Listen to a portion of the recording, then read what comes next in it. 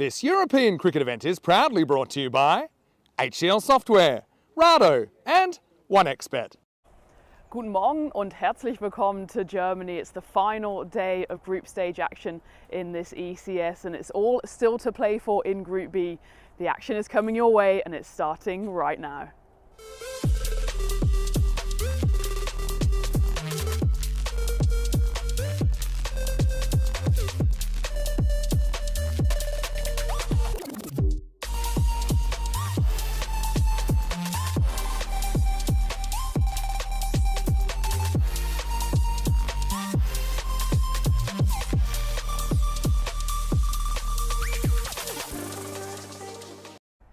a dry morning here in Krefeld, just about. You can see the covers were on overnight, but they're coming off.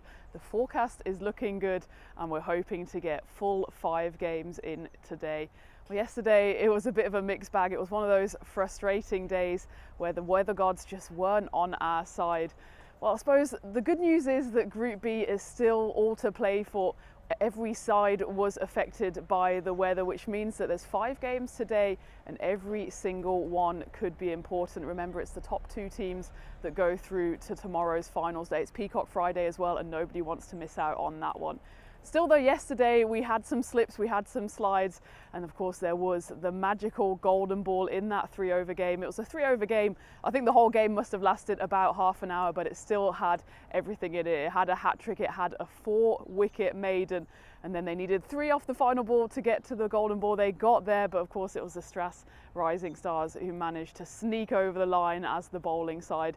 Speaking of which, they're the team that we'll be playing the first game this morning against Mönchengladbach. Strass, they won that golden ball, they lost the other game, so they've got 3 points. They really need to get another win on the board. As for Mönchengladbach, well, they were really victims of the weather as well. Their final game last night, that was completely washed out without actually getting a result, and otherwise the previous game they played, they did manage to get in 8 overs of batting. Didn't really impress, only got to about 80 odd. And then in reply, the Düsseldorf Black Caps didn't quite get to play their whole allocation, as was the case for most of the games yesterday, but they did sneak ahead on DLS. That means Mönchengladbach, they really need to get a win on the board. I suppose the same could be said for both of these sides. Can't really afford, with only 2 games left per team, to drop any points now. So it's all still to play for. I'm looking forward to it. I'm flying solo today. Rico is taking a well-deserved day off, but we're looking forward to some action, and we're going to get straight into it. Once again, good morning and welcome to what is slowly becoming a sun-drenched Krefeld. I'm squinting my eyes looking out there in the middle. It's certainly wet still, I can say that, but underfoot, hopefully, as the sun breaks through the cloud, we will have wall-to-wall sunshine. That's me optimistic on this Thursday morning. The first game off the taxi rank is Mönchengladbach against Strass Rising Stars, but before that, let's take a summary look at what happened yesterday. It was a rain-affected day all round. First game, we actually got the 10 overs in. That was the first and only game we had a 10-over innings. Boosters put 139 on the board without losing a wicket. High scores there for Aritharan and Mathintha, but the Düsseldorf Black Caps got off to a decent enough start, but then the captain, Abdelmajid Ahmadzai, got a little stuck. A few too many swings and misses, and that meant that when the rain came, Düsseldorf Black Caps were behind on DLS, so the Boosters were able to sneak in a victory on that occasion. Then going into the second game of the day, this was the one I mentioned in the intros, the 3-over game. It had it all, finishing with the golden ball, and there was one man who stood up against the rest, Tawkir Khan, not only top scoring for the Rising Stars, but bowling an unbelievable over, picking up 4 wickets, including a hat-trick, including a celebration that left him on his backside, and the final ball, then 3 to take it to the golden ball. The 3 was scampered through for the Boosters. Unfortunately, though, they were only able to manage the single on the golden ball, so Strass took home the victory. And then the final completed game of the day was between Mönchengladbach and Düsseldorf Black Caps. Again, it was rain affected, and Mönchengladbach in their 8 overs just didn't put enough runs on the board, which meant that when Düsseldorf went into their response, the rain came and they were ahead on DLS, which they were relieved by, of course, learning from the morning's mistakes, and they took home the win on that occasion. The other 2 games then weren't able to be completed. Strass Rising Stars in the penultimate game of the day were not able to complete the game, so they lost that one. So they're going into this game with a record of 1-1. Mönchengladbach, meanwhile, they were in that final game of the day, which we just about got started. I think we'd bowled 7 balls before the heavens opened for the final time yesterday, and that meant the run-ups were just a bit too wet to keep going.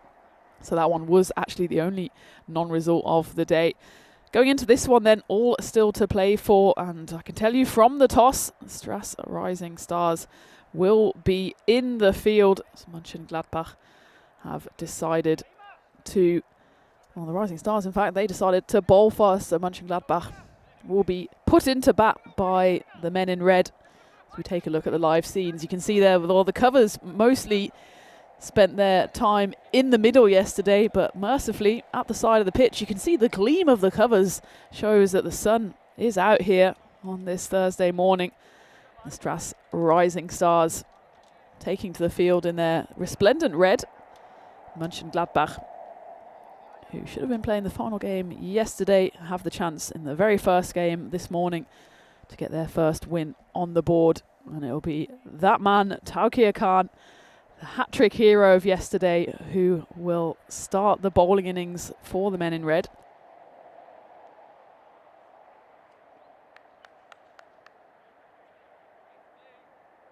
So we go into the first ball. Khalil Yousafzai will be on strike for Mönchengladbach. And, well, we start exactly how we started yesterday. Taukir Khan, the celebration comes out once more. And he is taking off, and the innings takes off for the Rising Stars as Mönchengladbach lose their first wicket. It's a royal duck for Khalil Yousafzai. Well, Taukir Khan, we need to know what he has for breakfast, because he comes out of the traps firing every single time, and he's done it once more here. This time, well, for his standards, his celebration's actually a little subdued. Maybe he's keeping back his celebrations for, well, could we see another hat-trick? Could we see a fifer this time? The good news for Stras Rising Stars is that he will be able to bowl his full allocation of 2 overs. Yesterday, in that 3-over game, of course, he was only able to bowl the 1 over. There you have it, the Hall of Fame. He already sneaked on there yesterday in that reduced game. Pretty impressive figures. In fact, if you look, it's the second time running that the figures have been 4 for nothing. He's got 1 so far. First ball here. Can he get 2 in 2? It wasn't far off, to be honest. Right on the money. It's Abdul Maten who's come in that 3rd spot for Mönchengladbach. You have to say, for the batting side, they haven't really had the luck in the tournament so far. As I said, they fell victim to the weather in that previous game. They were 5 for 1 after 7 deliveries before the rain came. And in the first game they played, they did bowl. That one's chipped over the top, and it will be a 1 bounce, and it will go to the boundary. So the first run's on the board for Mönchengladbach. In that match 13 yesterday, they were the unlucky losers as they put 86 for 5 on the board after 8. Düsseldorf Black Caps, I suppose in all reality, they would have won the game had the heavens not opened. They were 70 for 3 at the halfway stage, so just needing the 17 runs for victory. And that's a delightful shot. Hold the pose, Abdul Maten. He just lifts this one over the covers. It goes all the way for 6. Taukir Khan, well, he's realising what it's like to actually concede runs on the network for the first time. Starts off brilliantly with a wicket. Abdul Maten sees his first ball, doesn't get runs off it, but follows that one up with a 4 and a 6. Excellent stroke there by the youngster.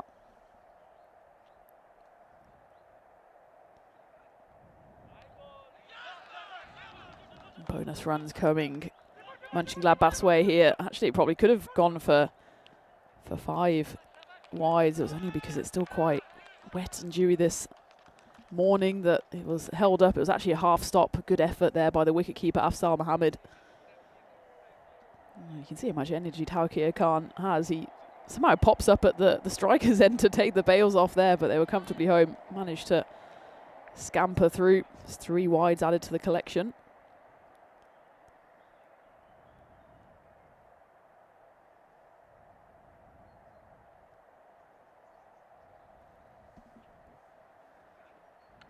He gets his 2nd wicket in the over. Taukir Khan, he's not someone you can keep down for long. This time, well, the celebrations are a bit more subdued. Maybe because he just lost it a touch in the middle of that first over. A shake of the head from him. Discussions all around with the captain, Fahim Jani. 2nd time in the over. The left arm in swinger. He dismantles leg stump there. An early rebuilding job required for the 2nd time for the umpires out there. It's Guru who is at square leg. He'll have to do the reassembling, and Ayush is standing in this first over. Avinash is on the 3rd umpiring duties. Just gets this gentle in swing, which is enough to deceive Abdul Maten. A few little highlights to add to his collection though, a big 4 and a 6. It's the only runs he's able to contribute, 10 and 4 for him. Still 1 ball left in this over because of those wides, so 13 for 2 on the board for Mönchengladbach.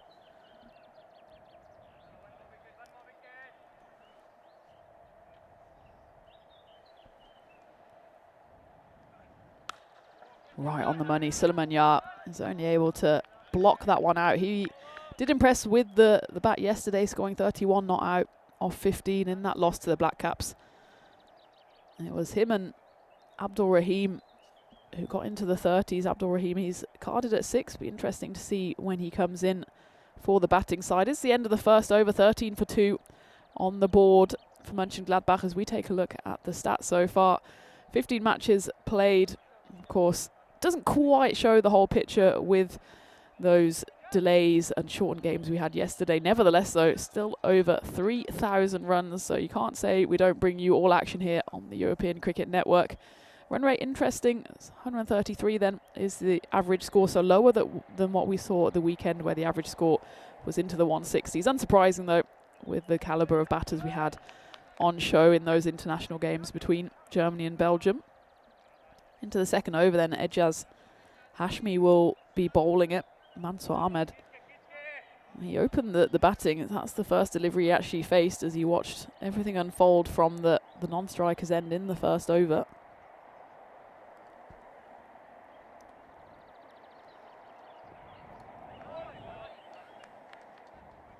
Just loses his line on that occasion, does Hashmi. It's a good time to welcome everyone joining in the chat.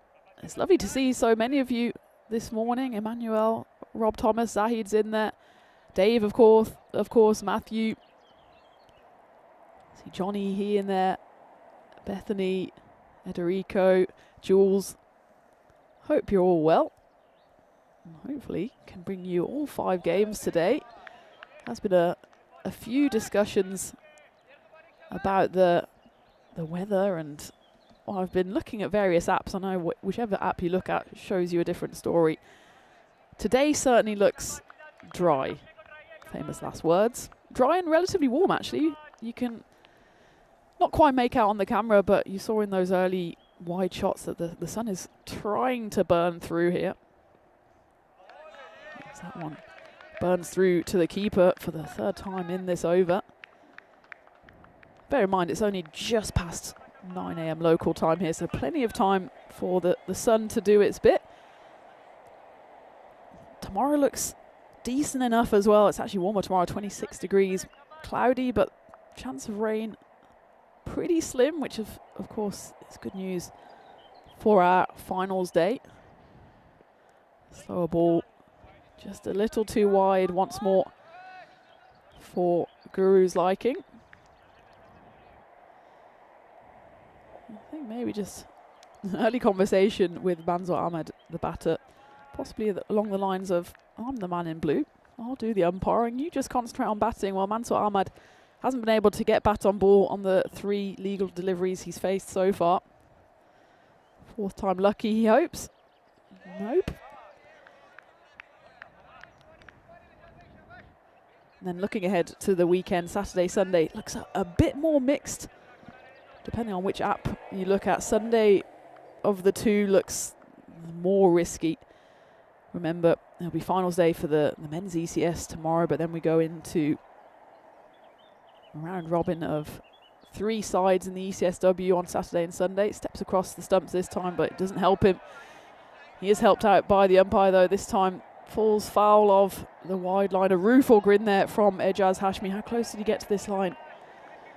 Oh, well, I think you can maybe feel a little hard done by. You can see the look of absolute horror on his face when he turns around, sees the arms raised. But the only runs so far from this over have been in wides. Hasn't been a single bat on ball, whereas ball against something there. It actually might be a bit of the body, and it looks like, yeah, it will be leg byes signalled. So Mansour Ahmed just struggling here, hasn't been able to get himself any runs on the board, but does get himself to the relative safety of the non-striker's end.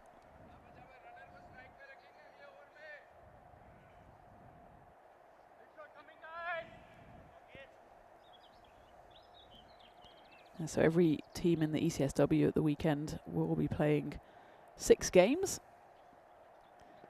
Don't have a finals day. There's appeals here, but I'm pretty sure. Oh, it has been given. I was going to say it looked like a bit of pad or something. You can see what Suleiman Yar thinks of it.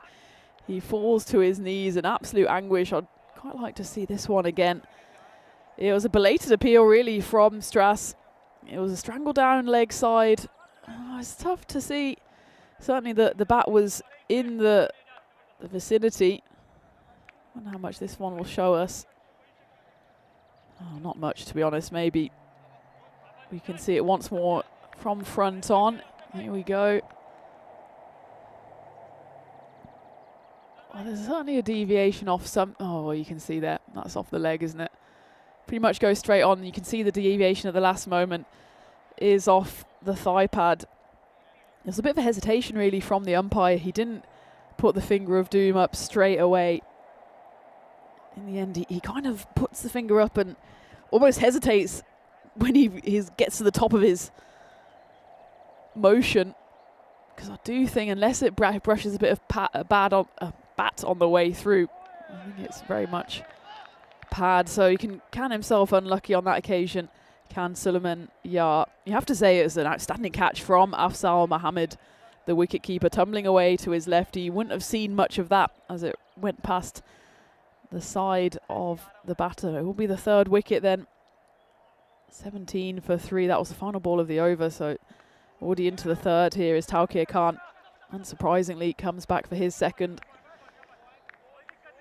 That one squeezed through though. Alias Aryan has come in to bat. He hasn't faced a ball yet, as that was the final ball of the over. Mansour Ahmed finally does get bat on ball. Not quite the meat of the bat, but enough to roll through a boundary.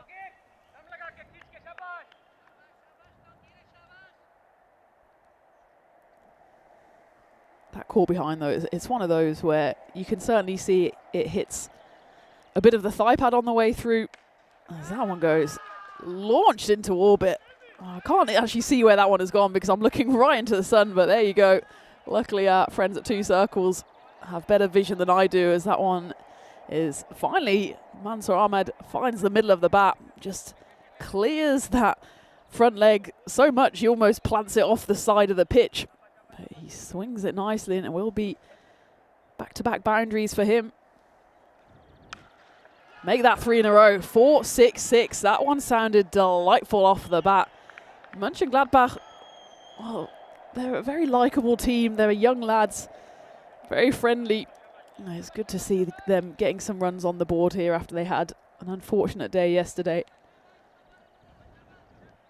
Yeah, on that caught behind. Certainly some pad or thigh pad on it, but you can never tell from the camera angle whether it did hit a bit of the bat on the way through as well. So you just have to trust the judgment of the umpire there. And he clearly was convinced enough that there was some bat involved. You can certainly see that the batter, Suleiman Yar, begged to differ, but he does have to go.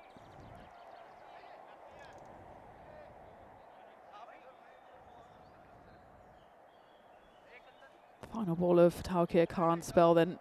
Figures won't quite be as impressive as yesterday, but 2 wickets nonetheless. It'll remain the final ball with that wide. You've got to say it's slightly sloppy with the ball so far from the Rising Stars. That's already 7 wides.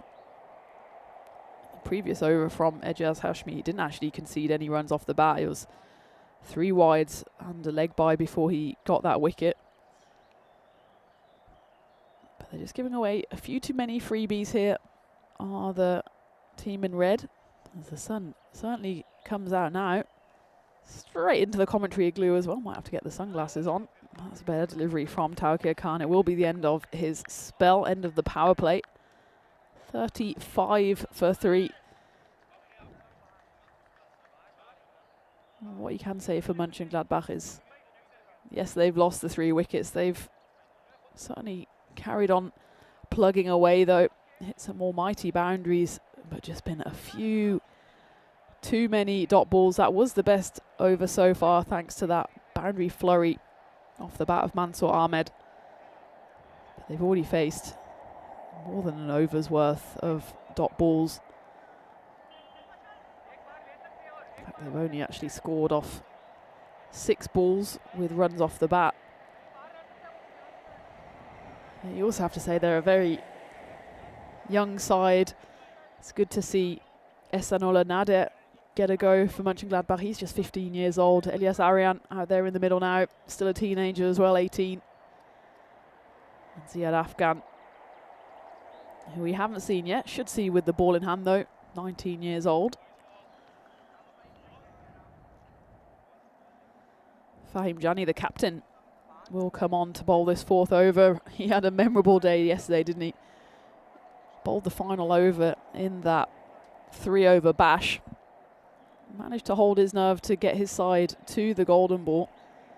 Because, of course, with the golden ball rules stating that only the previous 2 bowlers could bowl, he decided he would take on the responsibility as skipper and bowled a nerveless golden ball, which was only knocked away into the leg side for a single. So he saw his side home on that occasion. Looking to do the same here on this Thursday morning. Crunched away, scythed off the bat of Mansour Ahmed.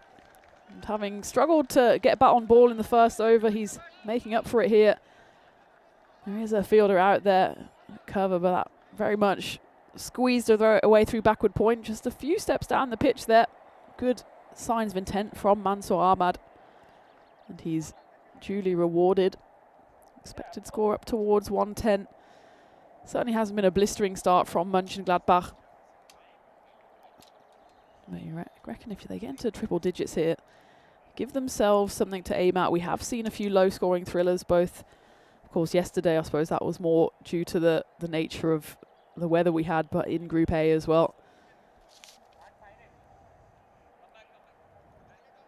That one game springs to mind between Nenkebeek Mal and Cone CC. Well, Cone CC only put 113 on the board.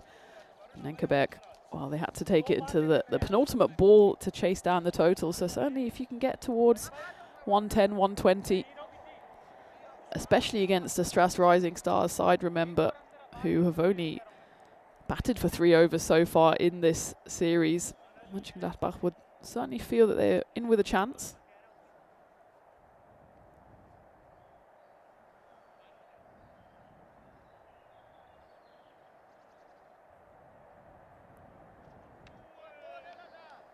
You can see Mansour Ahmed knows only one way to play, and that's clear the front leg. And swing hard on that occasion, though.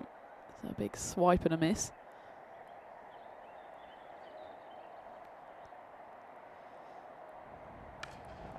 This time it's in his hitting arc, and he obliterates that one straight into the Stras Rising Stars dugout. Luckily, it's not occupied with all the men in red out there in the middle. Mansour Ahmed, oh, he's got brute force, doesn't he? That one was nicely timed as well. Mönchengladbach continue to deal almost entirely in boundaries. They've just run the 1 off the bat so far, plus that leg bite.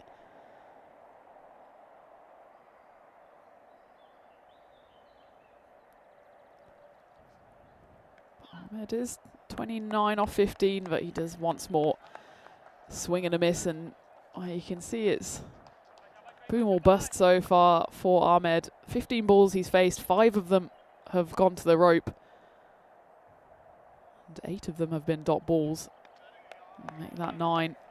In the end, it's a good over from Fahim Jani. Starts off with a wide, only goes for those 2 sixes, so 13 runs coming off it. End of the 4th, 48 for 3, so just 2 shy of that half century for Mönchengladbach. Remember the Stars, they won the toss.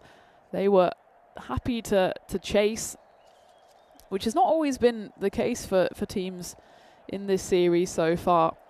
I remember the day that Rico did solo on Tuesday, every single team that batted first won. So it does seem to be a pitch where if you can get runs on the board, you can back yourself to defend them.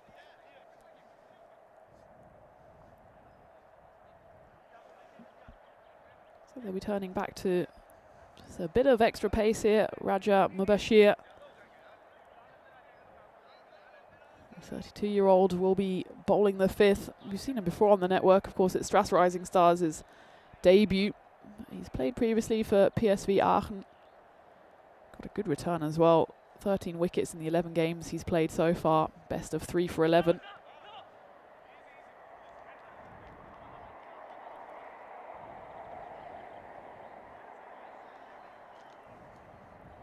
Stras Rising Stars have no time to lose today. They're playing the first 2 games. This one against Mönchengladbach and then a tough game against Düsseldorf Blackcaps.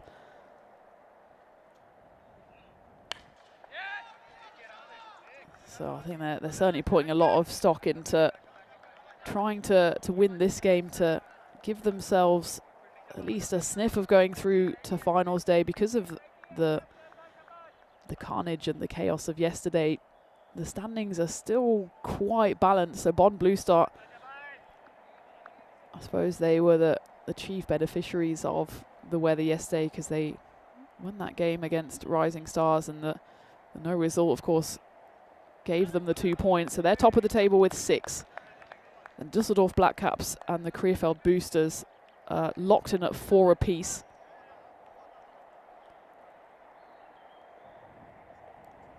They have played each other though, so they can't take points off each other, but the Düsseldorf Blackcaps are playing, as I mentioned, Stras Rising Stars, and they've got a big game in the middle of the day against Bonn Blue Star. That's a top of the table clash. And then Stras Rising Stars and Mönchengladbach currently bringing up the rear, but they've both got 3 points, so a big 3-point or potentially 4-point victory for either of these sides would take them joint top of the table, having of course played 1 game more. So certainly a day where you have to keep an eye on the standings after every game, see how things change and develop. Bit of a boundary drought here again for Mansour Ahmad. Continues his boundary or bust policy here.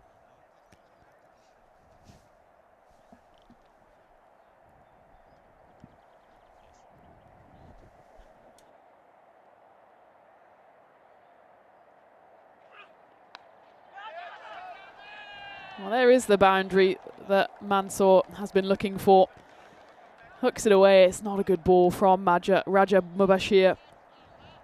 Bit short, bit wide down leg side, and all Mansour has to do is lean on that. 1 bounce scuttles away, so he goes into the 30s, 33 off 19, and Mönchengladbach move into the 50s, 54 on the board. That expected score slowly creeping up. Currently at Nelson. I think they'd probably take that at this point. A lot seems to be resting here on Mansour Ahmad. Oh, we're going to have to maybe check that one for the height because he boosts it away. Massive high five as well from his teammate at the other end. I think that's going to be a 7 up, and it has been called as a no ball.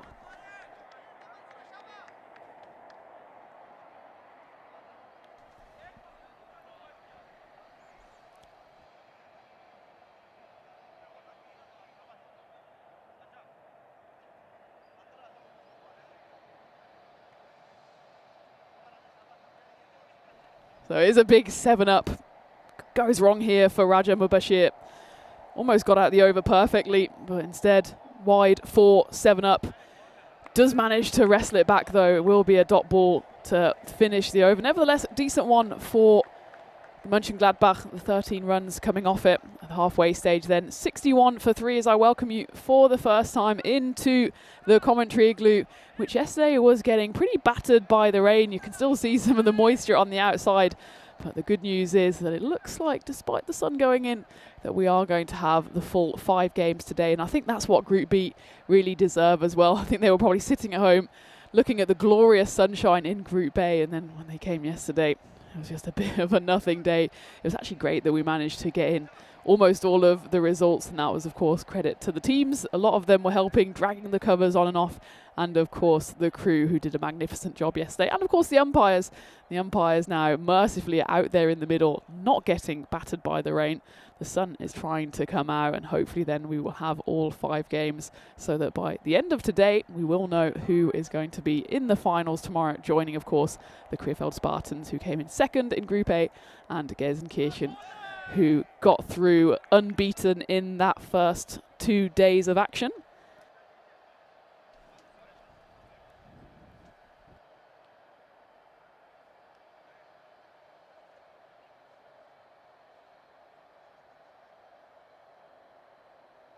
Into the 6th over in fact we go then. Osman Shahzad starts off with a wide and then gets smashed over to the boundary. Signalled 4. We'll have to just double check maybe where this one bounces. It was a lovely shot by the left-handed Elias. Lovely poise at the crease. Just about gets underneath it. And well, I think in the end, yeah, comfortably inside the rope. 1 bounce 4. Well, just as we were checking the boundary, Osman Shahzad decides to have a little lie down on the pitch. What happens here? Oh, dearie me. Well, I'm glad that he already falls with a smile on his face, because that one could have been nasty. As I was saying earlier, it's still quite wet out there. Even on the days where we've had glorious sunshine, it's been dewy in the mornings. And of course, with the weather we've had, it's always going to be wet. And you do see that happen quite often, don't you? The bowler just loses a bit of faith in the pitch, in his shoes. And that time, by the time he gets to the crease, he's lost all momentum and just throws that one down the leg side.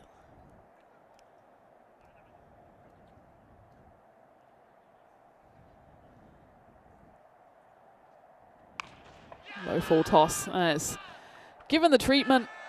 It goes all the way for 6. Elias Arian hasn't seen too much of the strike, but he's hitting his stride here. It seems that all the Mönchengladbach players just taking an over or 2 to get used to this format, to get used to the pitch. It's worth remembering they only had those 8 overs yesterday and didn't even get on the pitch to bat in the final game. Still very new to this whole format, and they're slowly hitting their stride here. Well, maybe one of the lessons they have to learn sooner rather than later is also just to get bat on ball. Don't always have to hit the ball into next week. So you can see this little partnership developing between these two. Well, I say little, it's actually pretty large. It's already worth 56. Means that the win predictor just sneaked into that Goldilocks zone. But every time Mönchengladbach feel like they're getting a little bit of momentum, Stras Rising Stars seem to be able to sneak in a few dots. You have to say their bowling has, like the batting, been a little hit and miss so far. 11 wides already. This one will land safely. There's 4 fielders on the rope on the leg side. And this one, well, I suppose luckily in the end for Ariane, just not quite connected with it, which means it lands a good 10 metres shy of the rope and the fielders lurking there.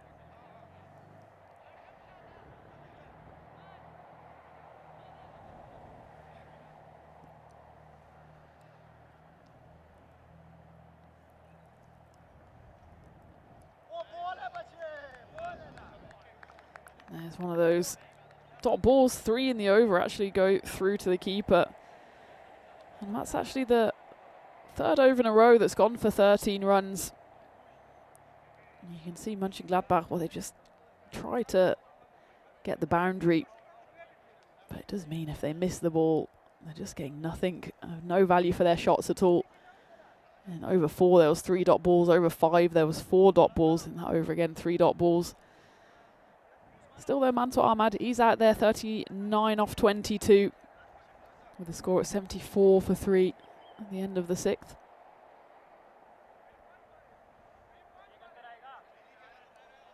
Ejaz Hashmi comes back on. Bowled that outstanding first over, went for just the 3 runs and picked up a wicket. All 3 of those runs were wides. And the leg by, which of course didn't account against him. And the Stras Rising Stars, they just want to get a wicket here to break this fledgling partnership.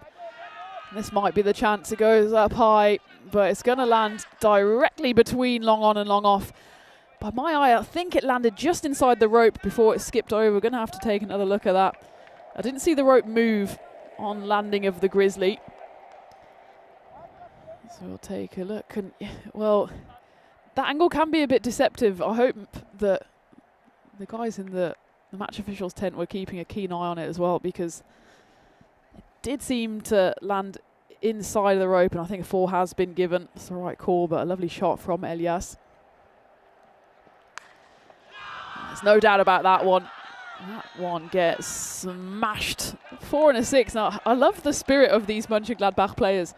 Every time they hit a 6, any kind of boundary, in fact, just look at the reaction there of Mansour Ahmed. He's as pleased for Elias Arian as anybody. Remember, Elias, just 18 years old, doing it on the big stage here for Mönchengladbach. Well, the bat goes flying, the ball goes flying, the ball gets taken, the fielder goes flying as well. It's all action here at Krefeld, and Elias Arian, in the end, he does have to depart. And he has to depart by, first, going to collect his bat. I think he was already walking off the pitch without his bat. Maybe he wants to get one that has a better middle to get him over the rope, but you can see still some moisture around. The bat doesn't quite go as far as the ball. The ball lands safely in the hands of the fielder, who times the catch perfectly. The ball goes into his hands at the same time as his backside hits the turf. It's Raja Mubashir who takes the grab, as the captain Elias Arian has to depart for 22 off 11. Worth taking another look at this one. The bat, I don't know if we get the landing of the bat. Well, there we go. The bat comes flying into the shot. The ball goes flying over to the deep mid-wicket boundary. And a ball that has everything ends up with a wicket, and it's the 4th one to fall for Mönchengladbach, as Abdul Ashori is the new man in for the men in blue.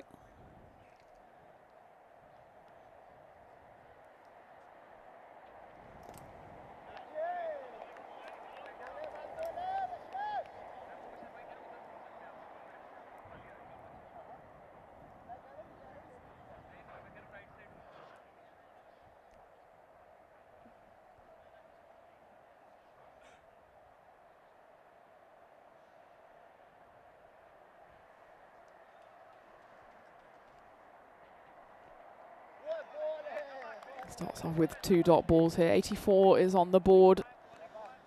Unexpected score 125, but I imagine that might fall just a little with that partnership now having been broken. It was a very good one. That was in the end worth 67 before being broken just a few balls ago.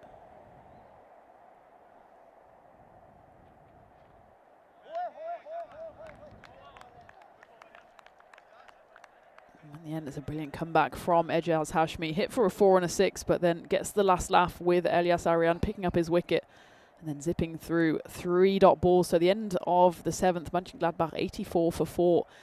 So we take a look at what has happened so far in this action-packed week. So Group A concluded with Gelsenkirchen going through as group winners, unbeaten as well. They're certainly ones to look out for in finals day tomorrow, alongside the Krefeld Spartans.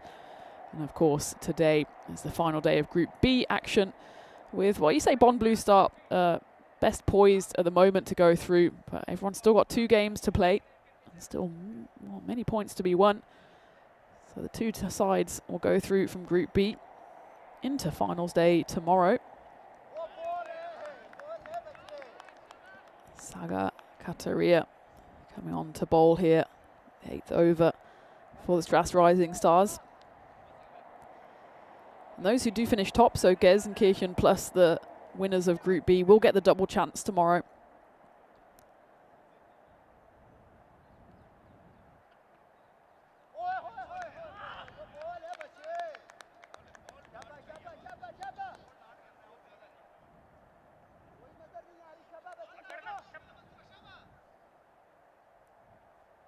So the first game of finals day tomorrow will be the 2 runners-up. So second place side from groups A and B. Down the ground, calls of catch it should be taken. It's a nice tumbling grab by that man, Taukir Khan. You can't keep out the action for long. Muted celebrations once more. Maybe he's just ruining the fact that he went for a few more runs today than he did yesterday. As Sagar Kataria picks up his first wicket. It's a big one as well. Mansour Ahmad departs for a well-constructed 39.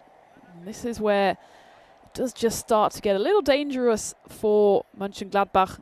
As that partnership was rattling along, they looked nicely poised, but within the space of just 7 deliveries, both the set batters have departed. In the meantime, it's been 5 dot balls as well, so the pressure shows here for the opener. And Ahmad has to depart. 84 for 5, the score now for Mönchengladbach. So yeah, tomorrow we'll start with the eliminator between the runners-up in both groups. Then we'll go to the qualifier, where the winner of the clash between the top teams will go straight through to the finals. Good bumper there from Sagar Kataria. First ball faced here by Abdul Rahim. And then the final game before the big final will be the loser of that qualifier against the winner of the eliminator. So if you come second in either of these groups, you have to win 2 games in order to get to the final. Whereas if you come first, you either win 1 game and you're straight through to the finals, or you lose and then recover and win against the winners of the eliminator. And of course we will finish with the big final, which is at 5 PM local time tomorrow. Interesting actually that Abdul Rahim has come out so low for Mönchengladbach in at 7, given that he was the top scorer in their only proper innings yesterday, scoring 34 not out off 15. He's got a couple of overs here to try to do some damage. He hasn't done any damage to the score though in his first 3 deliveries, 3 swings and misses for him. So the 2 batters out there at the moment both face 3 deliveries, yet to get off the mark, and Mönchengladbach just threatening to fall away a little here. 84 for 5 going into the 9th. Get back on ball on this occasion though, and that's good work from Abdul Ashori. Just to maybe settle some nerves, at least get a run on the board. Here I think if they still get to 100, they'd be happy with that effort with 11 balls remaining here.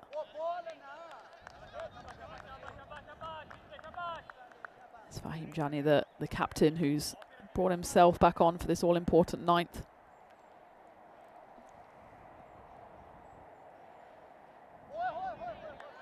I can't believe that one has missed, and Abdul Rahim can consider himself lucky actually that that one just bounced up off the turf. You can see how close that one was.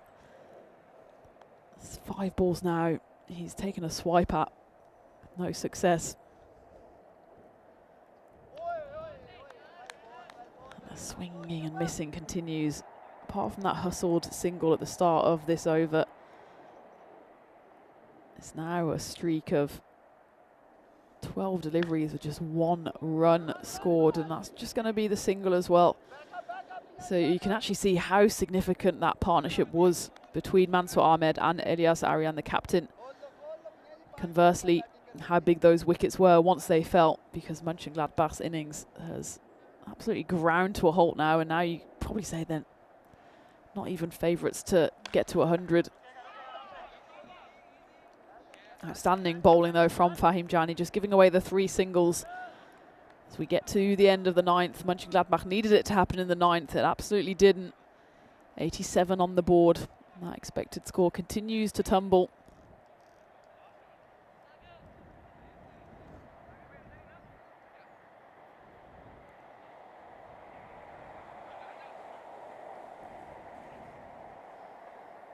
It will be Sagar Kataria to bowl the last, and well, why wouldn't you when he bowled a wicket maiden in the 8th. Starts with another dot ball here. He couldn't bowl 2 maidens in a row, could he? He certainly wouldn't bet against him here with Abdul Ashori and Abdul Rahim just not being able to get back on ball.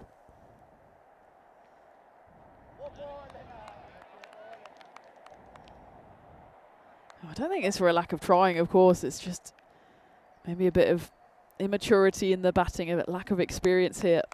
They're just trying to swing and swing hard. Feels like they maybe want a boundary for the highlight reel when they just need to see if they can scratch runs somehow. But Saga Kataria, you've got to say he's bowling well as well. You can see that Abdullah Shori is pretty much playing the same shot whatever ball is faced, and that's just swing somewhere straight. So anything slightly wider, he's just not getting out to. Abdul really getting frustrated here. I don't think going down the pitch is really doing him any favours either, because as we've said the whole week, it's quite a bouncy pitch. And unless you come all the way out and get to the pitch of it, you're just making life even more difficult for yourself as well. He'll take that. He gets back on ball. You can see Saga Kataria, maybe he was eyeing up the double maiden. He won't get it now as that one flashes away off the blade. Goes for 4 runs. It's better than nothing for Mönchengladbach. But this innings, which promised so much, we were talking even 130, 140. Now looking like he won't even get to 95. It's the final ball coming up. It will be another dot ball. Going to have to tot up how many dot balls that was, especially in the final 5 overs. There was just too many up. By my gut feel, I'd say it's even 50% dot balls there in those final 3.5 overs. So when the wicket fell in the halfway through over number 7, there was just the 7 runs scored in 21 deliveries, and that kind of shows everything you need to know about how that innings ground to a halt and almost started going backwards. As we take a look at the highlights, and well, it started so well first for that man Taukir Khan, the hat-trick hero from yesterday. Thought couldn't do the same thing, could he? But it was the counter-punch led by Mansour Ahmad. Firstly then by Abdul Matin joining him, and then more significantly by Elias Arian, which put runs on the board. Taukir Khan, he got 2 clean bowled. This was a decision which could have gone either way, to be honest. Certainly Suleiman Yar seemed to think so. He had to go, and that, I suppose, brought Elias Arian to the crease. As, yeah, well, I'm flying solo today, but it's all smiles from me because we've got the sun shining and the cricket is on. And that partnership in the end worth 67, and it was a good partnership to get the side to something like a defendable score.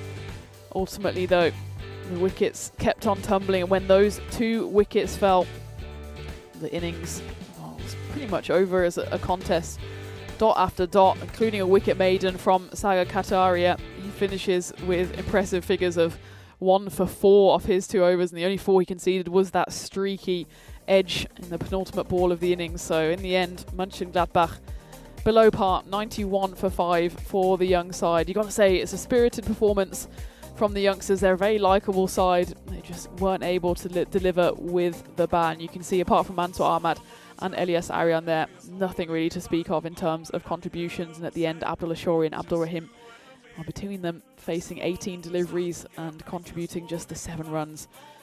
Still, I'm sure lessons to be learnt for the Mönchengladbach side. As for the rising stars, well, Fahim Jani, the captain, he continues to impress with the ball. Didn't pick up a wicket on this occasion. Taukir Khan, he takes his tally in the games he's played so far to 6 wickets. And it does mean at the halfway stage, Stras Rising Stars, they'll certainly be the happier of the 2 sides. They won the toss, wanted to chase a total, and the total that they do need to chase is 92 runs for the victory. Given that both of these sides had their struggles yesterday, Stras Rising Stars, I'm sure, would not only be eyeing up the win here, but also, of course, the bonus point win, with that extra point potentially being all important going through to the finals day tomorrow. So it's halfway stage of match 16. The sun has come back out here in Krefeld, and we're looking forward to what promises to still be an exciting low run chase here on the network. So join me in just a few minutes' time for the conclusion of this first game in the final day here in Group B. We're in Germany, we're in Krefeld, the sun is shining, and join us back on the network in a few moments. yellow sand, just you and me. Summertime, get ready, we are so divine. Blue water and yellow sand, let's live our dream. Summertime, get ready, we are so divine. Blue water and yellow sand, just you and me. Summertime, get ready, we are so divine. Blue water and yellow sand, let's live our dream. Summertime.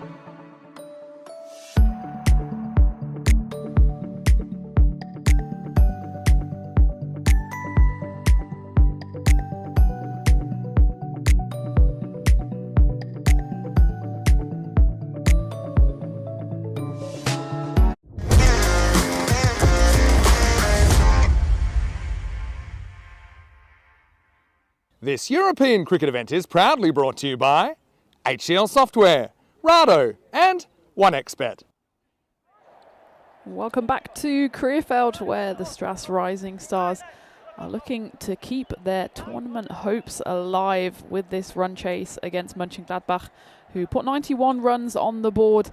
Strass Rising Stars, if they manage to chase it down in 7, they will take home the bonus point. As for Mönchengladbach, a tough task on their hands to not only defend this total, but even potentially restrict the chasing side to 63 runs or fewer, which would send 4 points in their direction. You have to say, really, whoever wins this game keeps their chances alive. Whoever loses it, though, might be curtains for them. Well, that's the perfect start for the chasing pack. Saga Kataria, who put in 2 outstanding overs of his own with the ball, going for just the 4 runs in his 12 deliveries. Well, he had 6 to the collection off his very first ball, hooking that one away off the bowling of Abdul Rahim.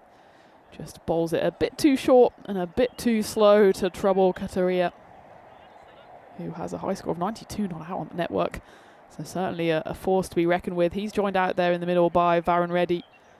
Himself no slouch. He scored 48 in the 2023 series. Better delivery this time from Abdul Rahim. Despite Varun Reddy being eager to get his first bite of the cherry, gets sent back by Kataria.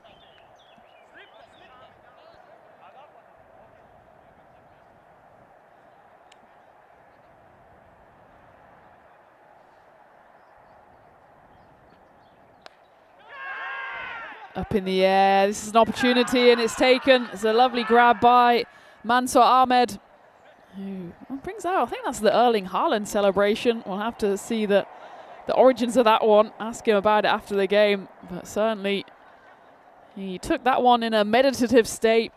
It was a big old toe of the bat there from Saga Kataria, looking to work it away. Looks like he wants to launch the ball into space, Mansour Ahmed. Instead, he says, keep calm, pulls out the celebration. The first wicket does fall for the Rising Stars in their chase here of the target. 6 for 1. It's a big wicket as well, saying the amount of runs that Kataria has scored on the network on this occasion. It's 6 and out for him. Mansour Ahmed taking the grab, and Abdul Rahim gets his first wicket. Brings Muaz Hassan into the attack, and almost 2 in 2 here. It's almost an identical shot. In the end, though, he will be able to just miss-hit it away for 4 runs. Abdul Rahim, you can see what he's trying to do, just cramp up the batters for room. It does mean that he's going to concede a few boundaries as handshakes all round as the fans start trickling in. And the sun begins to beat down once more here in Krefeld. Looking already like a much more promising day than yesterday. And he goes for the big bouncer. Rahim, though, this one shorter than the rest of them. Wide is called by the umpire. Do we even get the Brazilian frame on this occasion? Just about. But even with the advancing Muaz Hassan, he comfortably watches that one fly over his eyebrows.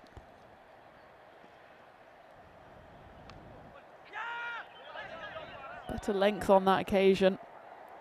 Now they do have the protection out on the wide fine leg boundary. You can see exactly what Abdul Rahim's tactic here is going to be, because he's got a man out at fine leg and also a man at deep square. I don't think he'll be bowling too much full outside the off stump. And he's got straight through. That's an outstanding delivery from Abdul Rahim. The left arm round the action, just hoops it in, and Varun Reddy, don't think he was ready for that one, and he departs for a golden duck. It's the 2nd wicket in that first over. It comes to an end. Strass Rising Stars 12 for 2. Plays all the way around that one, but you've got to just say it's a brilliant delivery from Abdul Rahim. It's a bit of the old double bluff from the opener. He's got the 2 players back out on the short delivery. He gets one straight through, textbook Yorker from the left armour. You can see how much that means to him and his teammates as they pick up their 2nd wicket. Well, this is what you've got to do if you're only defending a small target. You've got to get early wickets, and that's what Mönchengladbach have done here. End of the first then, 12 for 2, and well, yesterday it had it all, mostly rain, but also managed to sneak in that epic golden ball, which means since then we've just had the 3 matches. It doesn't mean I'm saying no to another golden ball. Up in the air, calls of catch it, big moment, and it's taken. The 3rd wicket falls. Muaz Hassan, he departs, and the Mönchengladbach players here absolutely cock-a-hoop as they've knocked out the top 3 of Strass Rising Stars in just the opening 7 deliveries. Here's Abubakar Safi, who has come on to bowl, and he picks up a wicket with his very first delivery. It was a steepling catch, taken nicely in the deep by Khalil Yousafzai. Hold on to your hats, folks, because this game is far from over.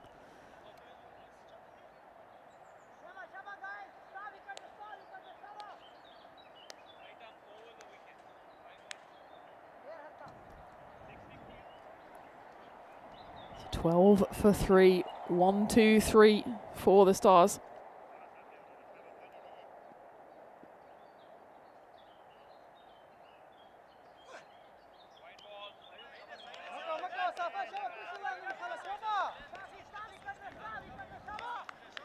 All the sound at the moment being made by Mönchengladbach fielders here.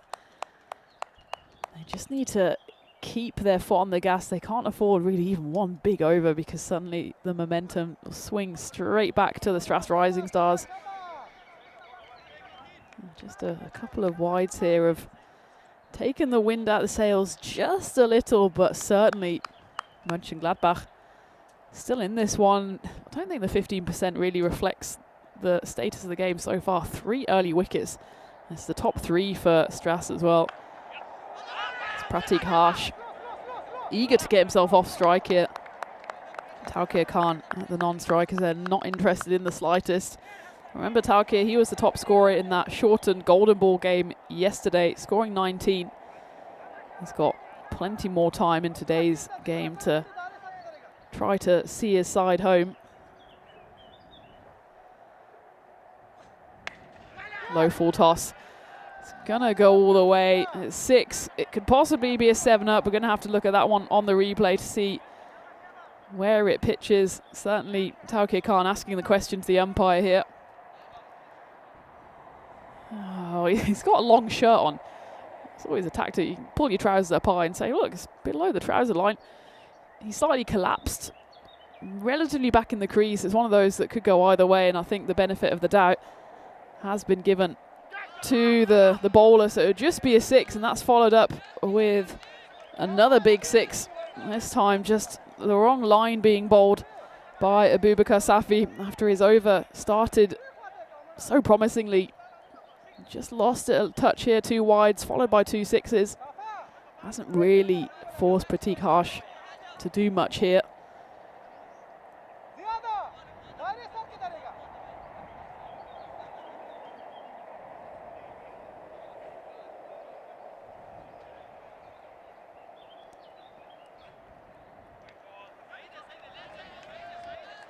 Just overcorrects on this occasion, does Abubakar.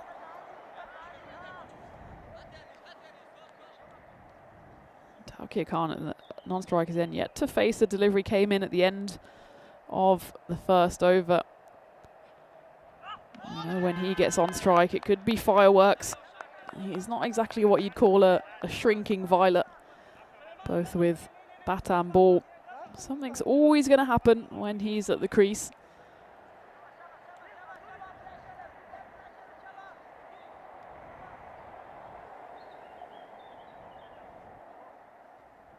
The run rate is really nothing to worry about for the Rising Stars. It's below 8. What they cannot afford to do is continue to lose wickets, and Pratik Harsh, despite those 2 6s, is hardly fluent in his batting so far, but he gets the end of the second over, 15 runs coming off it, so it is a good over for Strass.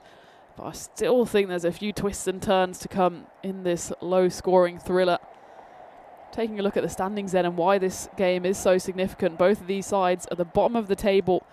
After this game, of course, they'll still have 1 game left. But you'd imagine the side who loses this one, more or less curtains for them. Meanwhile, though, the side who wins it, especially if they win with a bonus point, they'll go straight to the top of the table. It sets up tantalising games to come on this Thursday. Taking a look at the golden balls for this year then, it was golden ball 13 of the year. It was unlucky for Krefeld, and it's golden ball 81 of ECN history. What a thriller it was as well. So Elias Arian comes on to bowl here in the power play. First one's a bit of a filthy wide. Maybe take a look at side on just to see how big this wide was. He digs it straight into the ground, does the 18-year-old. Once again, Taukir Khan, he does well to get out of the way of that one. They just run the one. You can see Pratik Harsh not interested in the slightest in giving the strike back to his partner. Even though there was potential on the overthrows, but it will just be the two wides then.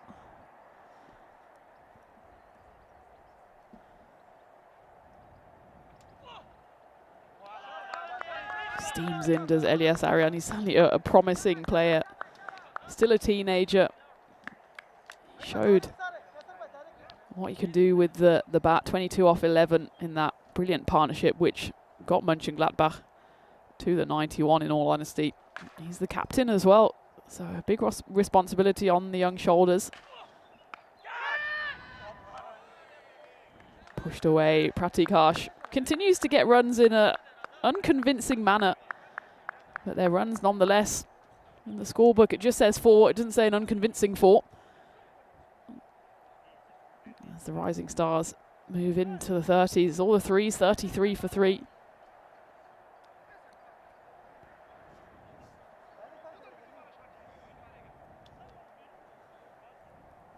Remember the Rising Stars coming straight back into the final game that they've got in the group stages against Dusseldorf Black Caps.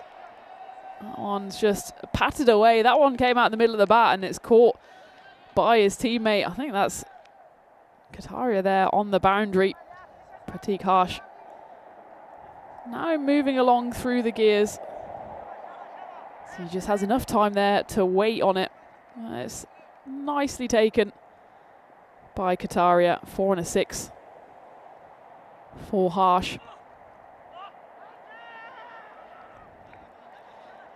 He's got a bit of an unconventional batting style, doesn't he? He sees that the third is inside the ring, so he's almost trying to scoop it up. It's like he's tossing pancakes with a frying pan. It's effective for him so far, 22 off 9.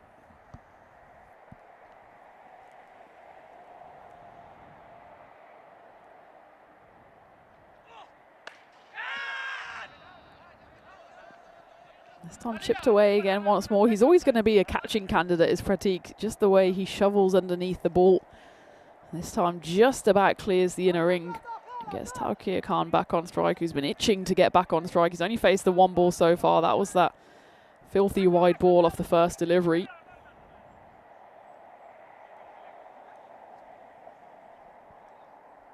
Final ball of the power play. Still the final ball of the power play. Both sides kind of racing to the bottom here to see how many wides they can give up. In that first innings, Stras Rising Stars bowled 11 of them, plus a no ball, which can be a big difference, especially in a low-scoring game. Mönchengladbach, meanwhile, already bowled the 7, still in the power play. Big call, and the wicket does go. Taukir Khan. You can see how much that wicket means to Mönchengladbach as the finger of doom is raised, and Elias Arian, he gets a wicket for his hard toil in that over, and once more this game takes a turn. Stras Rising Stars lose their 4th. I think that was pretty much crashing into leg stump. You can see Taukir Khan almost hanging his leg in front of the stumps to make the mind up for the umpire. He was quite deep in his crease. In the end, no doubt about it, as he departs for a golden duck. Where does that back leg go? Well, it doesn't really go much further than that leg stump. So an eventful power play comes to an end. Rising Stars, they're just ahead in terms of the runs. Mönchengladbach didn't exactly have a brilliant power play themselves, but I suppose combined in the two power plays, the score is 76 for 7. So it shows the bowling side on both occasions come flying out the traps. Pratikash, though, he's still out there, 23 off 10. He's got more than half the score for the Rising Stars so far. He's joined out there in the middle by the captain Fahim Jani. He'll be off strike for now. Mansour Ahmad comes in and hits Pratikash flush on the gloves there. That one seemed to hurt just a little, but he manages to scamper through for a single.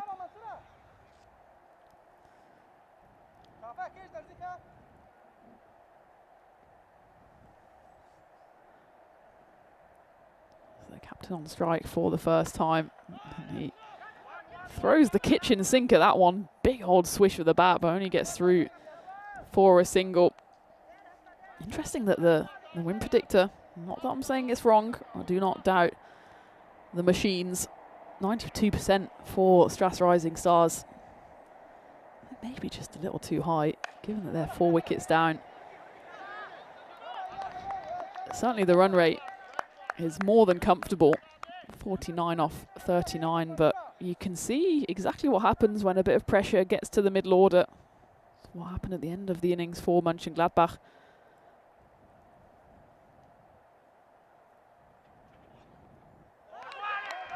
Remember those final 3.5 overs. They lost 2 wickets in the space of 22 balls. They only managed to add 7 to the score. So anything is possible, especially here on the network. I wouldn't count Mönchengladbach out just yet.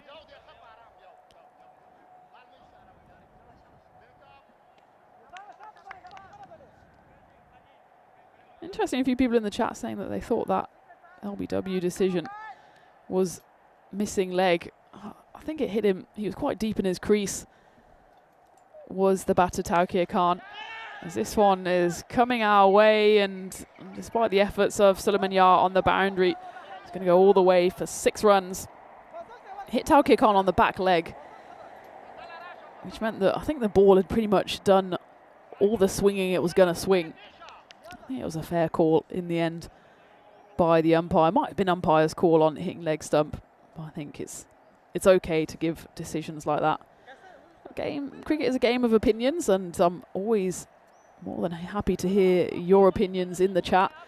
Of course, I'm flying solo today, so I'm always grateful for you keeping me company as we get to the end of the 4th. The 50 is up for the Rising Stars with that big 6 at the end of the previous over. Mansour Ahmad going for 9 runs. Fahim Jani finding the middle of the bat, but Pratikash, the man with the unusual batting style here, call him the frying pan, facing this 5th over. That one goes straight through him. Abdul Rahim comes back on here. I think this is a good move to bring on the man who picked up the 2 wickets in that very first over. I think for the Stras Rising Stars, a couple of big overs and the game might be sealed. As for Mönchengladbach, though, if they can pick up another 2 wickets, it could change once more. So they've turned to their frontline bowler.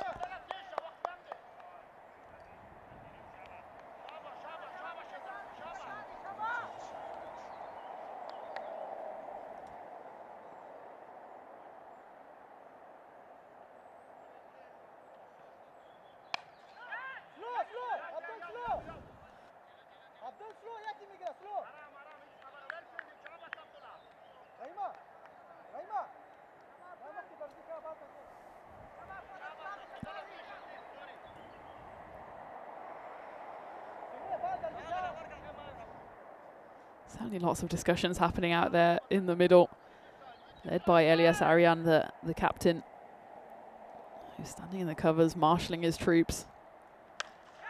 This one's up in the air, but he's going to get lucky as the Stras captain. He doesn't get a hold of it, and it plugs safely about 10 meters behind the bowler. It pretty much splashes to the ground as well. You can see the outfield is still very wet, given just how much rain fell yesterday. It falls tantalisingly over the head this time of Esenula Nader, the 15-year-old who takes a tumble in this fielding effort, manages to get it in. Living slightly dangerously here are the Rising Stars. Not quite full-blown chances given to the fielding side yet, but you feel like there might still be a chance in it. Well, this could be it. This is an absolutely enormous moment in the game. It's gone high, high up in the air, and it's taken. You can see the fielders here absolutely delighted with that catch, and it's taken by Abdullah Shori. I can't overestimate how high this one went in the air. It's not easy with those clouds swirling about still. There was 4 fielders converging underneath it. In the end, the right fielder took the call. It's always the on-rushing fielder that should take it. Abdullah Shori does exactly that. Well, we saw some celebrations yesterday. This one's definitely up there. The ball goes rolling away. 4, 5, 6 fielders come converging in. And they do get their 5th wicket. It's a big wicket as well, as the captain, Fahim Jani, departs for 8 off 4. Big puff of the chest from him, as if to say, uh-oh, this one might not be over yet. Stras Rising Stars, 53 for 5. Still 39 runs needed. And the move to go back to Abdul Rahim pays off as he picks up his 3rd wicket. It's the end of the over as well. He finishes with mighty impressive figures of 3 for 15 off his 2. Mönchengladbach still alive and kicking in this one. We go into the 6th, and that one, well, no complaints there. Well, shouldn't be any complaints because it went straight over the line off the bowling of Mansour Ahmad.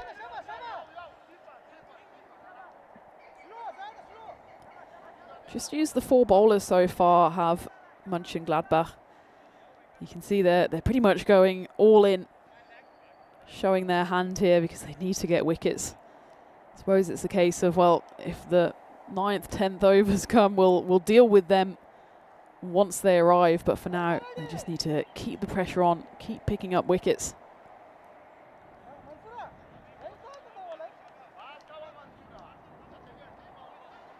It's always the way, isn't it? These low-scoring games often throw up the most exciting chases as well. This one looks like it could be another thriller. Again, just a single. So the boundary drought continues for the Rising Stars in the last 2.5 overs. Just that one big 6 off the bat of the captain, Fahim Jani. And well, speaking of bats, another one is needed here. Again, doesn't get a choice. Just says, here you go. This one should work. Pratik Harsh. Maybe you should get the frying pan out.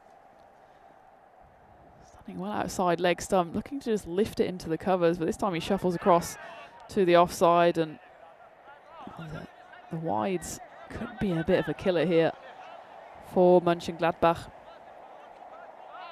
Extras column ticks up here to 8, all of which have been wides.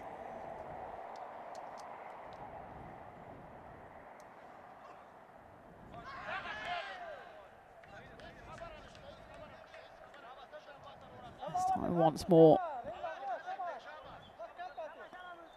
Yeah, I think again you can make the argument there that it catches a bit of that wide line. It's always difficult when you're swinging it away from the batter. Oh, you got a chance here, and the next one is a wicket. It's a fast take there. The celebrations come out once more.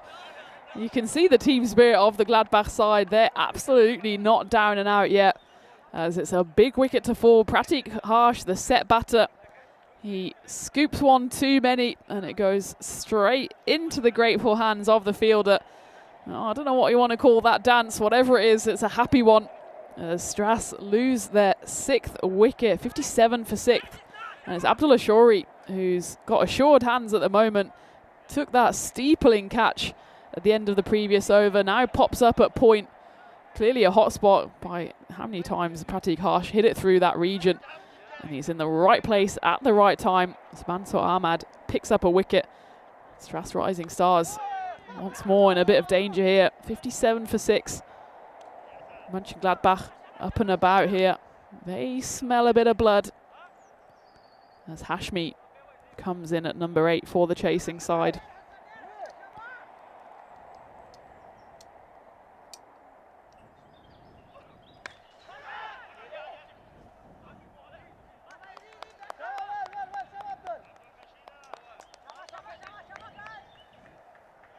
Excellent over then from Mansour Ahmed. Really his own worst enemy. 2 of the runs from the over were wides, but he gives away 5.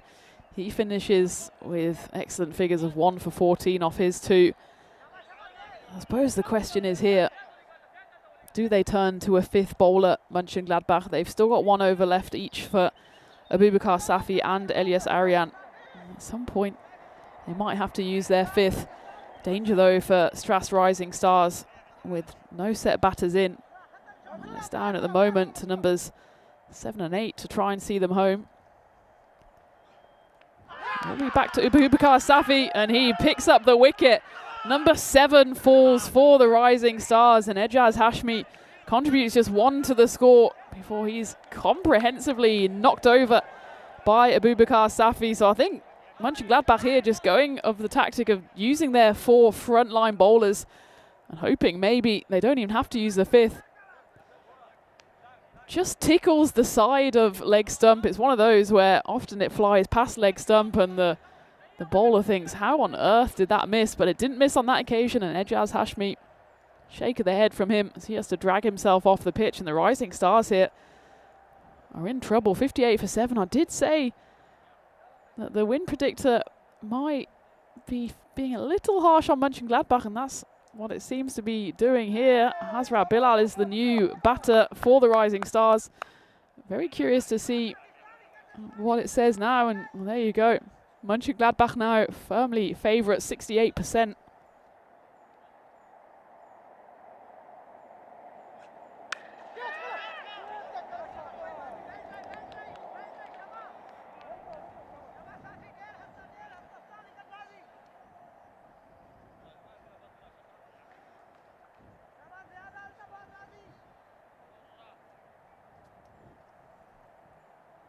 Abubakar Safi has 2 wickets to his name, still 4 deliveries, and zoning in on that middle stump once more. Afsal Mohammed and Hazrat Bilal, a bit of confusion between those 2. I think Bilal at the non-strikers. Oh, he's going to have a word with Afsal. Between the 2 of them, neither of them have been that convincing so far.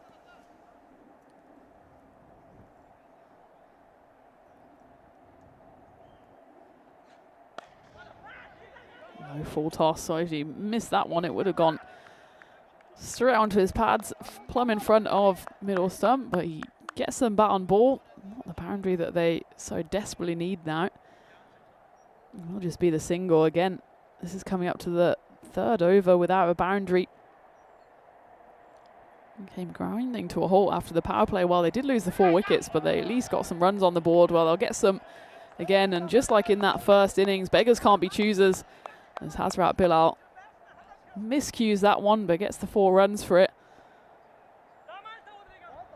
As this one still could go either way. And well, just to underline my point, look at that. 50-50 in the super Goldilocks zone. It's just right for a thriller here. 27 needed in 19, but 7 wickets down the Stars.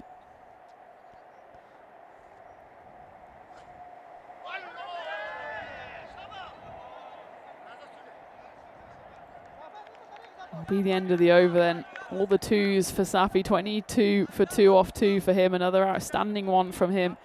Going for just the 7 runs. And picking up that all-important wicket. So we take a look at the upcoming events coming your way on the network. Well, on a rare occasion it seems at the moment, we've just got the 1 event in progress, Krefeld. We will be here till the end of play on Sunday. And luckily for you, there's absolutely no rest for the wicket, as Monday morning we kick off with ECSW and ECS action coming your way from Stockholm before we take a trip to Hungary, to Wimbledon, and all the spots in between before, of course, we have our flagship events over in Khartoum. So there's absolutely no reason to make any plans apart from plonking yourself in front of the screen and watching European cricket. And of course, don't forget to like and subscribe if you like what you see. As this one goes down leg side and the finger is raised. It's a very similar one to that first innings where it's very close to pad and to bat. And once more, the decision goes in the favour of the bowling side. And Suleiman Yar, he is the 5th bat bowler used by Mönchengladbach, was speculating when they might go to their fifth. He takes a tumble. On this occasion, well, it seems like it could only be glove. The batter doesn't seem too upset with the decision, so maybe he knows that there was a little tickle on that one to go through. In the end, it's the 8th wicket to fall, 65 for 8. Worth taking another look at this one. It's so difficult to tell. Do we see any deviation? Yeah, well, I think they were certainly convinced of it straight away. Suleiman Yar, he was already going into his celebration. Raja Mubashir, the new batter, and he comes out swinging. Because of the moisture on the pitch, though, he's not going to get more than just a couple of runs for it. So in terms of runs, more than manageable still. 25 off 16 is the equation. But just those 2 wickets left for the Rising Stars.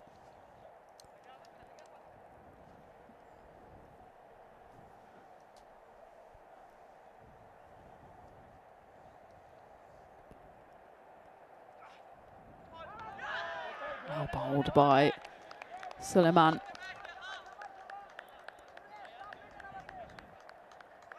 He's clearly been eyed up here to bowl the 8th and the 10th. Elias Arian, the captain, seems that he'll bowl the all-important 9th, unless, of course, they turn to a 6th bowler. Seems unlikely, though, given the bowlers so far have more than done the business.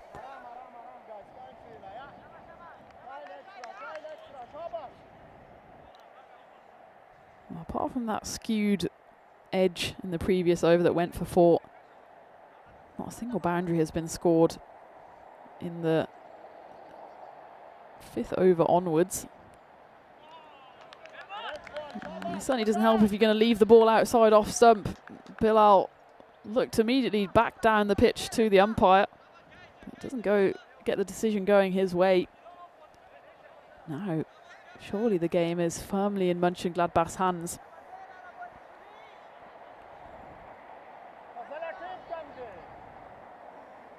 If we take a look at the standings, of course, they had a pretty miserable run rate because of that big defeat, albeit a DLS one, at the hands of the Black Caps. But if they win this game, they'll go up to 6 points.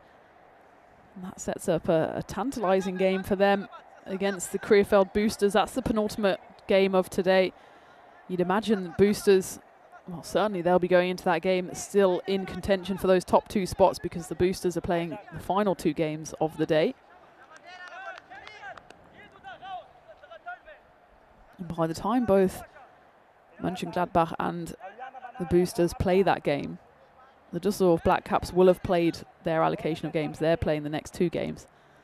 So I suppose they go into that 4th matchup of the day almost knowing what they need to potentially get through to finals day. So it's all going to be very intriguing today. You're going to have to get the calculators out. We're going to have to get the side-on camera out to check that one. As it doesn't go to the rope, it's just a 1, but it could well be a no ball. Let's take a look. He's deep in his crease, but then he comes out. I think in the end, he's going to be safe. Just comes right off the toe of the bat, so that's why he doesn't get punished for the full toss. Up in the air. Is this going to be the 9th wicket to fall? No, as it goes through the hands of Suleiman Yar out there, who puts in the previous over. Such an outstanding one, going for just the 3 runs, picking up the wicket. On this occasion, though, he lets drop what could have been, well, I don't want to call it the game, because there still would have been a wicket to go, but certainly would have made a tough task for the Rising Stars even tougher. So a rare miss in the field there for Mönchengladbach. They've been almost exemplary otherwise, taking all of their chances. And just keep Stras Rising Stars in the game here. So that one's clubbed down the ground. There's a fielder there, and this time he makes absolutely no mistake. It's an outstanding catch, dancing along the boundary by Abdul Rahim. And the drop from Suleiman Yar on the previous ball doesn't end up being costly, as Stras Rising Stars lose their 9th wicket. It's Hazrat Bilal who departs for a runnable 7. Deep in his crease, doesn't quite get a hold of it. Another 1 or 2 meters, and that would have been a Maximo. But there comes the on-rushing Abdul Rahim to take the grab. Stras Rising Stars look like they're falling to a defeat here, and that pretty much would be that in terms of their finals hopes.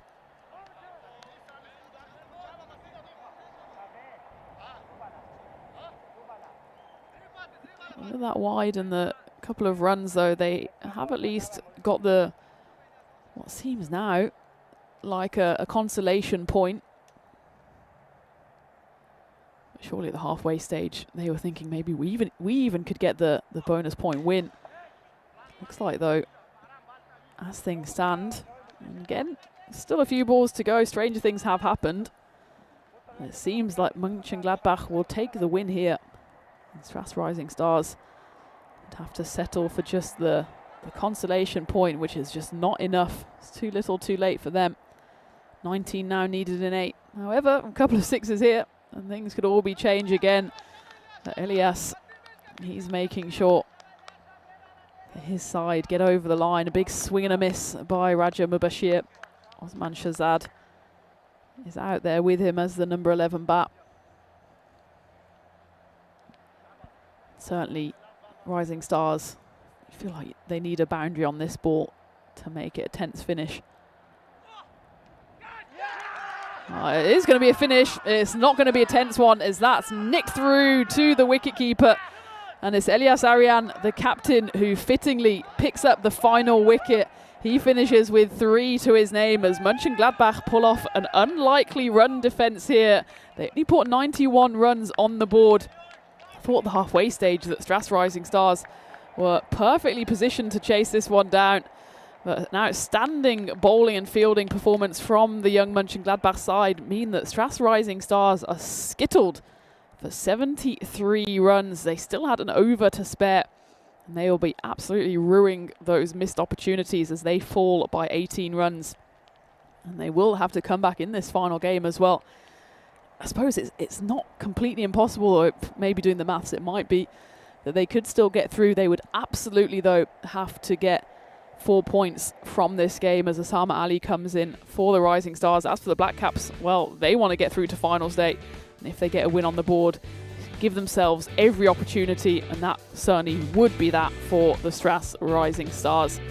Take a look back at the highlights then, and certainly good viewing for Mönchengladbach, as it was Abdul Rahim who set the tone first, chipping up a catch which Mansour Ahmed duly took, and then dismantling the stumps of Varun Reddy. And the batters just kept on coming and going as Tawqir Khan, well, he went for a golden duck, having been the hero in yesterday's win. Muaz Hassan even wasn't able to contribute much. It was only really Pratik Harsh, the frying pan, who was able to add 28 runs off his 21, even though then wasn't exactly a chanceless innings. And it was Mönchengladbach who were celebrating more or less every over. This was a key point as Abdul Ashuri caught Fahim Jani, the captain, on a steepling catch, and then the catches kept on coming. Abdul Maten, he took 2 and he went dancing. And in the end, the wickets tumbled as Abubakar Safi got in on the act. Clean bowling, Ajaz Hashmi. Towards the end then, it just seemed to be a matter of time. Finger went up on that occasion. That was the next wicket to fall. That was the end of Tawqir Khan, and then Hazrat Bilal came and went. Raja Mubashir also. And in the end, every one of the batters, apart from Pratik Harsh, were dismissed for single digits, and that tells you everything you need to know about the run chase for Stras Rising Stars, as they did so well with the ball, restricting Mönchengladbach to just the 91, and pretty much threw it away in the run chase.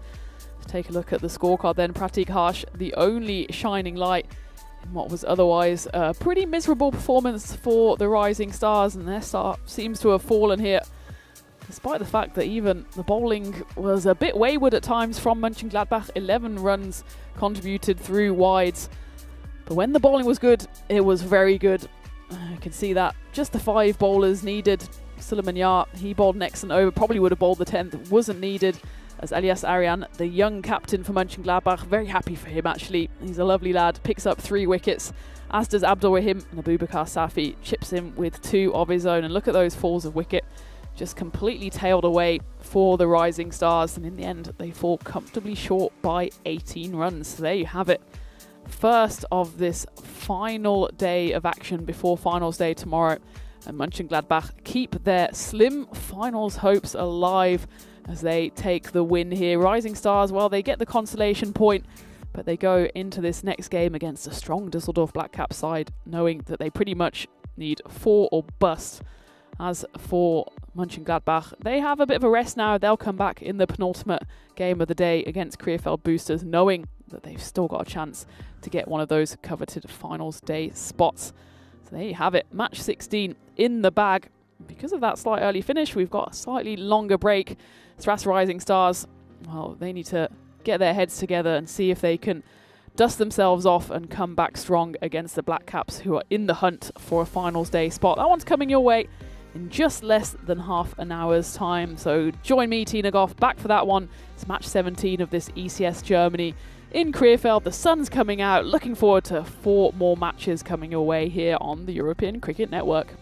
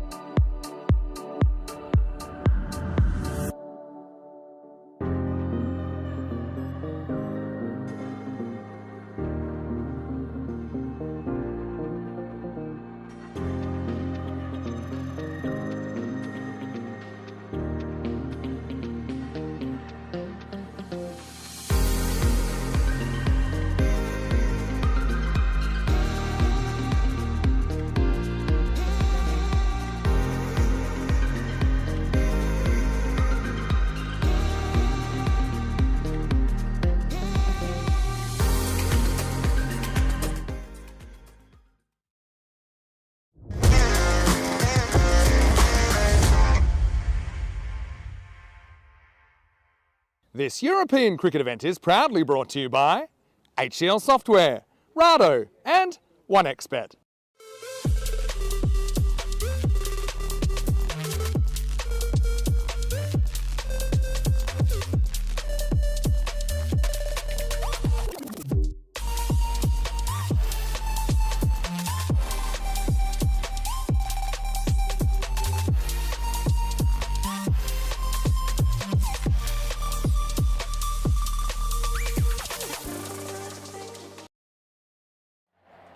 The sun is out here in Krefeld and we're into match 17 on this final day of group stage action. It's a big game. So the Stras Rising Stars, on the back of that defeat in the first game, come up against the Dusseldorf Black Caps, who are looking to retain their title here at Krefeld. Without further ado, let's go into the middle with Tyrone Peters for the coin toss. Black Caps to call. Heads. Heads is the call. Tails it is. The Rising Stars are going to have a bolt. Good to see Tyrone back out there after he had a well-earned day off yesterday. Good day to have a day off with that rain as well. But he's back out there in the middle, and the Stras Rising Stars, they win the toss and decide to field. Interesting one, given that they had to chase in that previous game against Mönchengladbach. It was a low total, 92 was the target, and they fell short by 18 runs, getting bowled all out for 73. I think that pretty much puts an end to their finals day hopes, but they certainly can make a statement here if they beat a strong Dusseldorf Black Caps side, who of course are looking to see if they can get themselves into the final and maybe even defend that crown. Kaushik Chowdhury comes in for the Black Caps. As for the Stras Rising Stars, just the one change from the side that got skittled just about half an hour ago, with Osama Ali coming in for Fahim Jani's side. For the Black Caps then, it's about whether they can, well, first and foremost, get in a full game, which they didn't manage to do yesterday, and also get 3 points on the board. Yesterday in their two games, they lost to the Boosters in that first game of the day by 5 runs on DLS. And well, they never really got going in the run chase apart from Jamshed Khan. He was out there in the middle with the captain, Abdulmajid Ahmadzai. And Abdulmajid, well, he was not happy in the end about the DLS decision, but really it was down to his big swings and misses, which meant that they fell short of that recalculated total and weren't able to get their first win on the board. Quick look at the win predictor, 75% in favour of the Black Caps, and that's because they did come back in that game 13 yesterday and beat Mönchengladbach by 28 runs. Again, it was a DLS calculation. This time, though, it was a bit more comprehensive, as they restricted Gladbach to just 80-odd runs in the 8 overs. And it looked like they were pretty much strolling home to victory. They got the target down to less than a run a ball before the heavens opened for, I think, about the 32nd time yesterday. And the Black Caps were on the right side of the calculation on that occasion. So they go into today with a balanced record, 4 points to their name, because they did get the consolation point in that DLS defeat. As for Stras Rising Stars, they're also on 4 points, but they have played one game more after that defeat this morning. It was a bit of a bad defeat as well, in all honesty.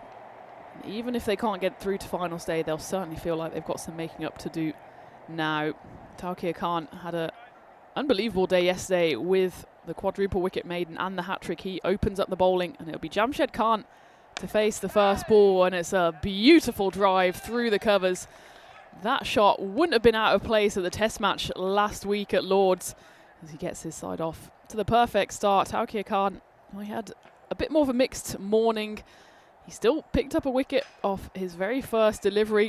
It was the first time actually in a game that he hasn't picked up a wicket on his first ball, but he did get hit for a few runs.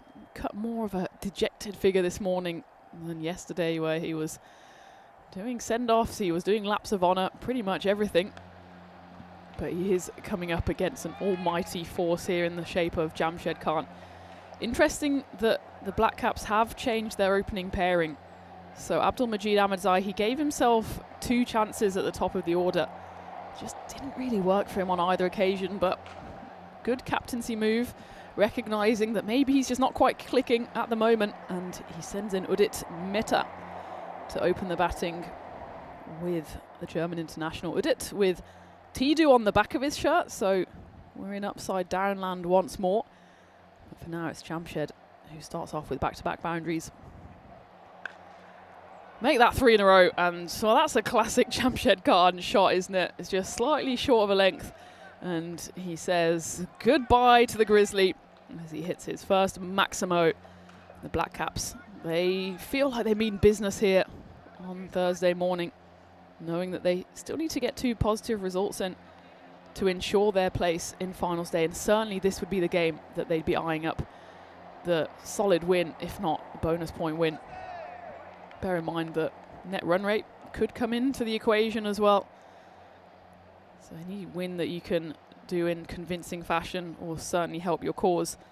Also bearing in mind that the next game the Black Caps will play is against Bonn Blue Star.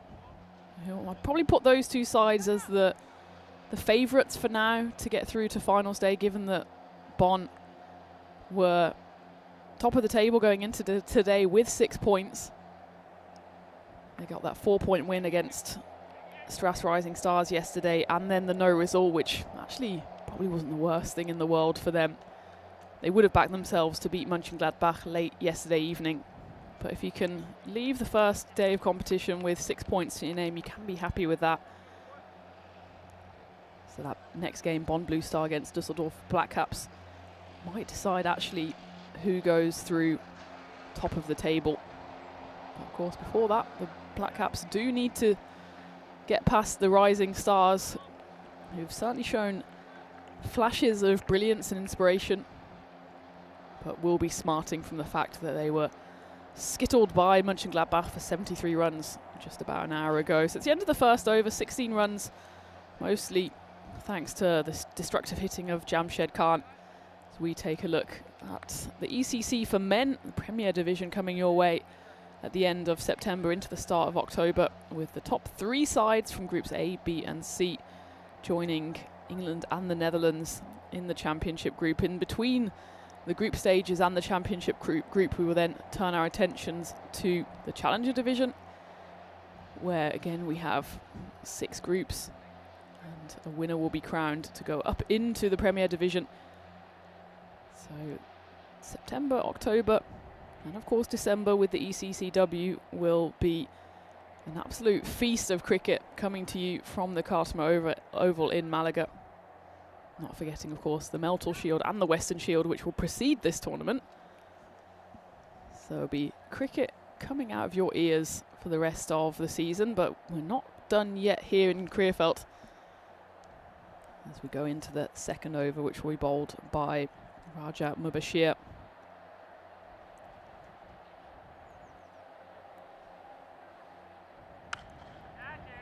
Up in the air, cause of catch it. Fielder Osama Ali settling underneath it. He's into the side. And well, his first contribution is not a positive one. His hand flies on top of his head. Leaves himself scratching his head how he dropped that one. Went in the air for a long time. It was a big miscue from Udit. You'd say a regulation catch.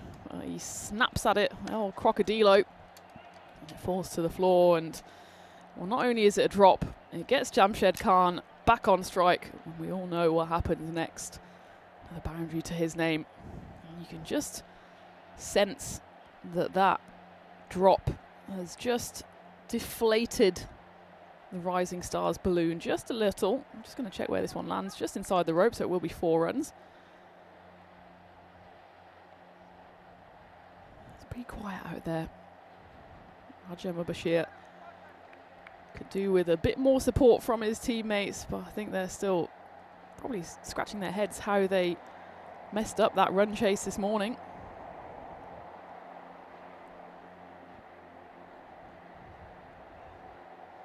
That's a good bumper though from Mubashir.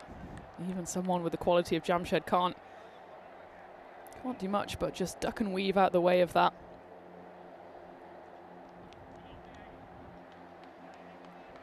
As I give a warm welcome back to everyone joining once more in the chat. I know Dave was off to have a bit of brekkie, and Lithium as well. Had a fried egg this morning, so it's clearly egg day today. See Tim Harmer's in the chat as well. as that one goes away for 4 runs. And I'll tell you what, it's not only Thursday, it's not only egg day, but obviously because Rico's not here today, I had to take on the mantle, because I know you all love knowing what day it is today, and I'll tell you after this delivery. Just squares Jamshed Khan up.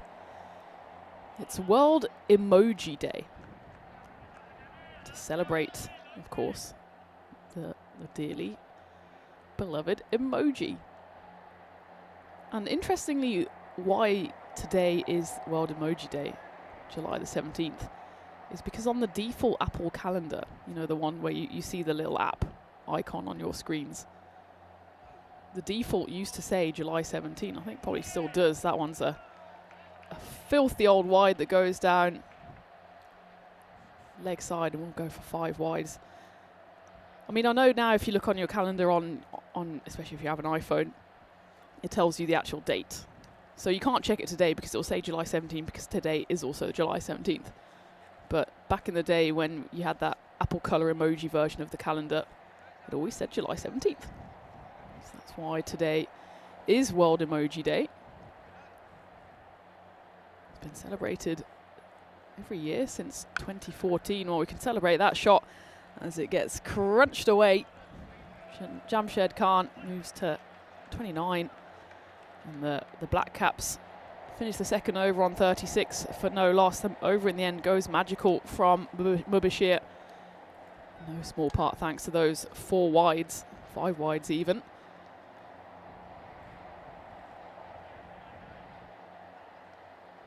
So since 2017, Apple has used each World Emoji Day to announce upcoming expansions to the range of emojis. So we're going to keep an eye out for which ones are added to the collection today. Bit more on that. But first, let's take a look at the standings. Strath's Rising Stars propping up the table at the moment. As I said before the game, even a win here might not be enough to take them through. And they're coming up against a pretty strong Dusseldorf Black Cap side, but that's an outstanding catch on the rope. It's Muaz Hassan underneath it. Unluckily for the Rising Stars, it's not Jamshed Khan they've got out, but nevertheless, a good wicket to take. Udit Mehta, the gamble of putting him up the order doesn't quite pay off, as he doesn't get a hold of this one. But it's still a good old stretch there from the number 10 to hold on to that one, as Muaz Hassan takes the grab. Turkey Khan, hat-trick man from yesterday, picks up a wicket on the first delivery of over number 3. As the Black Caps lose their first, 36 for 1. So a couple of years ago, the Royal Opera House, I think it was 2018, London's Royal Opera House presented 20 operas and ballets in emoji form. I'm not quite sure how that would even look, but worth Googling it if you're a fan of ballet and emoji. I don't think the Venn diagram of people who are fans of ballets and emojis are that big, but nonetheless, glorious shot. 6 runs, Ubaid Manzoor, welcome to the game. Interesting, we haven't seen the captain come out yet, Abdul Majid Ahmadzai. He's carded at 5. So Ubaid Manzoor strokes that one for 6 runs over wide long off.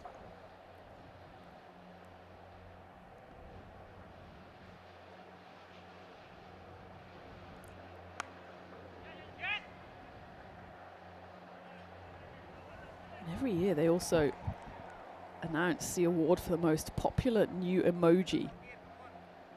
And in 2019, I'll have to see if I can get the results from the previous couple of years. In 2019, it was the smiling face with the hearts.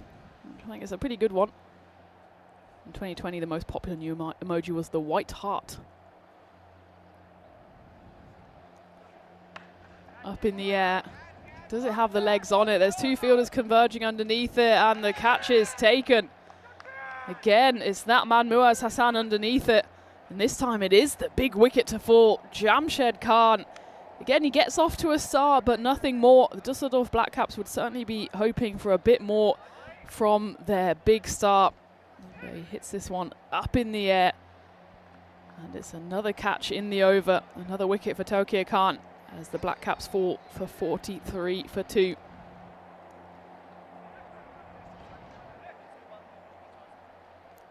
So get involved in the chat. Let me know. I know we have a 5 emoji limit, so don't get too carried away. But in one emoji, tell me which is your favorite emoji of, I think this one must be the hundreds out there now. But let me know in the chat. Also let me know which is your least favorite emoji. Or let me know which is the one that you've maybe never ever used in your life. So you can scroll through and find the most random emoji. But get involved in the chat on what is a very special day, World Emoji Day. Kashif Shahab is the new batter. This one goes straight through him.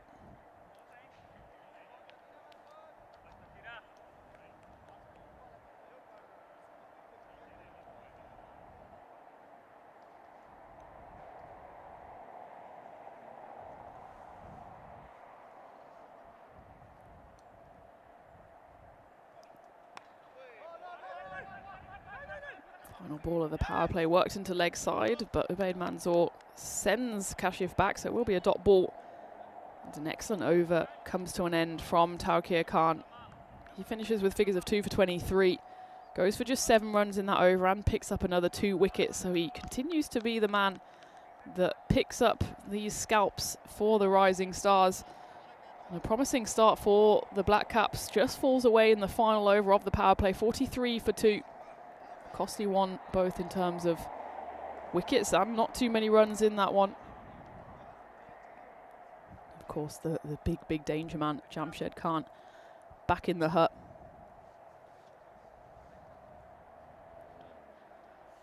Ejaz Hashmi will bowl the first over out of the power play. Interesting that even though those early wickets were taken, Black Caps still up at 75%. I suppose the win predictor, as did we, saw that game this morning where even a modest total on the board by Mönchengladbach of 91 proved too much for the Rising Stars. And really in that run chase, if there's one word I could describe it in, it's probably panic. They just lost wickets, they lost their heads. It was only Pratik Harsh who managed to get out of single figures. He finished 28 off 21. Everyone else, in fact, had a score of 8 or below, including 2 golden ducks in there as well. So that one's slapped away through square leg by Ubaid Manzoor.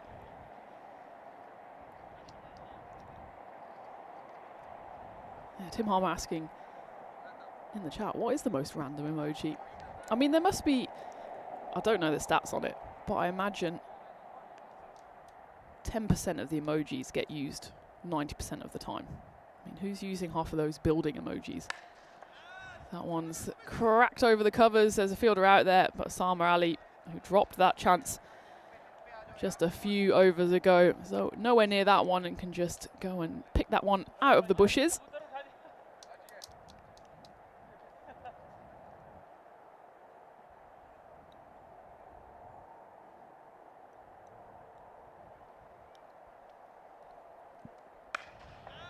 This time it's straighter, but the result is the same. Just slightly over pitched here from Ejaz Hashmi. Ubaid Manzoor, back-to-back sixes, 3 boundaries in a row for him.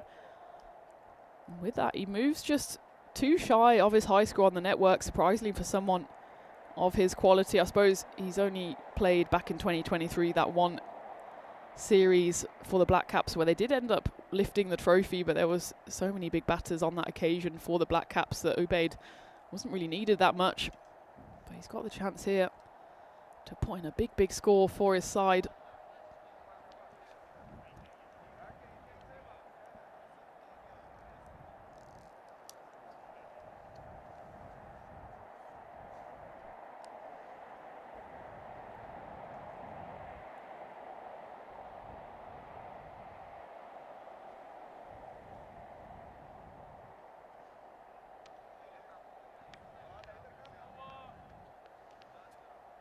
It's a feast and famine over for the Black Caps. 3 dot balls coming off it, but still 16 runs all in boundaries.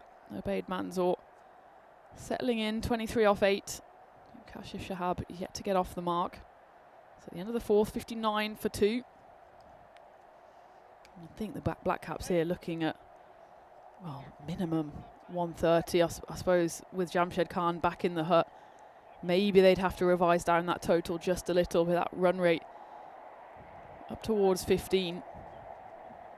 I think something like 130, 140 would certainly be heavy going for the Rising Stars.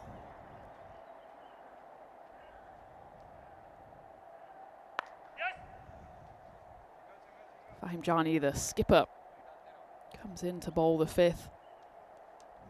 Question in the chat saying which team won last year. Well, we weren't in Germany last year, but back in 2023, it was in fact the Düsseldorf Black Caps, the side batting now, who lifted that coveted ECS trophy. Of course, looking to go back-to-back in consecutive ECSs, and that 6 certainly helps them on their way. In fact, it was the Bayer Boosters who they beat in the final on that occasion. We'll be seeing the Krefeld Boosters with a slight name change back in the action in this Group B in the final 2 games of the day. And that's cracked down the ground. Ubaid Manzoor, well, he's moved into the 30s and has notched now his highest score on the network, 35 and counting for the 37-year-old. But now with Jamshed Khan already back in the hut, you'd imagine Manzoor has to take on this senior role now. You can't just get a start and then stop. If he can get 50 or even up towards 100, he certainly puts his side in contention to bat the Rising Stars out the game.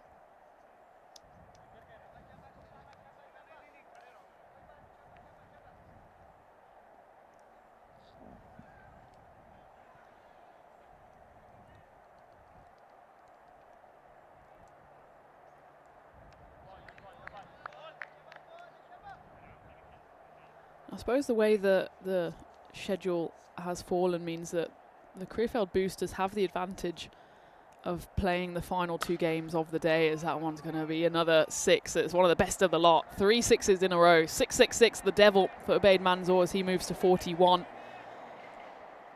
Krefeld playing the final 2 games against Mönchengladbach and Bonn Blue Star means that the Black Caps, they'll have finished their campaign at that point. And that final game then could be all decisive. Boosters against Bonn Blue Star. It could be a case of, well, either of those sides needing a win to get through to finals day. As that one's hit away for another boundary, and it will be a magical over to get us to the halfway mark. 23 runs coming off it, almost exclusively off the bat of Ubaid Manzoor, as I say hello to you again once more from the commentary igloo, which is slowly beginning to heat up, and not just because of the cricket out there, but also because the sun is beating down on us. Finally, thank you cricket and weather gods, because yesterday was a bit of a horror. Today looks like we're going to have a full day of action, and of course top 2 teams go to finals day tomorrow. Certainly the Düsseldorf Black Caps will want to be involved. I think it's probably going to be a step too far for the Stras Rising Stars, but they could still cause an upset here if they get a few more wickets very quickly. Rico, well, he's not by my side. He's having a well-deserved day off, but I know he's very much looking forward to finals day tomorrow. Remember, it's Peacock Friday as well. I know we've both got a good Peacock Friday number planned, so I hope you enjoy the rest of the action today and get your Peacock Friday shirts ready, locked and loaded for tomorrow. And there's nothing better on Peacock Friday than having the finals day. We've got the 4 games, including then the big final at the end of the day. We go back to live action though.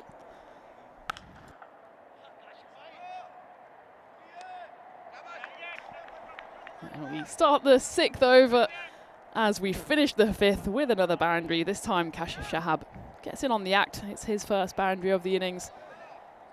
Saga Kataria into the attack here, and well, in his 2 overs in the previous game, he only gave away 4 runs in total, and that was a streaky edge that flew past gully. And this time, well, actually, my eyes are deceiving me. It wasn't a 4 because there was a fielder out there. I'm too busy, already excited about Peacock Friday.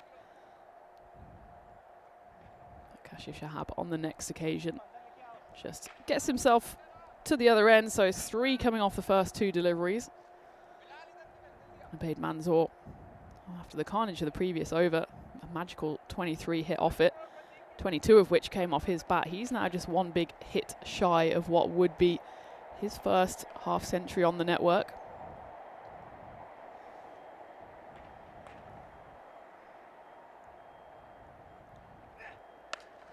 This one goes high up in the air. I don't think it has the distance on it, so I might have cursed him. I have indeed, as that one is comfortably taken.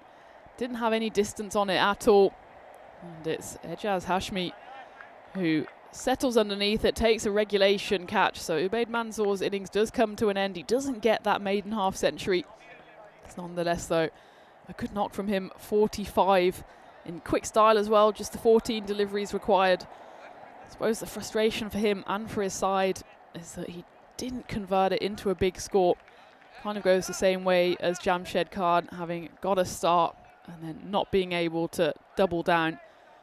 But he still leaves the Black Caps in a more promising position than when he arrived. 85 for 3.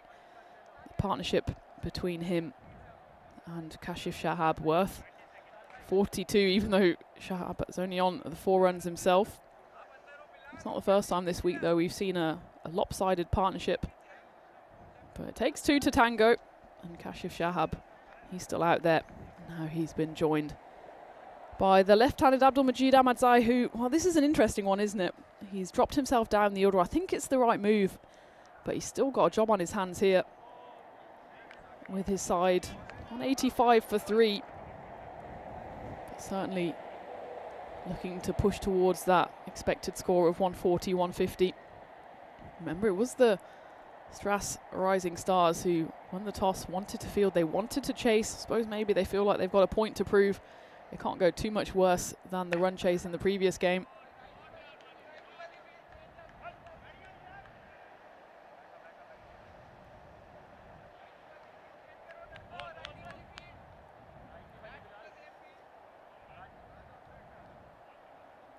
Good over so far from Qataria. Hasn't conceded a boundary, picked up that wicket as well.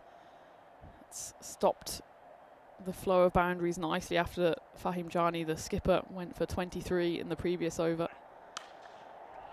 Just as I say that, on some good cursing this morning, as Kashif Shahab lines that one up and smashes it for a Maximo.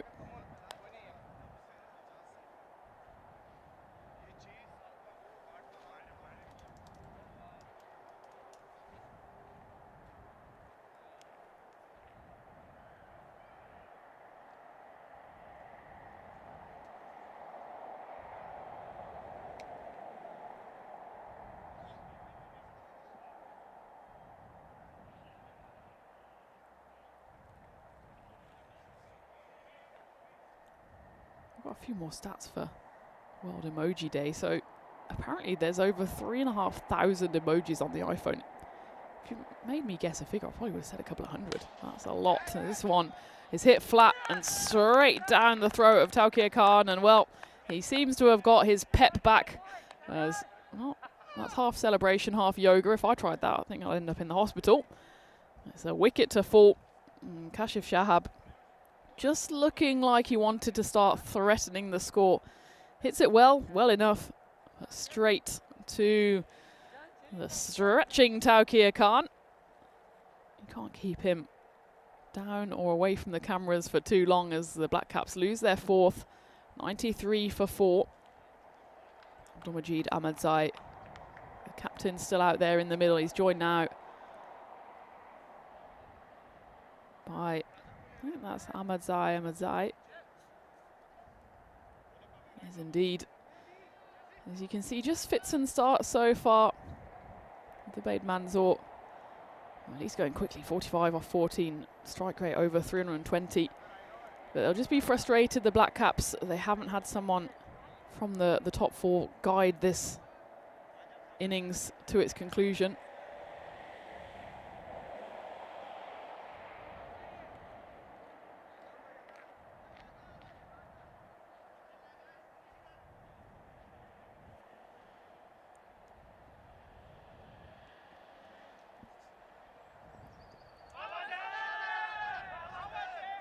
Big appeal, nothing doing. They managed to scamper through for a leg by. A direct hit on the run might have been interesting. But in the end, nothing doing. That's a similar one, isn't it, to the one we had in the previous game where the chat was divided. I think the difference on this one is that you can actually see the leg stump. So by the time it's hit him, It's drifting down the leg side. I think that's a decent decision by the man in blue.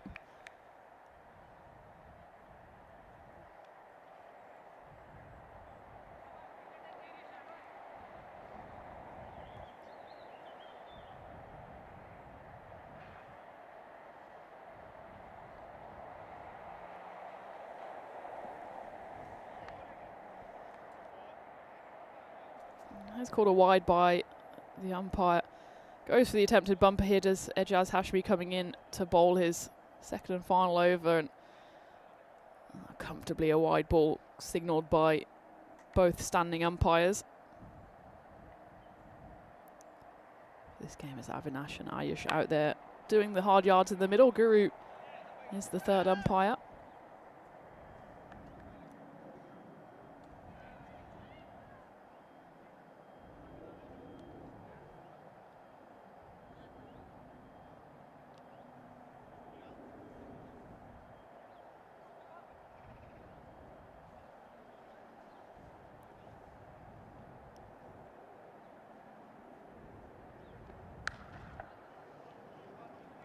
A bit of a bat breaker or finger break. You can see the captain Abdul Majid just wringing out his hand there. Didn't sound too healthy off the bat. Managed to just get a single. So again, it's a good over from Ejaz Hashmi so far. Hasn't given away a boundary yet. Last time I said that, the next one flew over the rope. This one, I'd like to see this one again, because it certainly hit something. They're going to come through for overthrows as it's thrown back down to the bowler's end. Ejaz Hashmi, meanwhile, is too busy consoling himself. This certainly hit something on the way through. It was dropped by the keeper. So in the end, it's academic as Afzal Mohammed shells it. Probably just a bit of thigh pad. But the drop means that the umpire doesn't have to make a decision. It was then hurled to the non-striker's end. No one there. They run through for two. And the next ball will be a wicket as it's just chipped down the ground. Ahmadzia Ahmadzai just going a runner ball. Tries to accelerate the run rate. Only picks out the very safe hands of Muaz Hassan, who notches a hat-trick of catches in this innings so far. This one probably the most comfortable of the lot. Just had to move in off that long arm boundary. And the Black Caps, well, they certainly haven't got away from the Rising Stars here. 99 for 5, 3 overs left. An excellent over comes to an end for Hashmi. He finishes with figures of 1 for 21, so grabs that wicket on the very final delivery. And that over number 7 does just go for the 6 runs in the end. As Benjamin Das is the new batter on to the field for the Black Caps. He will be off strike after the conclusion of that over.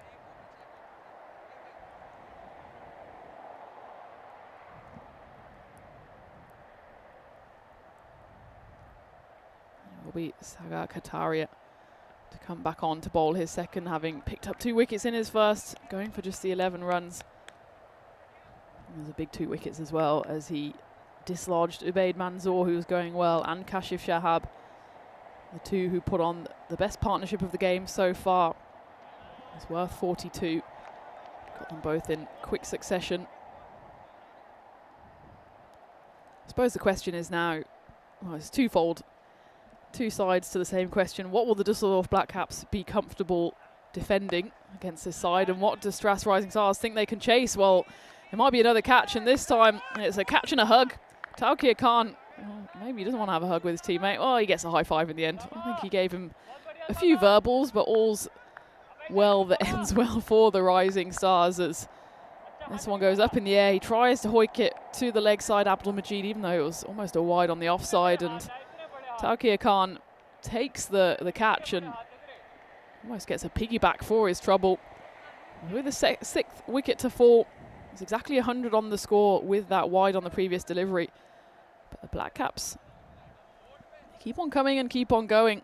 Take another look at this one. Tawqir Khan, he takes it in the end one-legged, and his teammate there, I don't want to get on the wrong end of Tawqir Khan, he thinks. Someone who's a bit of a live wire, but manages to hold on that occasion. Vikesh Subramaniam joins Benjamin Das out in the middle. Both fresh batters out there. Well, it looks like it's Mönchengladbach taking a well-earned break after that epic game this morning. They'll be coming back in the penultimate game of the day. They certainly will still have a chance to get through. They will have to come up against the Krefeld boosters, who are vying for one of those top 2 spots again. So certainly the games that we've got left on the table, every single one of them will have implications for finals day tomorrow.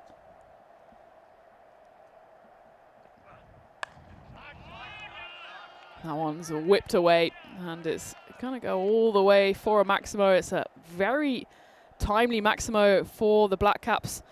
Having gone on a bit of a boundary drought the previous over from Ejaz Hashmi, went for just 6 in total. Mostly through wides and a few singles. And Saga Kataria looked like he was turning the screw once more, picking up his 3rd wicket in the over. A bit of a pressure releaser there from Vikesh. He slaps that one away for 6 runs. Final ball of the 8th. Can't repeat the trick. Saga Kataria finishes with excellent figures. 3 for 20 off his 2 overs. And the Black Caps, they still need to get some runs on the board, you'd imagine here. 108 for 6, 2 overs left. The expected score up at 130. I think at this stage, they'd probably take that. They keep on losing wickets. 130 at least puts them in a position where they think they can keep the Rising Stars at bay.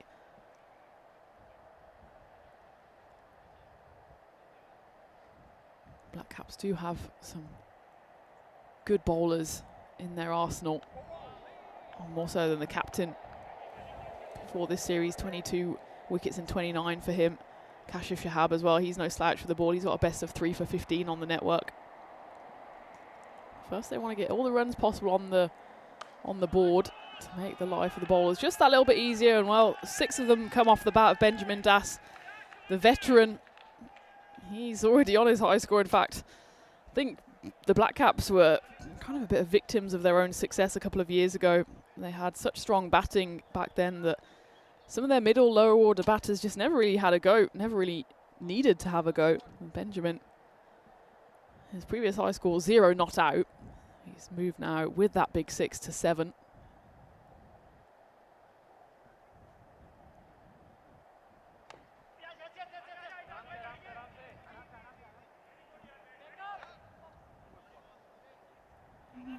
Does that just clonk Benjamin on the head? The throw comes in to the non-strikers end. It's a pretty harmless throw. Let's just take a look at this one. It Tortuga's off the side of the pitch. Doink. Oh, it's not actually that pleasant one. There's not much protection there on the back of the neck, but he seems to be okay. He's running all right now. Fahim Jani, the captain, just threw up a hand of apology. The 2 veteran players getting each other's way.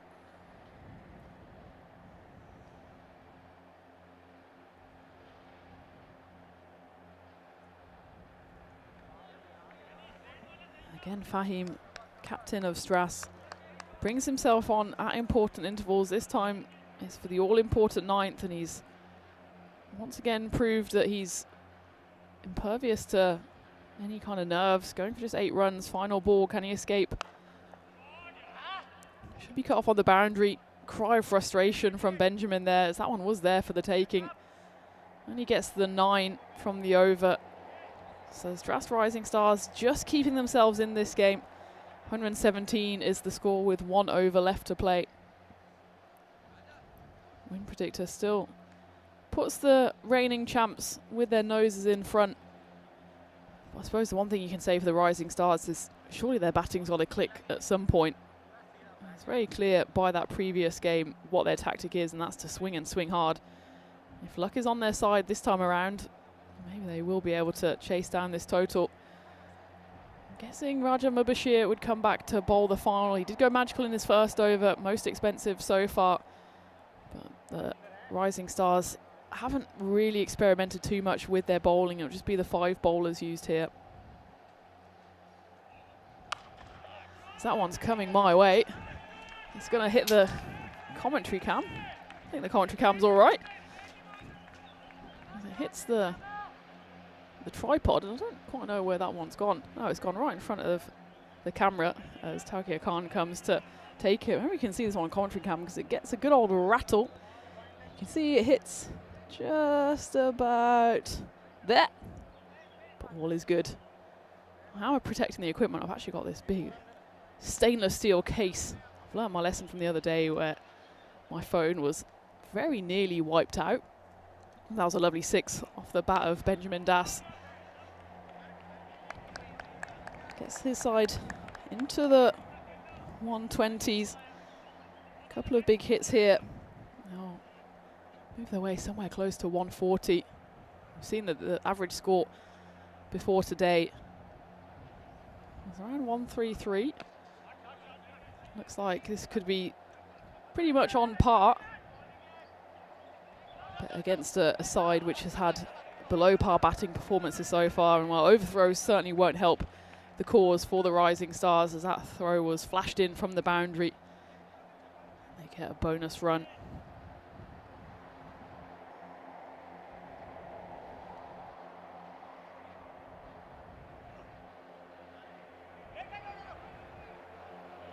A slight fumble is not punished this time. Afsar Mohammed, the wicketkeeper, doesn't take it cleanly. The 2 Black Caps decided against the run. Bit of a curious one with Benjamin Das, currently stranded at the non-striker's end. He's hit a few big shots so far. Vikesh just the 1 boundary to his name. Again, I'd be going for the 2 here. It's the final over. All you could lose is your wicket. There's only 1 ball left. We saw yesterday, single runs can be the difference between winning and losing, but this time they turn it down. Now it'll be down to Benjamin on the final delivery. Can he hit 1 more big shot, which would take the Black Caps into the 130s?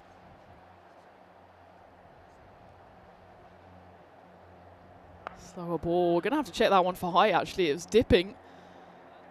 And it almost deceived Benjamin Das, so he wasn't able to get all of it on it. Just goes for the single. He's just being told to stick around just for a moment by the umpire. But I think it's probably the slower ball and the distance out of the crease that will save the bowler there. And they do make their way off the pitch. So misses out there, Benjamin. But Raja Mubashir, I suppose, hats off to him for being brave on that final delivery, throwing in the slower ball. He gets away with it. In the end, the final over goes for just 11. The Dusseldorf Black Caps finish not at 130 but 128. It's an innings that started so well. The halfway stage they were 82 for 2, so we thought, okay, maybe 150, 160 plus for the reigning champions. But in the second half of the innings, they managed to contribute just the 46 runs and losing 4 wickets in the process.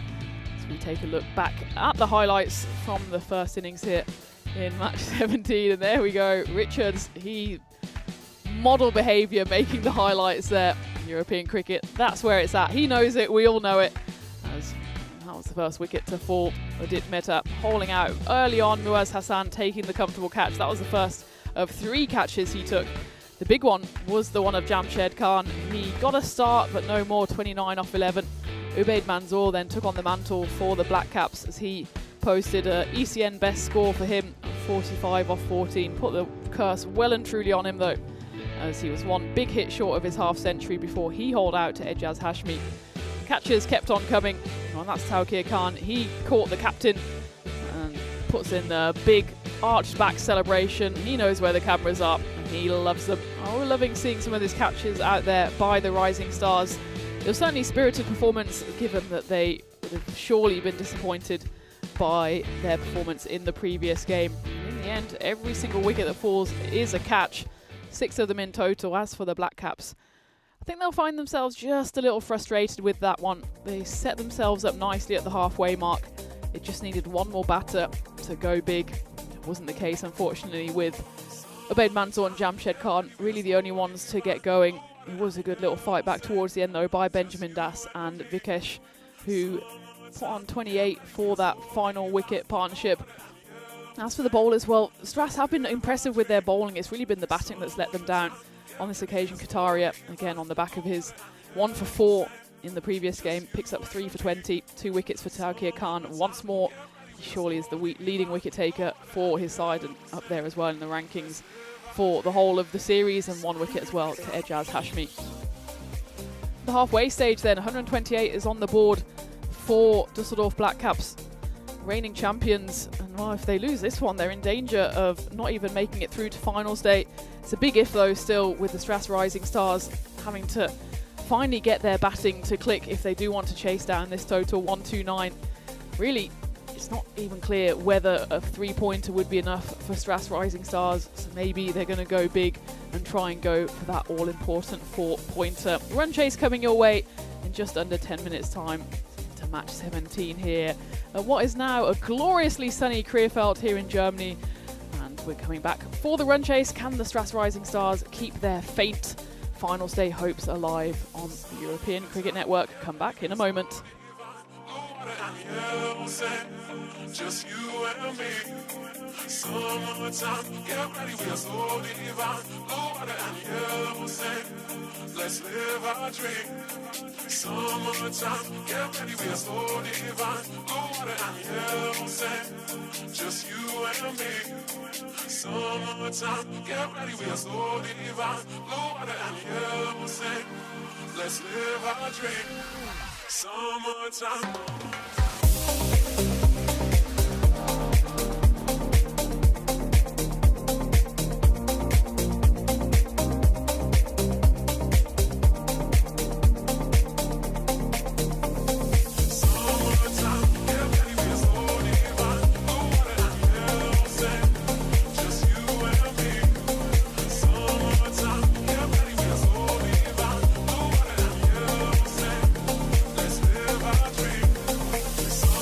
Time.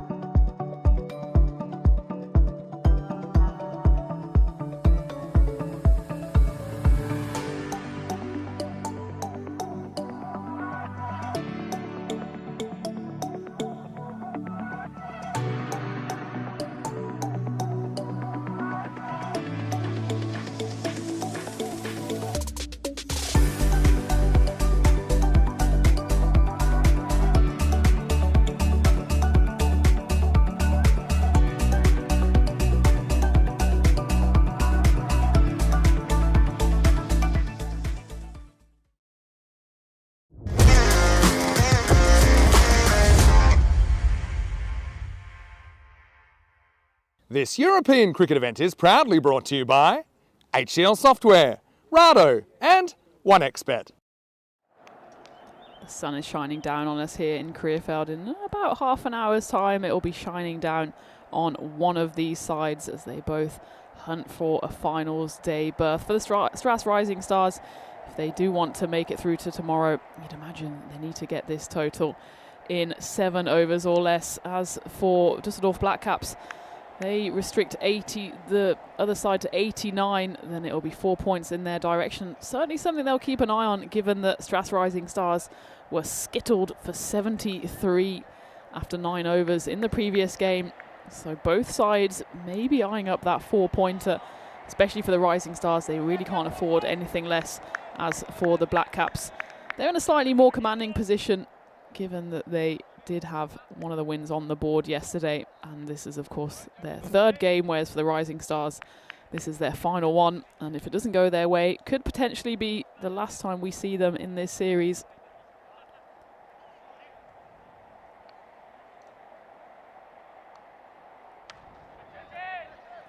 Up in the air, Varun Reddy, and the first one will go for a 6, so that shows exactly the intent of Stras Rising Stars, as he's joined out there in the middle by Saga Kataria to open the batting for the men in red.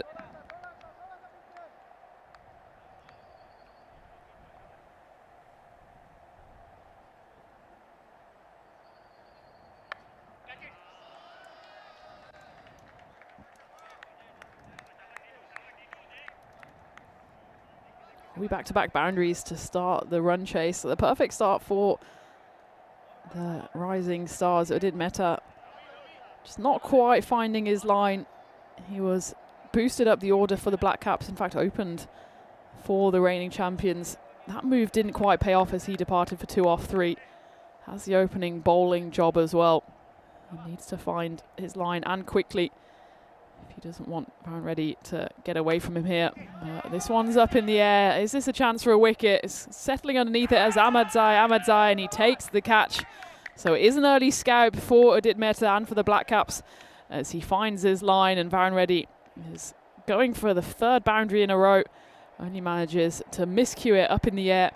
And the Rising Stars, I don't know how much longer they will be rising for as they lose their first 10 for 1. Well, when you lose an early wicket in a game where you've previously been skittled, the nerves start jangling very early on.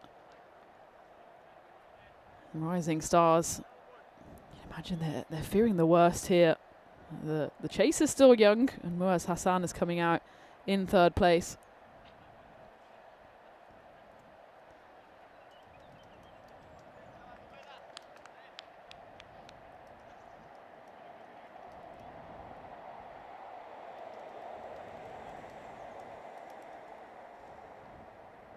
So an early wicket for the Black Caps. And could it be 2 in 2? Well, there's a fielder out there, but he's only able to palm it back into play. There's Jamshed out there, the big player for Germany and for the Black Caps. Be interesting to see if he has a bowl later on. Well, he's certainly been in form with the bat. He's been a little hit and miss with the ball. Certainly an option though. With 17 wickets in 22 matches on the network before the start of this series.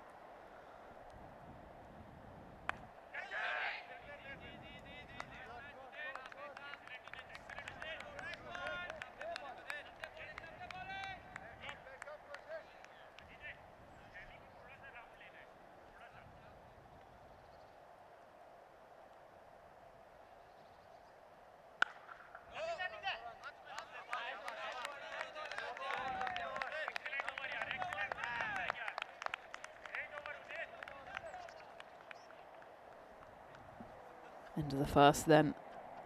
All the ones. 11 for 1, off 1. Delicately poised according to that win predictor. I'd say the Black Caps probably the happier of the two sides as things stand. I was certainly happy yesterday that we managed to reset the golden ball ticker. It was, of course, in that slightly chaotic 3-over game, and featuring, of course, the Stras Rising Stars out there in the middle on that occasion. They batted first, got 30-odd. We thought surely the golden ball opportunity had gone Well, I said as much. Made myself look a bit of a fool in the end because it was 3 needed off the final delivery to take it to the golden ball. And they managed to run 3 thanks to an outstanding stop on the boundary. Took it to the golden ball. Strath's Rising Stars, the bowling side on that occasion, were able to squeak over the line thanks to a solid ball bowled by Fahim Jani, which the boosters were only able to scamper through for 1 on. First ball of the second over here, smashed straight down in the ground by Muaz Hassan. It is the captain Abdul Majid Ahmadzai bowling himself here for the Black Caps.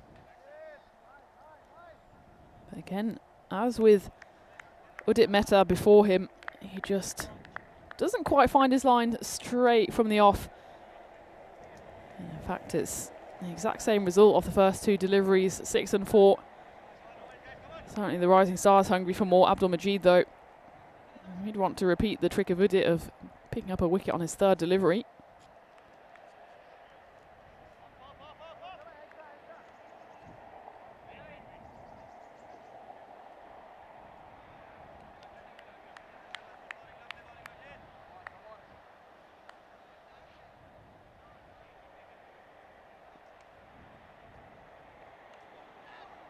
That's a bit of luck that, well, Strath's Rising Stars certainly need if they want to get this win over the line. It's the classic French cut. Not too much that Muaz Hassan knew about that one. How many times have we seen a delivery like that hit the inside edge and clatter onto the stumps? But this time it rolls away for 4, and it's the 3rd boundary in a row here for the Rising Stars.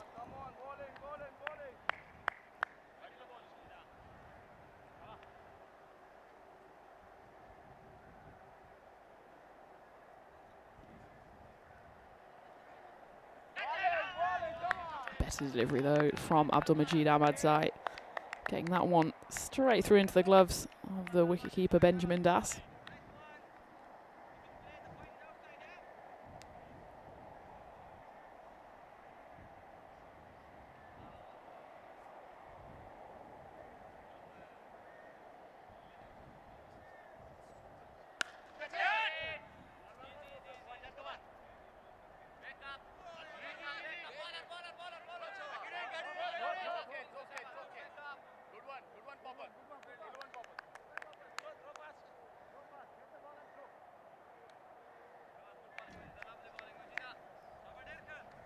That run rate has certainly not got away from the Rising Stars here, below 13. Muaz Hassan 16 off 6. Qatari yet to get off strike. Final ball of the second. The end of the second, 26 for 1. No Zaid Aslam in the chat. Doesn't want to talk about the golden ball, and it's interesting when you talk to new people maybe new to the rules or new to the network about the golden ball. They always say, oh, that sounds so easy for the batting side. And that was probably my instinct as well, but it's funny because if you see the timeline of the golden balls across the years, and well, thank you very much to Dennis as he pops it up just as I talk about it. Actually, the ball has won more often than the bat. 45 wins to the bowling side, 36 to the batting side, and actually that win for the Strath's Rising Stars broke a streak of 5 wins in a row for the batting side. Well, that's certainly a win for the batter on that occasion. Muaz Hassan lifts that one away for 6 runs. So it's interesting, I suppose, because you have the slight caveats to the rules that the batters can only be ones that haven't got out yet. That often means that it's maybe middle order batters or lower order batters if the team has lost a few wickets.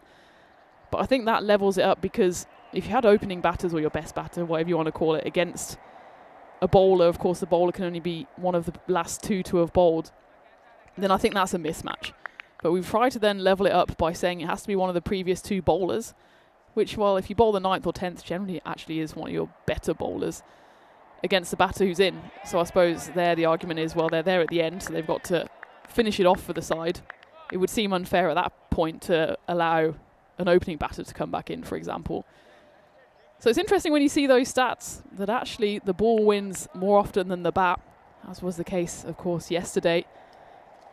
So some people love the golden ball. Some people think maybe it can be tweaked in other ways. I think for the network and for what we're trying to achieve here with cricketainment and all action, I think it's a a perfect bit of tension, bit of excitement. Yes, there's other ways to do it. You can do it with both sides have a golden ball, but then you start factoring in time, and time on the network is something that we have at a premium. Down the ground, does it have the legs on it? Yes, it does. Muaz Hassan, oh, he's swiped and missed a couple, but 2 boundaries, 2 maximos in the over for him. Ubaid Manzoor, who notched his top score with the bat, is bowling this 3rd over, final one of the power play for the Black Caps. But let me know in the chat what your thoughts are on the golden ball. Maybe how you would do it instead. I know there was a little bit of chat about it yesterday. This is why it's a beautiful sport. There's opinions. Some of them are right, some of them are wrong. But they're opinions nonetheless. I'm happy to engage with anyone that has any kind of thoughts on it. And so my thought on that shot is it's a beautiful clubbed away hit into the leg side for the 3rd maximo of this over.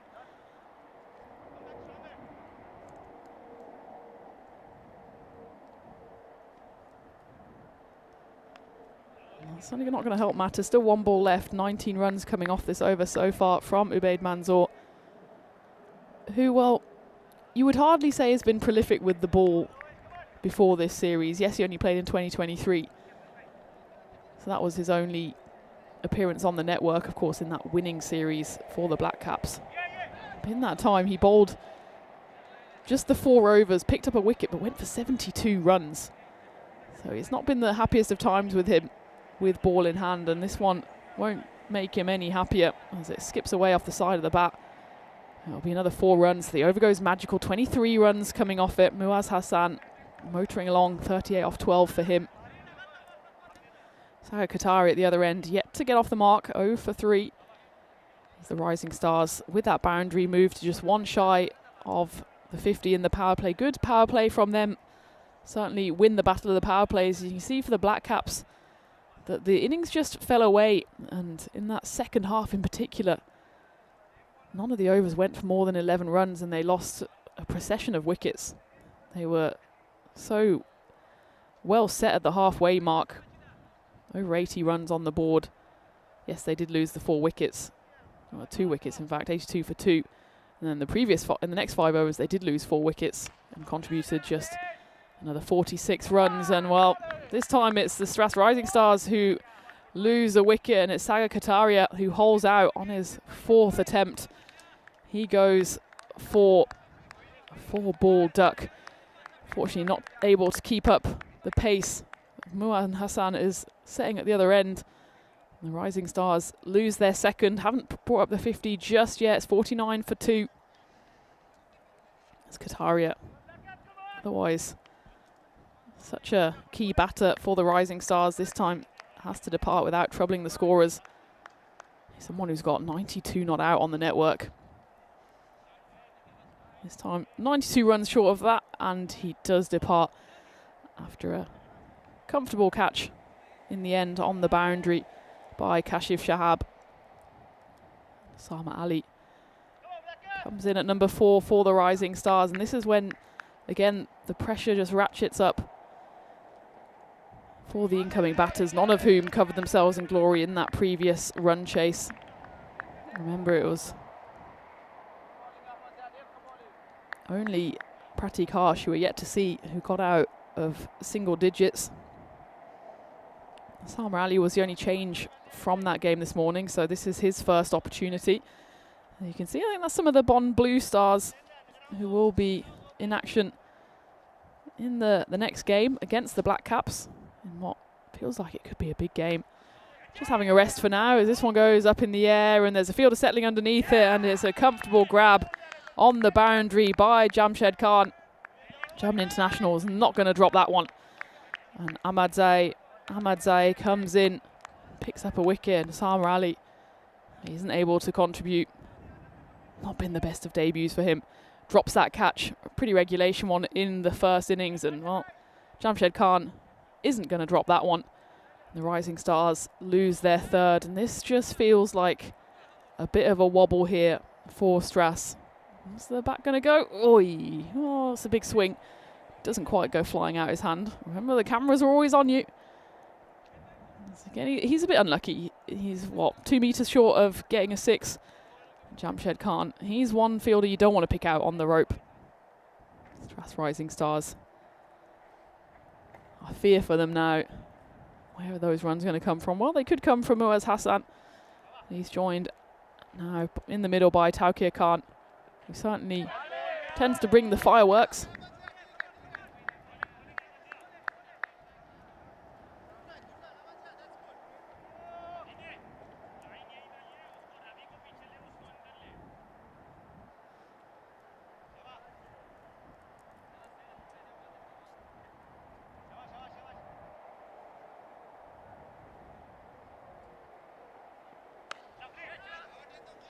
This one's been pivoted away, and while it crashes into the rope, that will be a maximo for Taukir Khan.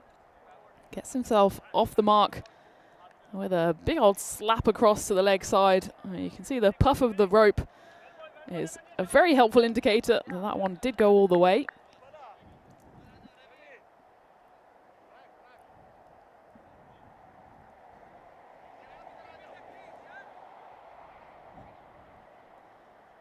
You can see what the Rising Stars batter looked to do, and that's pretty much hoik it, regardless of where that ball is pitching. Once again, Taukir Khan trying to hit that one somewhere onto the leg side when he would have been better placed just playing through the line of it.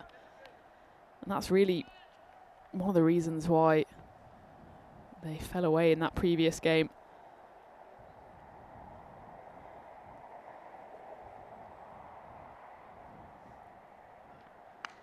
This time he does go offside, but there is going to be a fielder out there, and once more it's a comfortable catch. And well, I suppose if you can give it, you've got to be able to take it as well, and that's exactly what Taukir Khan has to do here. Luckily though, it's all in good spirits as the catch is taken once more on the rope, and the Taukir Khan celebration comes out. It's good to see though, it's in good humour. And there we go, Jamshed Khan. I was slightly worried for a moment.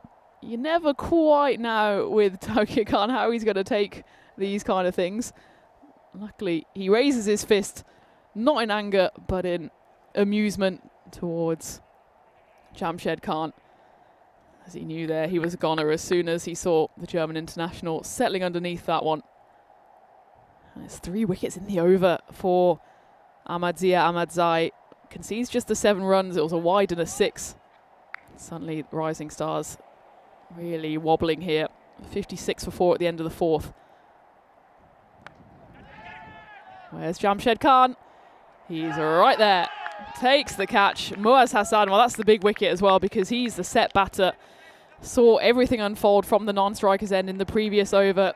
Was marooned on 38 off 12, and he will stay on 38, and 13th delivery is the unlucky one for him. As Jamshed Khan continues to be provided a bit of catching practice by the Strath's batters here. He's not going to drop that one. Every one pretty much as easy as the previous one. Muaz Hassan goes the way of Osama Ali, and Taukir Khan caught on that boundary. Again, swiping across the line. As Lithium says in the chat, a lot of these batters seem to just try and hoik it and see what happens. And well, what happens more often than not is that they get caught. So that's 5 wickets down now for the Rising Stars. Is it the next one? Oh, well, Jamshed Khan. Double teapot comes out because that's a rare miss from him. It was a more difficult chance on this occasion. He had to jump up for it. In the end, I don't think he gets his hands anywhere near that, does he? Let's take another look at this one. It was certainly catchable. And it goes straight through. Not only that, goes for 6 runs. Pratik Harsh, the frying pan, goes back-to-back 6s. This time not in the same postcode as the fielder Jamshed Khan. I suppose while Pratik Harsh is out there, the Rising Stars still have a sniff. Top scorer from the previous game, 28 off 21. Started well here. 12 off 2. Probably should have gone on the first delivery as... Oh, Richards. There he is. The model from earlier. gets himself a well-deserved lunch. I think on the menu today is salad and wraps. Looking forward to that one. And we get a bit funky here in the middle. Pratik goes for the old reverse switcheroo. Goes very early. Just as well it went to the boundary because he ended up boink on his backside. But he had a nice sit down. Could have got some popcorn out to watch that one roll to the boundary. So 3 boundaries in a row. Good counter punch here from Pratik off the bowling of Udit. And the frying pan sizzles once more. Another boundary. This one again goes all the way. That takes him to 22 runs in just 4 balls. Well, this is kind of the only over you need to just swing that momentum once more. 51 now needed by the Stars. It will be 5th time lucky for Udit Tidu, as he does have the last laugh in his over. It's a magical over, but it's sandwiched at both ends by a wicket this time. Well, you always look great, don't you, Pratik Harsh? If on that previous one, he got the reverse in, had a sit down this time, gets himself in all sorts of bother, wasn't the right ball to go for that shot, and ends up getting skittled. 78 for 6 then for the Rising Stars. Equation 51 needed in 30. Of course, we know we have fans all over the world, and I'm not sure how good James Basley's Hindi is, but if your Hindi is good, or if you want to learn, then head over to our European Cricket Network Hindi channel, where you will have access to all the latest news, highlights, lowlights, and everything in between. Of course, we welcome fans from all over the world, and it's lovely to have you with us if you are joining us live for the conclusion of this match 17 here at the ECS in Krefeld, with the Rising Stars now certainly up against it. 78 for 6, 2 brand new batters at the crease, and it'll be the captain Fahim Jani on strike here for the red. Afsar Mohammed at the non-strikers. The keeper and captain trying to do the business here for Strass. Once again, it feels like a run chase that might just peter out. And it certainly will with that one. Nick behind, and Jamshed Khan, who has been doing most of the catching, this time delivers up a catch that's taken smartly by the wicketkeeper Afzal Mohammed. It will be the 7th wicket to fall. Strass Rising Stars 78 for 7.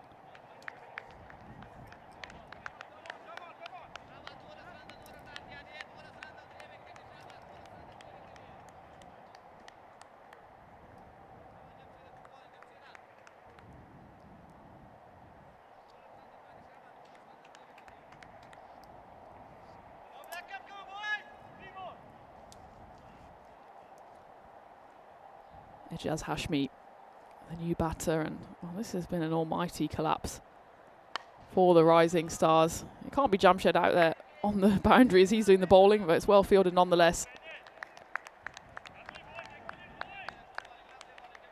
So they've lost 6 wickets here.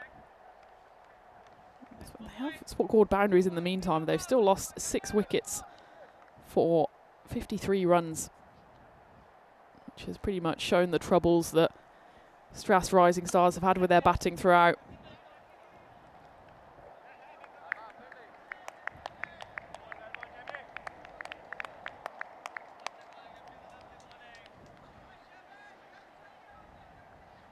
Still 10 shy of that, what might now be a consolation point, the Rising Stars.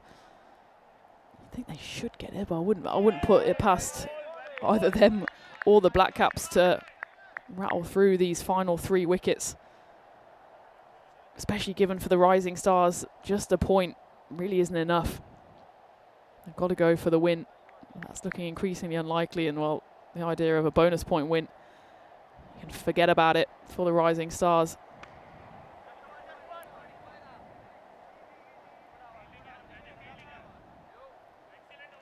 So if the Black Caps do get this win over the line, and let's assume they don't get the bonus point, they will move to 7 points with 1 game still to play. And that game is that next one against Bonn Blue Star. So that will end up being a tantalising clash with Bonn on 6 points. And the Black Caps then potentially at that point on 7. Both of them surely with ambitions to go through to tomorrow.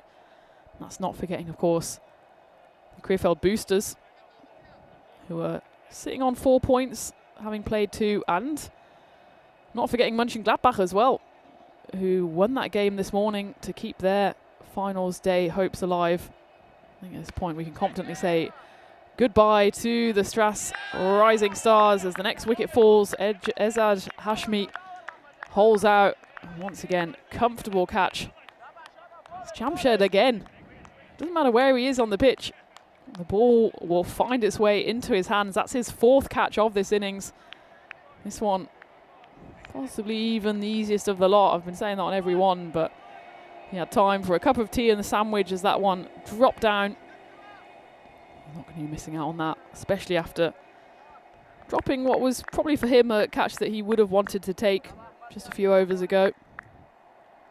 81 for 8 then, the Rising Stars, and it looks like for the second game running, they're going to find themselves skittled.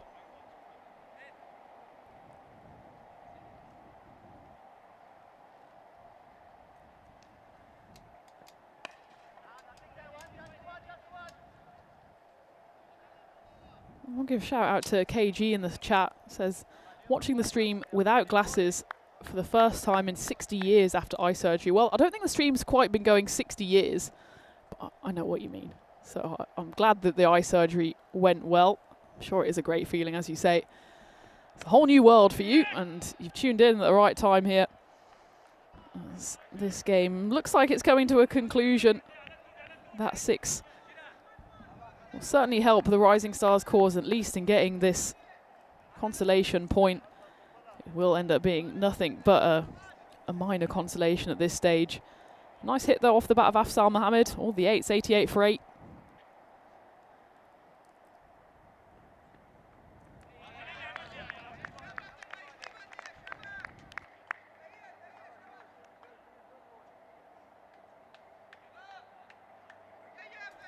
Ahmadzai with that wicket on the first delivery is actually on 4 wickets as well, 4 for 14.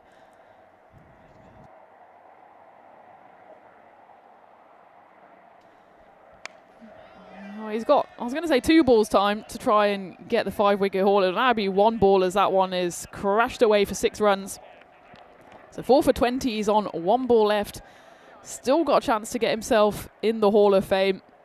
He'd certainly want to get the wicket here of Afzal Mohammed, who's hit him now for 2 big 6s. It's the final ball of the 7th. There you go. Raj Bhushan, just a few days ago, 3 days ago, added his name onto the list for Gelsenkirchen. Can Ahmadzai do it for the Black Caps? Final ball of his spell. With Stras Rising Stars having secured the bonus point now, but still needing an unlikely 35. Slow ball. And wow, it's been crashed once more. So Ahmadzai doesn't end up getting his fifer. Has his figures ruined just a little by the 19 runs that come off this over. And well, maybe, just maybe, I've written the Rising Stars off a little too soon thanks to the batting of Afzal Mohammed. He moves to 19 off 5. And the Rising Stars bring up their 100, so it's 100 for 8. The equation now, 29 runs in 18 balls. You'd say normally that's a pretty easy run chase, but they've lost 8 wickets. Can they sneak home the victory? So we take a look at the game coming up next in just about an hour's time, just under an hour. Pranay Tugnawat comes in for the Black Caps. Bonn Blue Star, it's their first appearance of the day. They remain unchanged from their final game yesterday.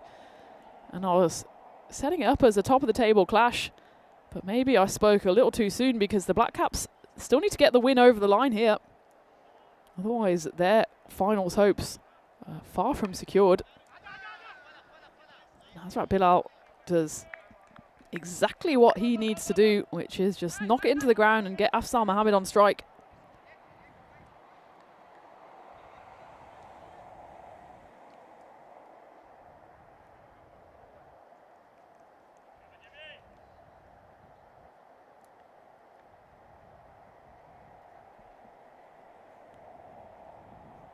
Afzal put in another big 6. He absolutely can.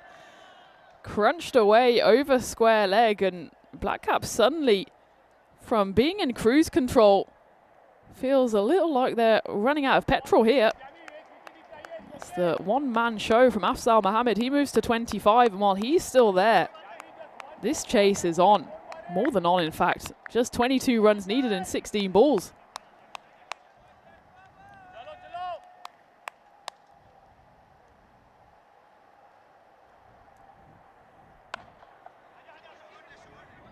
He takes a single here. They want to come back for 2, and, well, we know exactly why, because Afzal Mohammed wants to get himself back on strike. The heartbreaking thing here for Mohammed would be if 2 wickets are lost at the other end and he remains stranded on 25, 26 even. Hazrat Bilal, can he just repeat the trick, get a single? If I was Afzal Mohammed, I'd be pretty much setting off as soon as the ball's released here. And the Black Caps, suddenly on the back foot, need to find a wicket. They do get the single. Hazrat Bilal, well, they're going to go for 2 actually. That's the right call, as they comfortably get home for 2. The Rising Stars, well, if Hazrat Bilal can just knock it into gaps and pick up runs, then it gives Afzal Mohammed possibly even an easier job going into that all-important 9th over. You can see the conversations happening on the side of the pitch. Tension is mounting here. It looked like the Rising Stars would fall away once more. The chase is absolutely on, and they'll take that scratchy single. So one more run to the total. Afzal Mohammed, well, what does he do here? It's the final ball of the over. It's Nelson, 1-1-1 for 8. Surely he can't get overly greedy here. Just knock into a gap, get himself back on strike for the 9th. But a big boundary here would surely possibly even seal the game. It's a dot ball though. Jamshed Khan comes back with a good delivery. That puts Hazrat Bilal importantly on strike, which for the Black Caps could present them an opening. But the Rising Stars, after an excellent couple of overs, since that wicket fell at the start of the 7th, they've managed to pick up 30 runs in just the 10 deliveries. And suddenly this game swings once more. 8 needed in 12. Well, in reality, the Rising Stars were always on the run rate, even above it. It was just losing those wickets was an absolute killer for them. But just the one partnership suddenly puts them back in contention. This partnership's been worth 30. It'll be worth nothing unless they get their side over the line. That's a big swing, and it's going to go all the way. Hazrat Bilal, he gets in on the boundary action, gets a big high five from Afzal Mohammed, and suddenly now the Rising Stars, they're on for a massive upset here. Just 12 runs away. It's basically run a ball from here.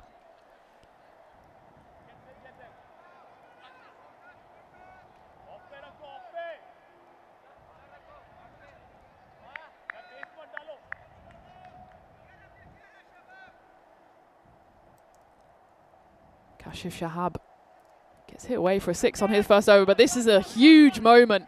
Kashif, the bowler, settles underneath it and he drops it. It goes straight through his hands. He had to take that one. That would have put the Rising Stars 9 wickets down. That would have made it an absolute thriller. As it was, he gets nowhere near this one. I'm surprised the keeper doesn't come for it, Benjamin Das. He's rooted to the spot. And take a look at this. Goes straight through the hands. Barely touches the fingers on the way through. And what a drop. What a costly drop that could prove to be for Kashif. Calls of catch it, but it's got distance on it. Marzi, take cover. As this one, in the space of 2 balls, this one swings once more. Kashif Shahab, penny for his thoughts. Could have won the game. Looks like he might have lost the game for the Black Caps, with them now needing just 5 runs. What a response this could be. They get the single. Afzal Mohammed putting in what surely is now a match-winning performance for the Rising Stars. 33 off 10. He says, Hazrat Bilal, over to you. A boundary will win it. And there it is. It's won with a boundary, and the Strath's Rising Stars from absolutely nowhere win this game. Hugs between the two batters. The Dusseldorf Black Caps, they seem absolutely shell-shocked. And so much so, Strath's Rising Stars, they storm onto the pitch in celebration. Not sure it's actually going to be enough to take them through to finals day, but they've certainly kept their name in the conversation with a win against all odds. Surprisingly, it's Taukia Khan leading the celebrations. As for the Dusseldorf Black Caps, well, wow. They surely were eyeing up not just going through to the finals, but going through in top spot. At the moment, they have their hopes hanging by a thread because they go into the game against Bond Blue Star. Remember, the only side yesterday that pretty much won a game convincingly. And they don't want to give up their chance of going through to finals day. So this one is going to be an absolute classic. But before then, let's take a look back at the highlights of what was in itself a classic game. Strath's Rising Stars winning by 2 wickets in the end. It started off well with Varun Reddy hitting a 4 and a 6, but when he got caught out and soon followed the wicket as well of Sagar Kataria, they thought, well, this is going to go the way of the previous run chase for the Rising Stars, where they crumbled to 73 all out. But Muaz Hassan, he provided some resistance at the top, 38 off 13 before he hauled out. In the end, Jamshed Khan took 4 catches on the boundary, all of them pretty regulation. He did miss one though. That one didn't prove to be costly as he went on the next delivery. At this point, it felt like the Black Caps were well in control. The celebrations were coming out, and Taukia Khan, he thought, well, maybe that's the last time he'll be seen on the network. We see him at the end of the game coming on in celebration, which shows just how quickly this game changed. And it was thanks to the big hitting. First to Pratik Harsh, he scored 22 off just the 5 deliveries before he was bowled trying to go another funky reverse. Udit Mehta getting the wicket on that occasion. Afzal Mohammed, though, up he stepped and he scored 33 off 10, though. Then when the captain went, Fahim Jani, he really did fear the worst, and the final wicket to fall was Ejaz Hashmi. We thought it's just a matter of time. The Rising Stars could even be skittled once more. But Mohammed and Hazrat Bilal had other ideas, and they saw their side home. In the end, relatively comfortably, 7 balls to spare, but how costly was that drop from Kashif Shahab? He could have taken that catch, which would have taken it down to 9 wickets, with number 11 then on strike and under pressure to get the winning runs. As it was, he shelled it, they ran through for 1, and the rest, as they say, is history. Brilliant scorecard in the end from the Rising Stars, despite 3 ducks in there. It's the tail that wags. Afzal Mohammed and Hazrat Bilal steering their side home in what was an epic on the network. As for the Black Caps, well, they have a lot of work to do now if they want to get through to finals day tomorrow. It wasn't the worst bowling performance, only 2 wides. It was just a case of losing it towards the end. Ubaid Manzoor, he was expensive in his 1 over, and Kashif Shahab, it just didn't work for him at the end. 4 wickets though for Ahmadzia Ahmadzai in that period in the middle of the game where we thought this would be an easy win for the Black Caps. We were wondering whether the Rising Stars would even get that consolation point, and in the end they take home the big 3 points. Still 3 wickets for Udit Mehta. I'm sure he'd cash in every single one of those wickets for the win. But it's the Rising Stars, still rising, still fighting, still shining for now. But that is their tournament done, at least for today. They will have to sit on the sidelines nervously to see if it's enough to take them through to finals day. In the meantime, the Black Caps have lots of work to do if they want to try and defend their crown tomorrow, as they go down in this one. A thriller on the network as the Strath's Rising Stars beat the reigning champs by 2 wickets in an all-time classic chase. And while I've bigged up the next game, I do have a feeling in my bones that it's going to be a good one. The Dusseldorf Black Caps, with now a point to prove and points needed for them against Bond Blue Star, who are coming in to their first of 2 games today. They certainly will be eyeing up top spot. For the Black Caps, anything will do for now. They just want to get through to finals day.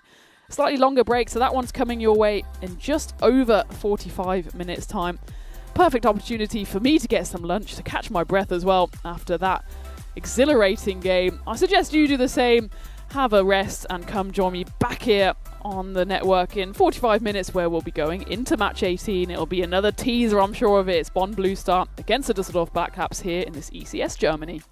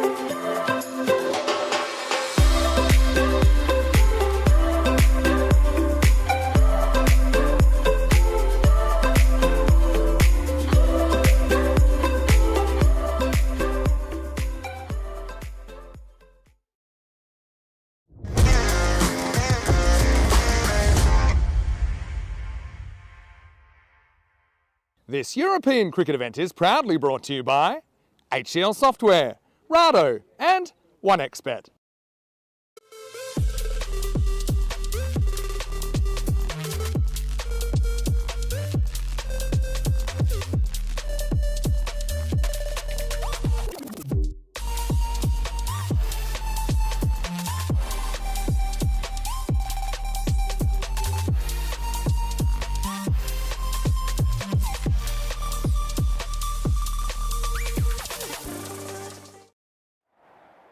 Hello cricket fans and welcome back to match 18 here at Krefeld, where the sun is out and the Düsseldorf Black Caps, they've got some making up to do against Bonn Blue Star, who are getting their second day of the series up and running. And well, before we have a bit of a chat about what happened so far today, let's go out to Tyrone Peters in the middle for the coin toss.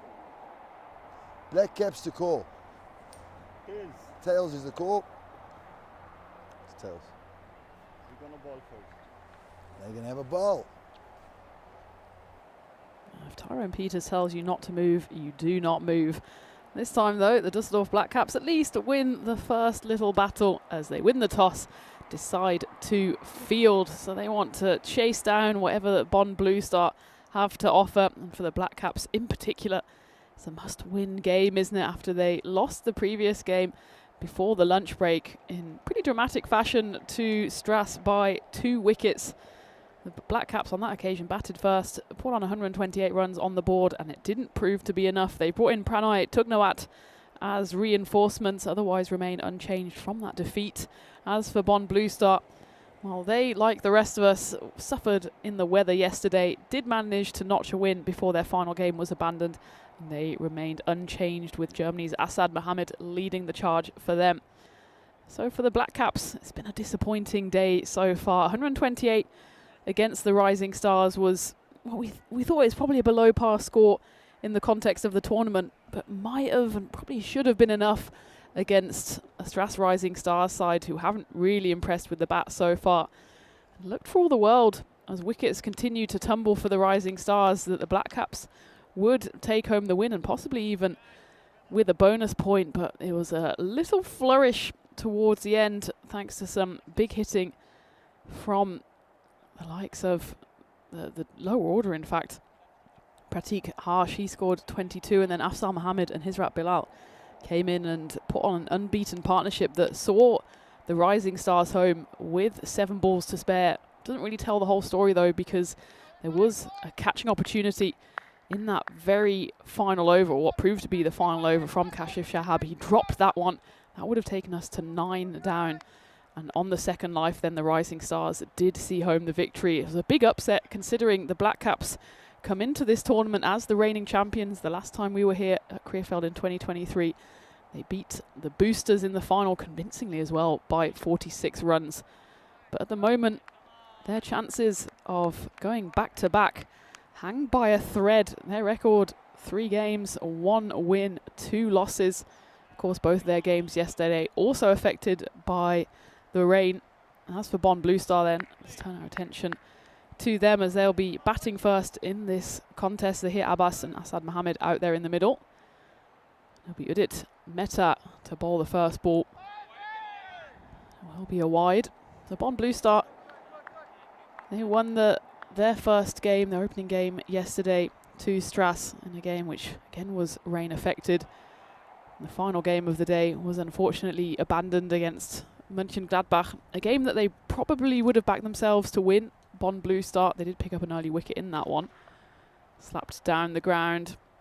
There is a fielder out there, and the fielding is done in the deep by the man I mentioned, thick of the action in the previous game, Kashif Shahab.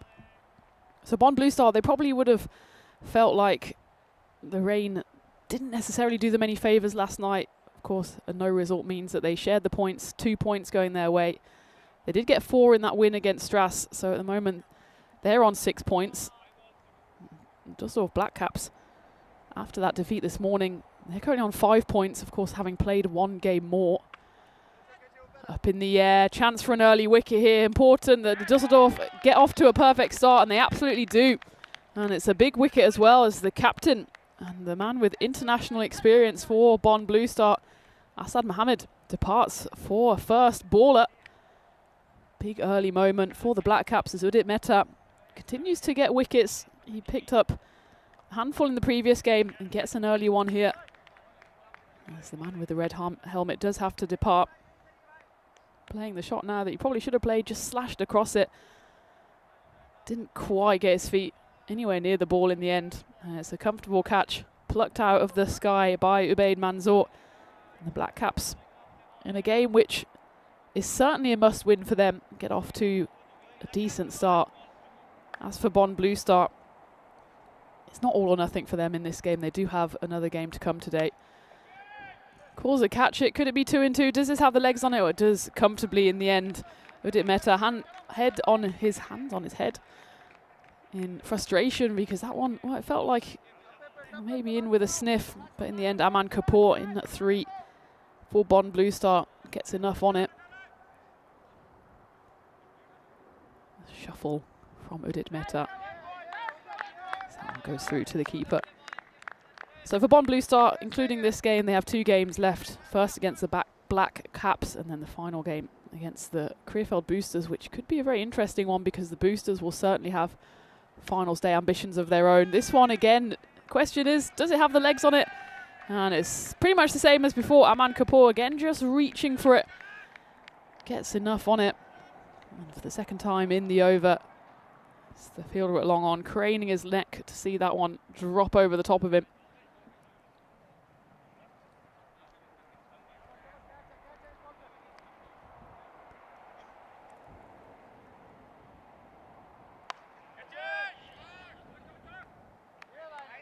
Over finishes with a single, 15 coming off it then. The captain already back in the shed, Asad Mohammed, caught for a golden duck. Take a look at the Challenger division coming your way in the ECC for the men. So this will be played after the preliminary phase of the Premier Division. And the top 2 of each group, well, the top 1 plus the winner of the playoff will go through to finals day on the 15th, which just starts what would be a championship week then, with the championship weekend of the Premier Division starting the day after on the 16th of October.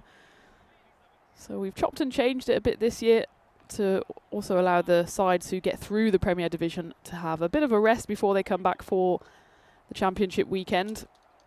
But of course, as is always the case on the European Cricket Network, the cricket never stops. The Challenger division will see you through then to the championship weekend. We go into the second over here. Bowling to be done by Popal Katakil.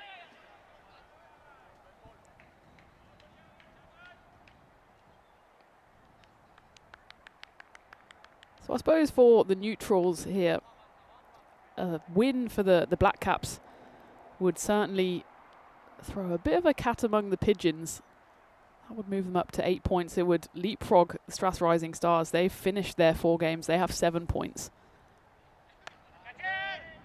It's a chance for a catch, but it's going to fall agonisingly to the left of Udit Mehta. That would leave Bond Blue Star on, well, assuming it's a consolation point that they pick up, that would leave them on 7 points with 1 game to play. And of course, not forgetting the Krefeld Boosters, who still have 2 games, and Mönchengladbach still have a game. So at the moment, still pretty much anyone can go through, which is exactly what we like, with just the 3 games left of the series before we go through to finals day tomorrow. My instinct is that Straths Rising Stars don't have enough points on the board, with their 7 having already completed their allocation of 4 games, with both Mönchengladbach and Bonn Blue Star on 6 points apiece with games still to play. A half chance for a catch. I think that bursts away from the grasp of Jamshed Khan, who takes one painfully in the ankle. It was one of those where he wasn't sure whether to dive forward for the catch or step back to stop the boundary. In the end, he kind of does neither. He does at least get a half stop in. I don't know how much he knows about it in the end.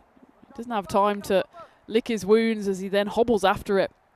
And they will run through for 2 as Jamshed just makes sure his ankle's in the right spot.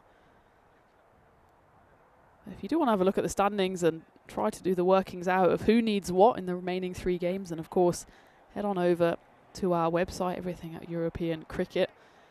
And while you're at it, take a look at our social media channels as well. We've got some of the highlights from the games over the last few days, including, of course, that epic over bowled by Taukeer Khan yesterday in the 3-over reduced game. A quadruple wicket maiden, including a hat-trick, including some wild celebrations, some intentional, some less so. And all of those videos are available across all of our social media channels. And while you're there, give us a like and a subscribe, as this one will be sent upstairs. It was good hustling running between the two as Aman Kapoor hit that one into the offside. My instinct is he's probably safe. You can see by the reaction of the Black Caps fielders, they're not exactly jumping for joy. And in the end, a good solid bat slide from Aman Kapoor sees him home.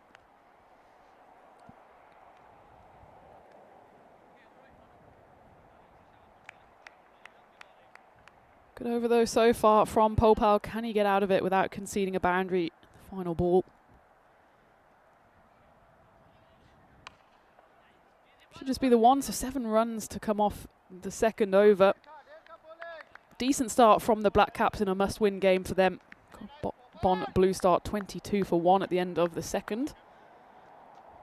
The win predictor is in the Black Caps camp for now, but we could see in that previous game just how quickly things can change. Even I have to admit, I've more or less written off the Rising Stars as they continued to lose wickets. And their chase seemed to grind to a halt. And then that partnership more or less came out of nowhere to see them home. And that's the standings as they are now. Why it's such an intriguing contest. Of course, Bon Blue Star haven't actually played a game to its full conclusion, which is why they don't have a net run rate yet. And net run rate can be significant in a table, especially that's so tight, with only 3 games left, including this one. So make sure you've got your calculators on, just in case we need it. Going into that final game, which Bon Blue Star will feature in against Krefeld Boosters. Up in the air, Jamshed Khan, he's in the vicinity and he takes it. It's not the easiest of catches, as he had to watch that one over his left shoulder. He took 3 catches in the previous game, did drop one as well, which was a tough opportunity. But on this occasion, he makes no mistake, and it's the second wicket to fall for Blue Star. Good catch from Jamshed. In fact, he took 4 in the previous game, so that's his 5th for the day. And it's all the 2s.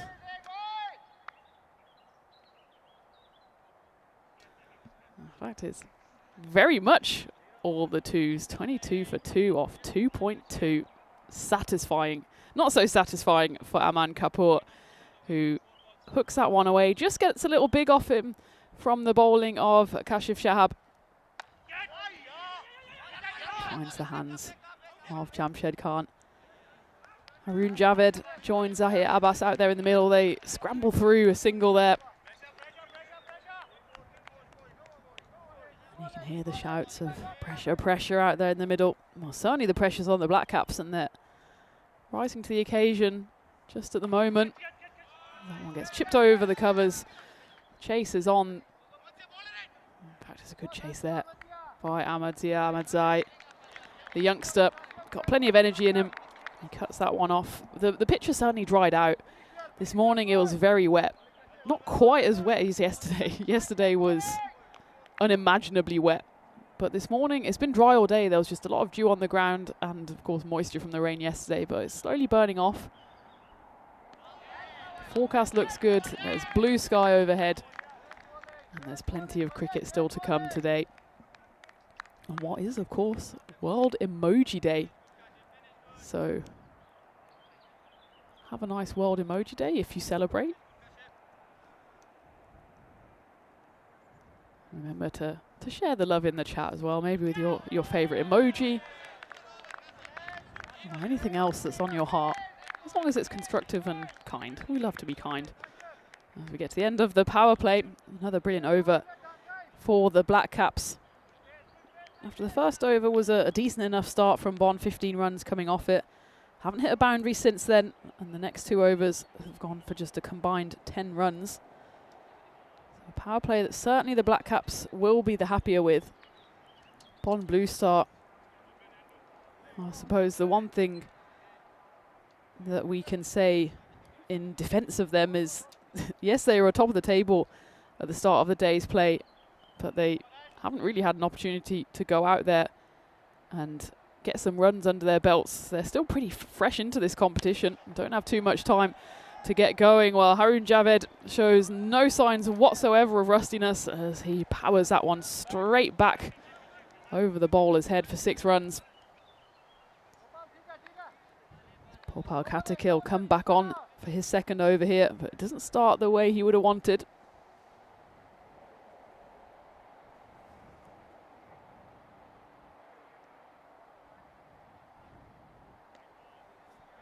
Tries to overcorrect on that occasion. Big wide in the end, and that was something that the Black Caps have been a bit hit and miss with in terms of their extras. Previous game was actually very good, just the 2 wides. And yesterday, sometimes they're bowling just not right in the right spots at the right times. And well, just to put a finer edge on that point, fielding hasn't always been the best for a side that we otherwise expect so much of.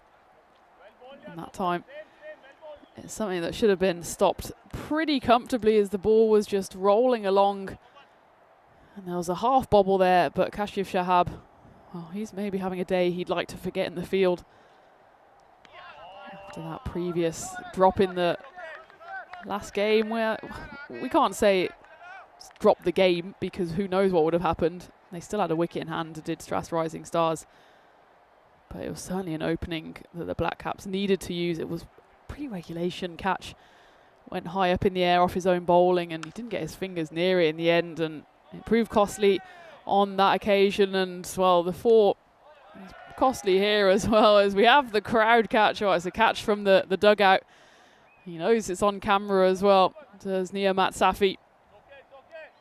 Maybe doing some practice for the fielding innings. He's got his pads on. He's carded 8. Safe hands on that occasion.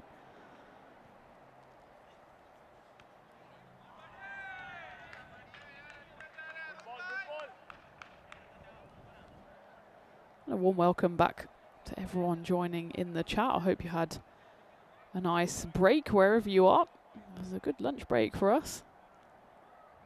I have to say thank you once more to the local organisers led by Omar, who've looked after us so well this week. That one right on my line. Luckily, it's going to go soaring over the igloo. 6 runs, Haroon Javed. High score of 63, not out on the network. And he's absolutely pummeled that one. Over's gone for 25 already. Every single legal ball's been hit to the boundary. There's been 3 wides as well. Katakil here just fallen to pieces a touch after his first over went for just the 7 runs. Hi again to Dave and to Zahid. Ricky is in there, Chris. Johnny, good to see you all. Wayne's there as well.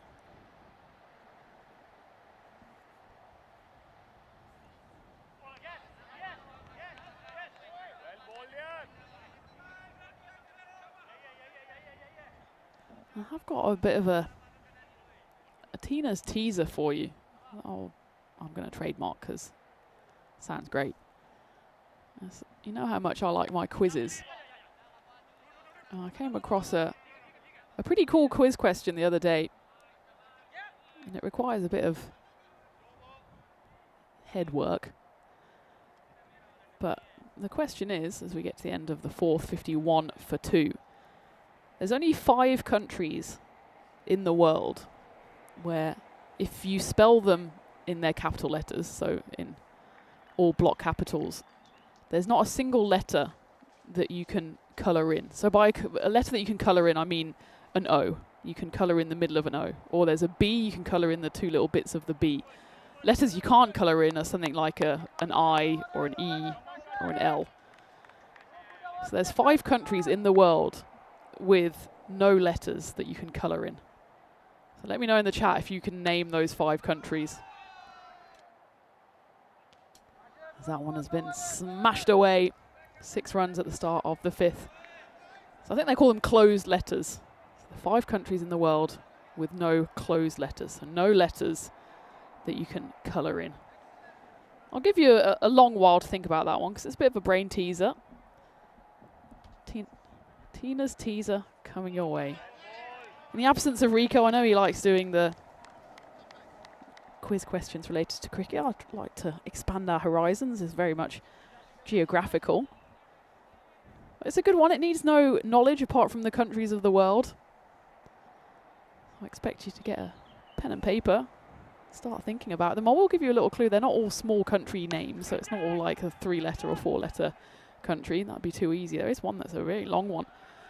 And is that the second catch? Out there over the boundary. Was that caught by Niamat Safi or was that caught by, I assume, the manager or the coach sitting down? Let's have a look where this one goes. Oh, same guy, Niamat Safi. You know what's going to happen. He's going to drop one in the field now. Niamat, where are you? Well, even he can't catch that one as it's pumped away for another 6. And Haroon Javed, he is on the march here. Moves to in the 40s, 42 of just 11 deliveries.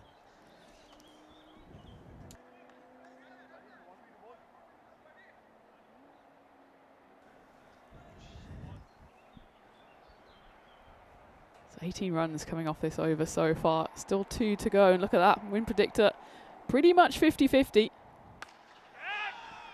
He goes big again. Don't think he has the legs on it. Will he be caught? No, he won't. Oh, the sun comes out as the immediate excuse because not only is it shelled, it goes over the rope. He's got the sunglasses on. He's got the hat on. There's literally no more protection he could have apart from a full-on mask. But there you go. It goes down. I think, well, I suppose the one slight consolation, it doesn't go all the way for 6. It does go for a 4, though. This over off Shahab. It's gone magical. 22 runs coming off. It's still 1 to play. As Javed moves within a boundary of his half century.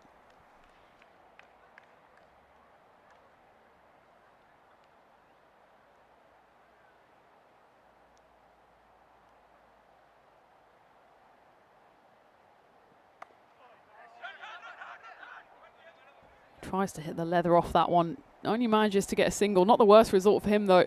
Does mean he keeps the strike, and at the halfway point then 74 for 2 on the board as you join me once more in the commentary igloo. And things are really heating up now in Group B because there's so many things still to play for. Most significantly, of course, those top 2 spots. Remember, the top 2 go through to finals day tomorrow, and the top team will have that double chance, so they will go straight through into the qualifier. Win that, they'll be through to finals day.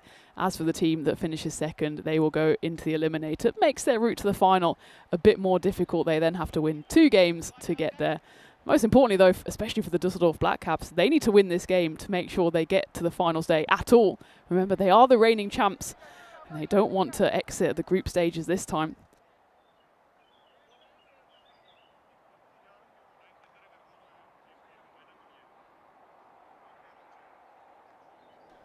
I will clarify on Tina's teaser, it's the English spelling of the countries. That one up in the air. Does it have the legs on it? I think it just about does. Oh, that's an outstanding effort from Kashif Shahab, who went magical in the previous over. 23 runs coming off his over, but he might have saved a 6 here. We're going to have a look at this one, but my instinct says this is an unreal piece of fielding. Haroon thinks it's gone. That would have been his half century. Does Kashif manage to throw this? Oh, he's unlucky. Doesn't quite throw it away in time. It's a brilliant effort from the fielder. It will be 6 runs. It will be Haroon Javed's half century. Gets there with a Maximo. 53 for him off just the 14 deliveries. You can see the fist bump there from Zahir. Important runs added to the collection. He goes again, and this one slightly less conventional, but it does the business, 4 runs.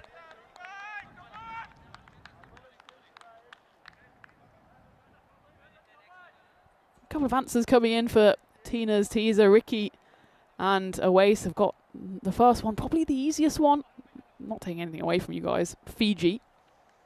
So if you spell Fiji, capital letters, no part of those letters can you colour in. No part of them are closed, as they call it. So yeah, that's 1 of 5.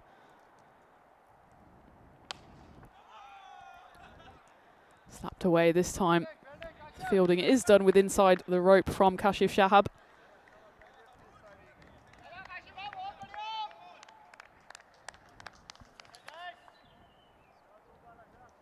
Ahmadzia Ahmadzai.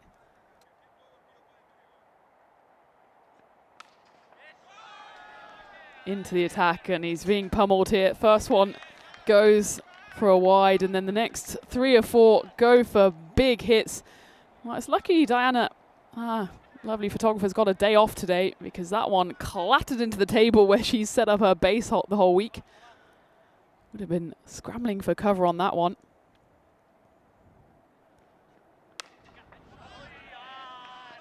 This time through the offside, and it's another boundary, another over then that goes magical, and then once more the Black Caps just letting things slide away from them here. Still 1 ball left of the over.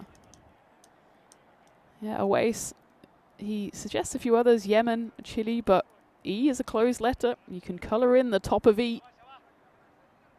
So that one, unfortunately, doesn't count. Same as Cyprus. P, you can colour in the P. Keep your guesses going. Tina's teaser, I think it's going to be a game show by the end of the year. Watch this space. We get to the end of the 6th, 97 for 2. Another big over. Last 2 overs gone for 23 runs apiece. Haroon Javed, the chief architect, 58 off 16 for him. Zahir Abbas happy to be second in command for now, 15 off 8 for him.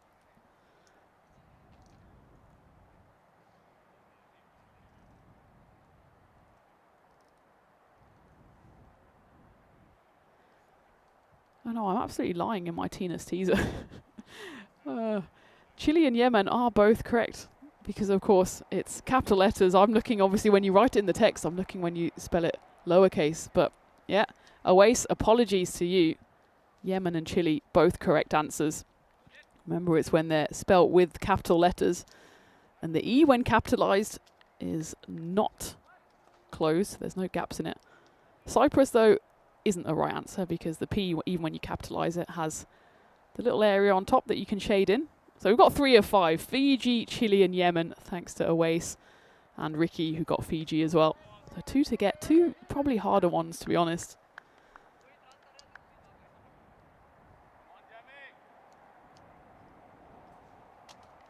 Into the 7th over then, and it will be Jamshed Khan to bowl it. He's often employed in the latter stages of the bowling innings by the Black Caps. Low full toss. Just falls short of Popal Katakil out there on the long on boundary.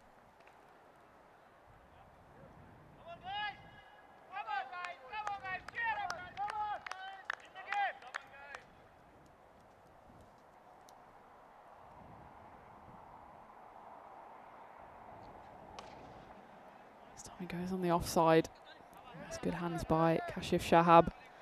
And we'll bring up the 100 though for Bonn Blue Stars. They get there with still ample time left to try and boost that score up beyond the 150 that is expected. It'll then be a tantalising run chase for the Black Caps, knowing they have to get the points and get the win while they've got the wicket here. A feather from Zahir Abbas goes through into the grateful hands of Benjamin Das, and Bonn do lose their 3rd. Haroon Javed, he's still going strong for Bonn. He will get a new partner now, as Zahir has to depart. Going around the wicket, cutting across the right-hander.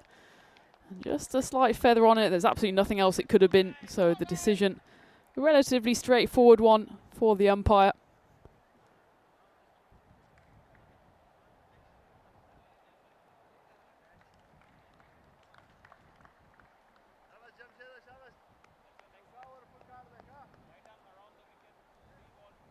just as we get a wicket here, we also get another winner in the chat with CP coming in with Seychelles. What a shout that is. As that's a beautiful shot hit over long off. Haroon Khan comes in to keep Haroon Javed company and smashes his first ball over the rope for 6 runs. So we've got 4 of the 5 so far. I know Dave mentioned Chile as well. So we've got Fiji, Chile, Yemen and the Seychelles. And according to this graphic that I have online, those are the 4 most common answers as well. So there's 1 more to get. Tina's Thursday teaser.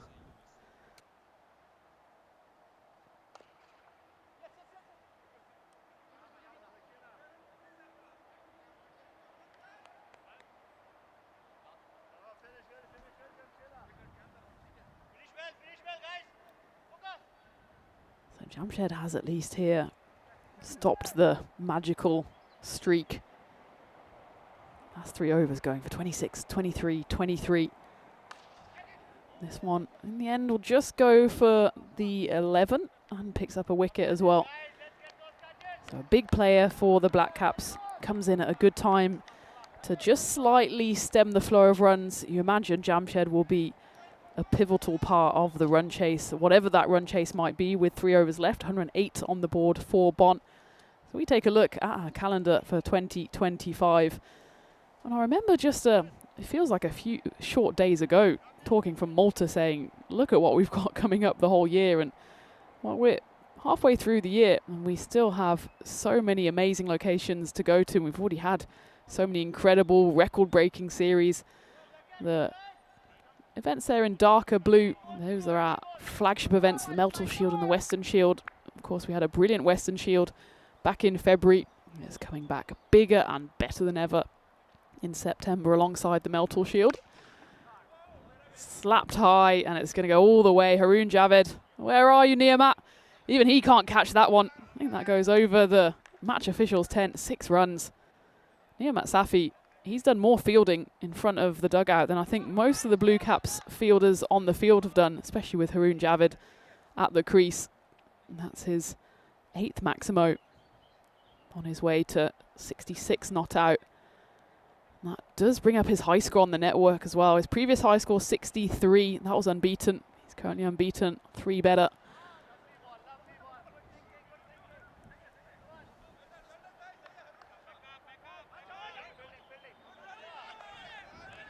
Good running on this occasion.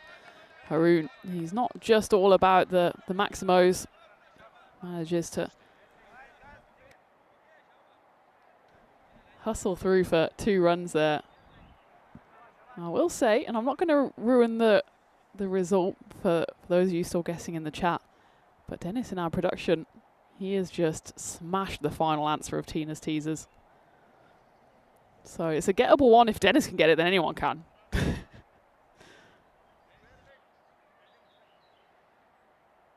He agrees with me. He agrees with me. It's fine. Just a few changes to the field here for the Black Caps. Abdul Majid Ahmadzai, the captain, bowling this 8th over, and he's sent deep square leg back out now. Oh, it doesn't matter where he sends the fielders if he's going to bowl a filthy full toss. It's called as a no ball on the field. We'll check it nonetheless. I think the umpire is absolutely correct in his assessment, but it'll be 7 up then.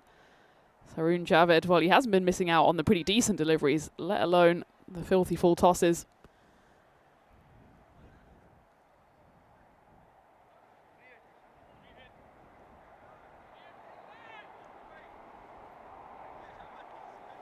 We'll give you a final clue for Tina's teaser so you can try to get your answers in before the end of the innings. I'll say it's the longest name of the 5 in the list. So you're not looking for a little diddly country name.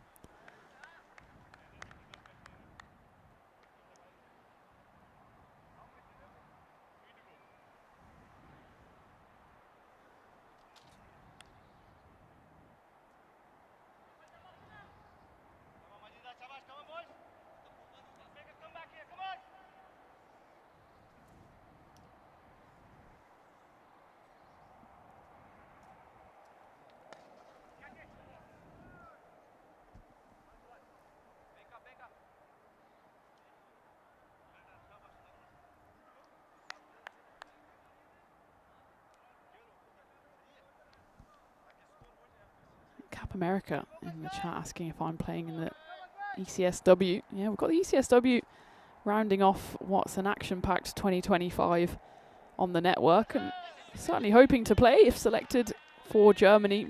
Germany will be featuring in the Challenger division in the ECSW this year, the biggest ever format. Last year we had the 2 divisions. This year we've expanded to 3. So we'll first have a week of the emerging division, then we have the Challenger finishing off with the Premier division just before Christmas. An absolute Christmas cracker. 3 weeks of women's cricket coming to you from Khartoum. Expensive over so far from the Dusseldorf captain. 21 runs coming off it. This one, does it have the legs on it? I don't think it does. And well, he'll get the second wicket in the last 2 overs, as it will be the big one to fall as well. Haroon Javed falls just shy of 80, 79 on this occasion. The bouncer was dug in there by Abdul Majid. And it's a comfortable catch right on the rope, just making sure that his feet are on the correct side. And I think, well, right in front of the scorers and right in front of Marzi. So I think the right decision made there, but still Haroon Javed has his whole team come to congratulate him on what was a brilliant knock, his best on the network, 79 before he was caught right on the boundary by Ahmadiyya Ahmadzai. But certainly put his side in a promising position here. 129 for 4 at the end of the 8th.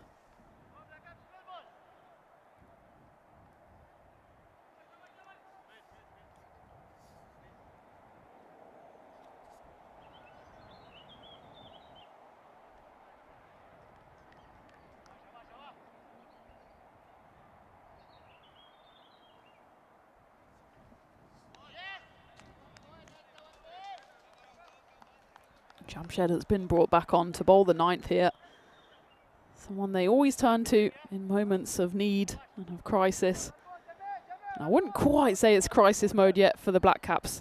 This batting innings from Bond hasn't got away from them. Well, that won't help. That's going to be a no ball. A rare misfire from Jamshed. He's lucky that the edge doesn't take it away to the rope, so it'll just be a free hit. Been called on field despite the jump down the pitch from Haroon. There's no doubt about the no ball on that occasion.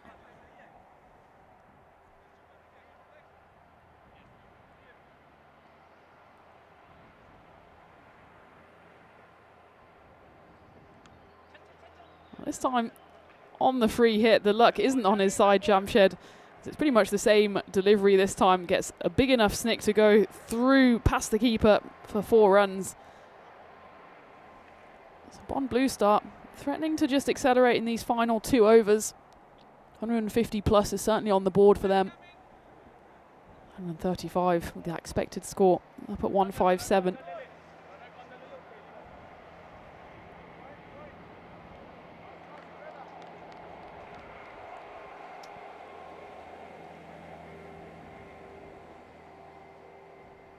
Just got a few more moments to bring in your final guesses for Tina's teaser. Remember, any country names, when capitalized, where you can't fill in any of the letters. And the final clue is that it's a European country. I've already said it's a relatively long country name. It's European.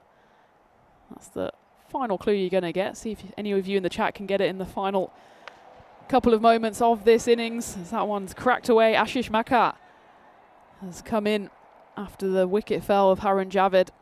And he's pretty much got license here to swing and swing hard with Bon. Still plenty of wickets in hand. That moves them up into the 140s, 141 for 4.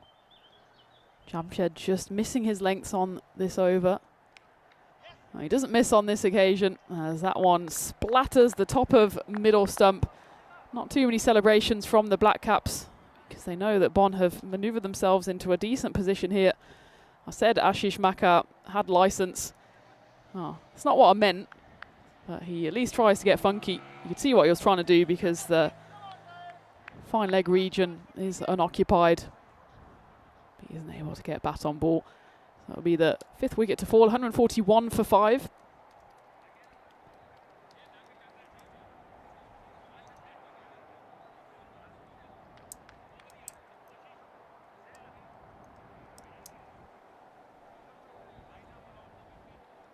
New batter here for Bonn is Niamat Safi. Well, he's caught 2. Can he catch hold of 1 with the bat? Yes, he can. I think that's just about got the distance on it. It does indeed, despite the despairing leap there of the fielder on the boundary. So Niamat Safi, the man with the most glorious of beards, has proved he can catch a ball, proves that he can hit a Maximo as well. Moves the score to 147 with 1 over left. Jamshed expensive on that occasion, 18 runs coming off it. Does still finish with respectable figures of 2 for 28.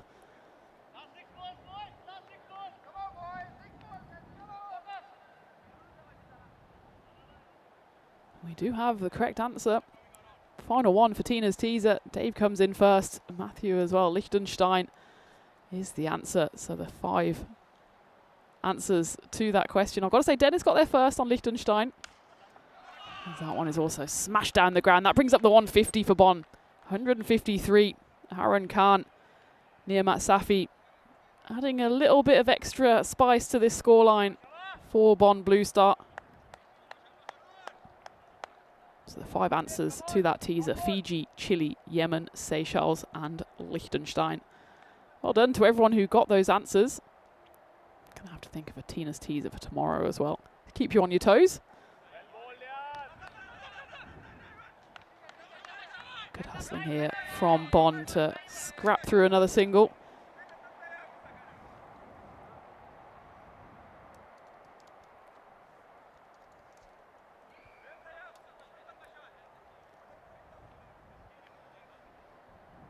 Yeah, Matthew in the chat with a very good question whether Liechtenstein have a cricket team.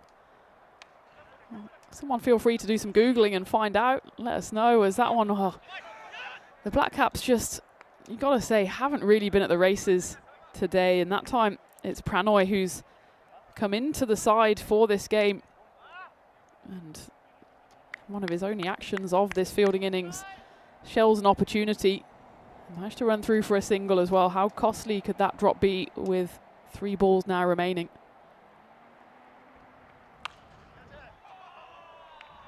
That one goes high, and it's not going to be the longest Maximo of the day, but it's certainly going to be one of the highest. Harun Khan moves to 20, and Bonn Blue Star move to 161. They're just off Black Caps. If they want to keep their tournament hopes alive, they're going to have to put in a pretty exceptional run chase here. We've seen the average score across the ECS around 130, 140. That's been well exceeded here by Bonn Blue Star, who are looking to cement their place in finals day tomorrow.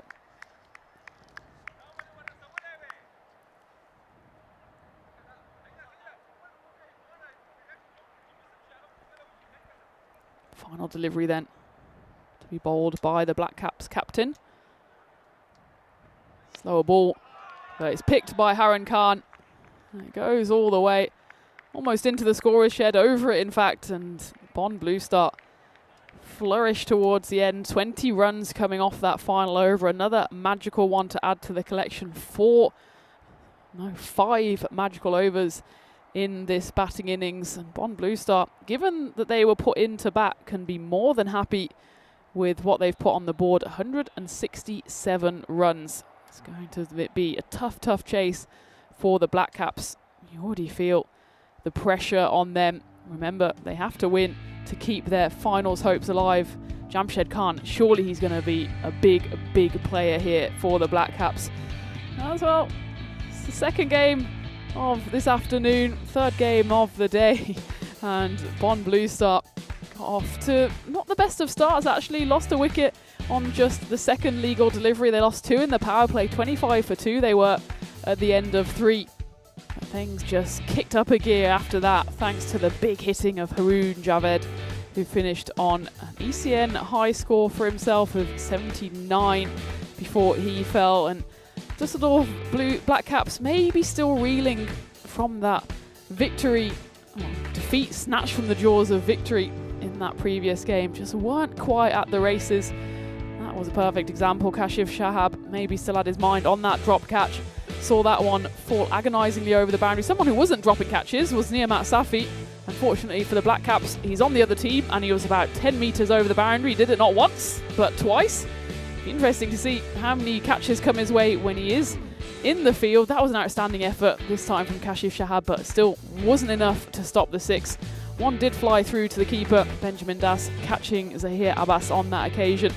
Again, it was the tail that kicked just like it did in the previous game against the Black Caps, with Harun Khan and Ashish Makar putting on a nice partnership towards the end, as Jamshed Khan then did pick up a wicket in his final over. Harun Khan finished 26 not out, and Niamat Safi only faced 2 balls but battered one of them for 6 runs, which means Bond Blue Star can be happy with the 167 they've put on the board. As for the Dusseldorf Black Caps, well, it's pretty much do or die for them now. They know what they need to do, and that's chase down this total to keep their finals day hopes alive. Take a look at the scorecard then, and it's healthy viewing for Bonn despite their captain falling on his very first delivery. Otherwise, some contributions throughout, none more so than Haroon Javed, 79 off 24, or Harun Khan remaining unbeaten on 26. For the Black Caps, high standards, 6 wides and a couple of no balls as well. It's just not good enough from them. One of those no balls went for 7 up as well. Just a little too sloppy from a side that we otherwise have such high expectations of. Take a look at their bowlers, and they only used the 6 in the end. Ahmadiyya Ahmadzai, he went magical in his. In fact, there was a few magical overs sprinkled throughout, and especially in that middle phase when Haroon Javed was going wild. It looked like maybe this game would just get away from the Black Caps. You have to say though, with Jamshed Khan in the batting ranks, no side is ever going to be out of it. But he did pick up 2 wickets already, 2 for 28. He will know though that so much rests on his shoulders if the Black Caps want to get this win and still give themselves a hope of getting through to finals day tomorrow. Otherwise, Kashif Shahab bowled relatively well. He had the best economy figures and also picked up the wicket of the wicketkeeper Aman Kapoor. So there you have it, halfway stage. Bond Blue Star, having been put into bat, have replied in some style. 167 runs on the board. It's certainly going to be a big chase for the Dusseldorf Black Caps. They have absolutely no choice. They need to win to stay alive. As for Bond Blue Star, they're in a slightly more comfortable position. A loss here wouldn't mark the end of the world for them, as they are coming back in the final game of the day. But if they do win this one, they can pretty much already have one eye looking ahead to Peacock Friday and finals day tomorrow. So a brief break, and then we'll be back for the run chase here in match 18. It's going to be a cracker. It's all on the line here for the Dusseldorf Black Caps. Can they do it? Can they keep their tournament hopes alive here on the network? Well, come back, get yourself a coffee, and we'll be back in about 5-10 minutes for the run chase.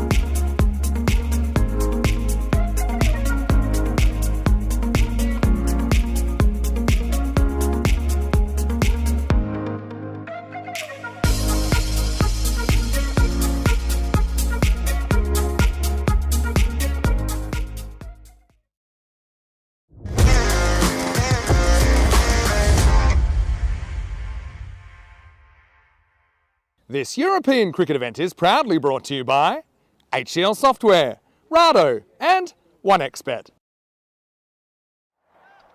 The tournament is on the line here for the Düsseldorf Black Caps. 168 is what they need to keep their finals day hopes alive. Well, if they manage to just get the chase done, I think that'll be more than enough for them. But if they're doing 7 overs or less, it'll be an almighty chase and they will take that bonus point. As for Bonn Blue Star, they of course want the points to not quite secure their place tomorrow, but certainly put themselves in the driving seat. And if they want all 4 points to go their way, they will have to restrict the Black Caps in their chase to 116 runs or fewer. It's tantalizingly poised here between two sides who show a lot of promise. Düsseldorf Black Caps, remember, they have tournament winning pedigree here on the network. It feels like a lot of pressure here is on the shoulders of that man just preparing his gloves at the striker's end. That's Jamshed Khan, someone with over 2,000 runs on the network. And the Black Caps dearly hope he can get, well, 168 of them here, or at least a good portion of that, to see them over the line. He's joined out in the middle once more. Looks like the form of Udit Mehta, who was boosted up the order in the previous game by the captain, who dropped himself down. Didn't necessarily work on that occasion as he scored just a handful of runs, but he gets the nod here going into the run chase. And Niamat Safi took 2 catches outside of the rope in the previous innings, has ball in hand for the first over here. Hasn't quite got the full twiddly moustache, the Dick Dastardly moustache, but he does have the glorious beard. He's looking to back up some glorious fielding in that first innings.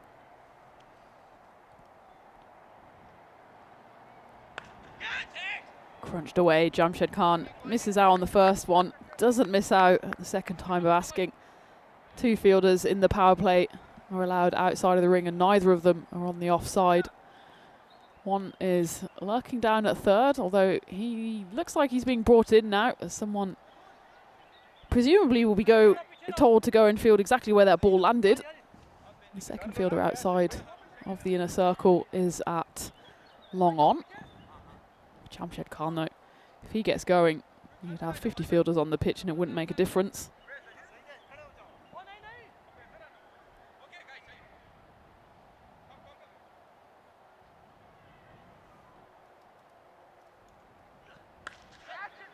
This time he does go leg side, but the man at long on is going to get nowhere near that one.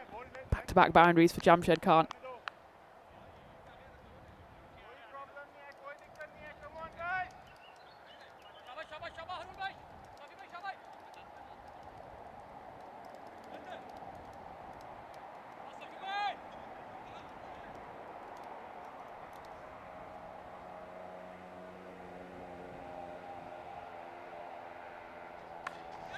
This time it's pumped straight, and Jamshed, well, I said he's the key to the chase here for the Black Caps, and he's got off to perfect start here, 4.44. That required rate just a touch over 16, so he doesn't have too much time to take his foot off the gas. 2 balls left, as shown by the umpire there. And what he dearly needs as well, Jamshed, is someone to not even necessarily keep pace with him, but just keep him company. It's something we saw both for Germany and for Düsseldorf over the last few days.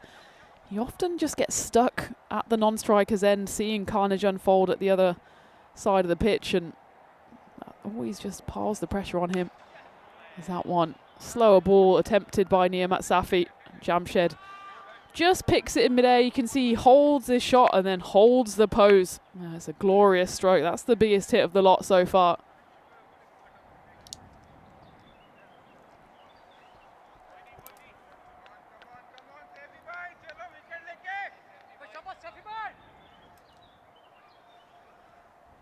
There's already discussions happening between Assad Mohammed and his bowler. Be interesting to see when Assad brings himself on. Very handy with the ball. Maybe he's got a chance to take a catch here, but actually, just as he was running back to his spot on the long-on boundary, the ball flashes past him. And that's the dream start for the Black Caps. Niamat Safi goes for 22. It's a magical first over, all off the blade of Jamshed Khan. As it's been 5 matches since a golden ball in what was an epic day yesterday. Biblical in terms of the rain, epic in terms of what happened in that golden ball clash between Krefeld Boosters and Strath's Rising Stars. It was the Rising Stars that shone brighter on the golden ball. You haven't seen that one. Well, I've sport the result, but even knowing the result, it's worth watching back the action on that game. It's just a 3-over-a-side game, so it'll only be half an hour of your time, but it's absolutely worth every minute. So that was an all-time ECN classic, even if it was just a reduced overs game. Vidit Mehta then facing his first delivery. It'll be Haron Khan to deliver it. He slaps that one away. One bounce 4. This is the kind of intent that the Black Caps need to show in this run chase. Vidit is someone who has got runs on the network. He was one of the shining lights, actually, of the Black Caps' successful 2023 campaign. High score of 70, but he averaged 42. So he's a consistent performer for his side. And that consistency is exactly what they need for him in this run chase. Good comeback, though, from Haron Khan. Ricky already predicting in the chat this will be a good run chase, and Rizwan rightly pointing out Jamshed, he's such a key player here. I don't want to overstate it. If Jamshed does get out here, it's not the chase over. But I think you can flip it round. While Jamshed is out there, the chase is on. Let's not discount Udit Mehta, though. He's trying to keep the pace, and that's 2 fours, and just 3 deliveries. It's been a blistering start for the Black Caps. 9 balls delivered so far, and 7 of them have found their way to the rope.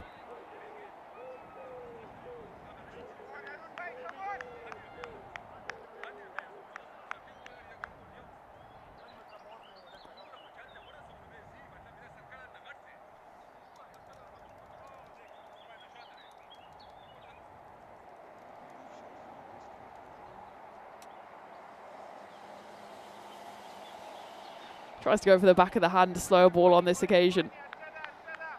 And gets a bit wrong, goes down the leg side. But previous ball, David Attenborough needs to get him on the line, because that bird just flying along, minding his own business, almost gets a grizzly to the beak. Luckily, no birds were harmed in the making of that fall. That's a harmful shot, all right. Udit Mehta, he's taking a leaf out of Jamshed Khan's playbook. That's a big 6 runs. The Black Caps, where have this side been the whole series so far? This is more like the striking we've been used to seeing from them on the network.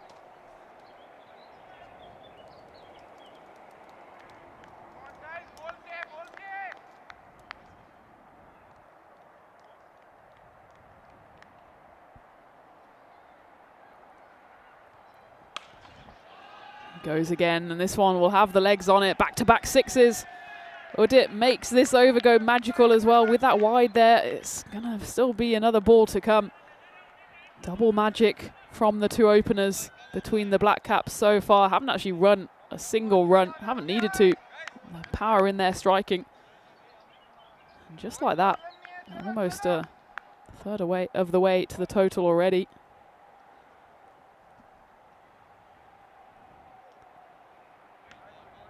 Well, that's called wide. We'll have a look at that on the side on. It was still rising as it went past Udit's head. Let's take a look. Yeah, in the end, comfortable decision. T10, as he's known on the back of his shirt. I wonder if they just accidentally printed that shirt in a mirror. Guess we'll never know, but T10 doing a tidy job so far.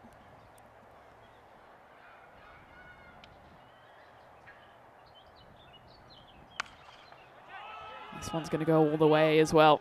So it will be a big, big over for the Black Caps. 28 runs coming off, and the 50 is up in just 2 overs for Dusseldorf. And the good news is Jamshed Khan is out there. He hasn't had to do anything in that second over apart from stand and admire. And Udit Mehta been crying out for someone to keep Jamshed company, and that's exactly what he's doing so far. Ricky in the chat asking, how close are those Grizzlies getting to you there? They look pretty close. Yeah, they're pretty close. Jamshed, I think, if anyone's going to threaten me, it will be Jamshed, because he loves hitting it full and straight. We did have one yesterday that came flying into the igloo.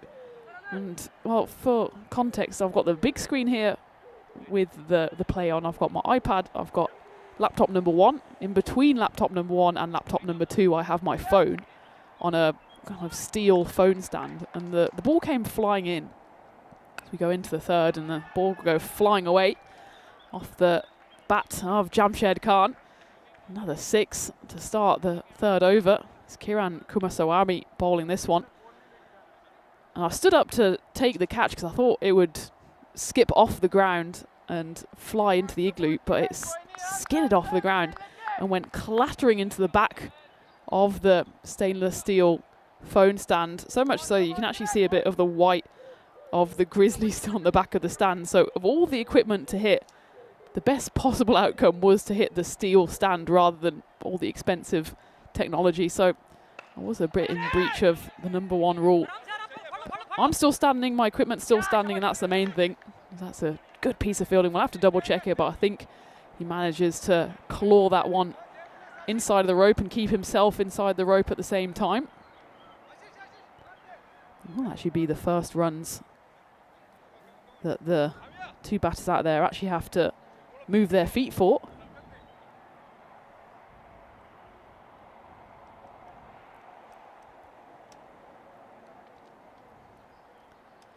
So in summary, I am a bit in danger here in the igloo. Wouldn't be the first time I'm in danger there of being caught with Jamshed Khan, and how important could that drop be?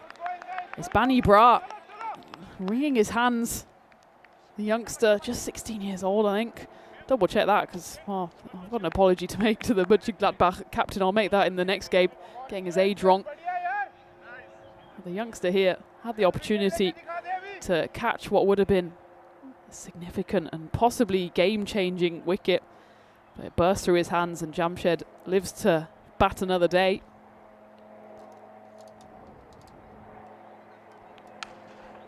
He makes the most of that opportunity. 4 and 6. And this time the catch is done by, I don't even know who that is because he's not in the playing 11, but it's an outstanding catch by the Dusseldorf. Oh, in fact, it is Amatia Ahmadzai. Excuse me, he is in the playing 11. And at the moment, he's getting in on the action. Brilliant catch. Niamat Safi, eat your heart out.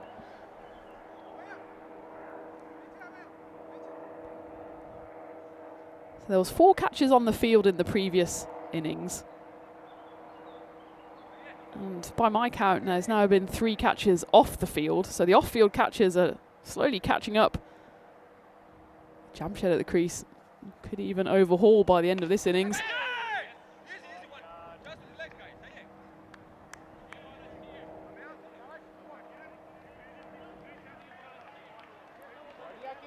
The one thing I haven't added to my CV yet is a proper commentator catch.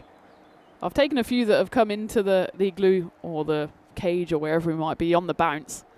Never one on the full yet, Corey style. I'll do my best at some point. It's probably unlikely to happen when I'm flying solo because I've got no one to take the reins and describe what would obviously be an epic catch. So watch this space for that one. I'm hoping to do it at some point. End of the power play, 69 on the board for the Black Caps. One of the best power plays we've seen so far this week. Just haven't lost a wicket, going at a blistering pace. Less than 100 needed now for the reigning champs. 99 to win off 42, that run rate. Comfortable for them, especially the way these two are going. Under 15.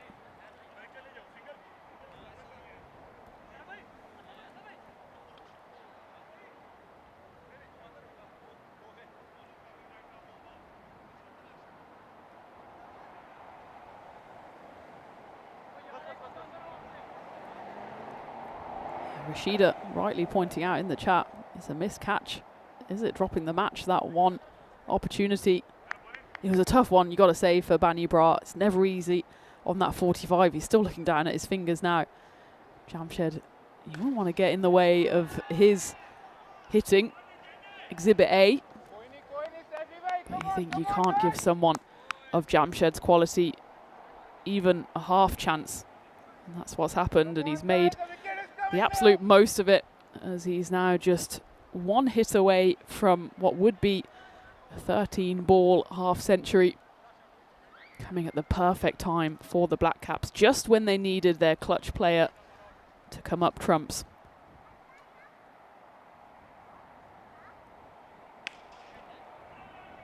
There he has it. Big hit. Is it caught? Well, I think the attempt was on. I'm not sure whether it was taken because he went flying into the undergrowth. Good effort again from Ahmadzia Ahmadzai, clearly playing the Niamat Safi role of the Black Caps, and playing the leading role out there in the middle is Jamshed Khan, who moves to a 13 ball half century, 53 not out. Ahmadzia goes, you can just about see him flying away to the right. The ball comes back pretty quickly. And well, Dennis is saying in my ear that he did catch it, so by my reckoning that's Niamat Safi 2, Ahmadzia Ahmadzai 2. And that takes catches on the field, level with catches off the field. You wouldn't expect that to be the last one, the way these two batters are going. 6-6-4 at the start of this Niamat Safi over, and well, he was doing all the catching in the first innings. He's pretty much wishing now that a catch could be taken inside the boundary.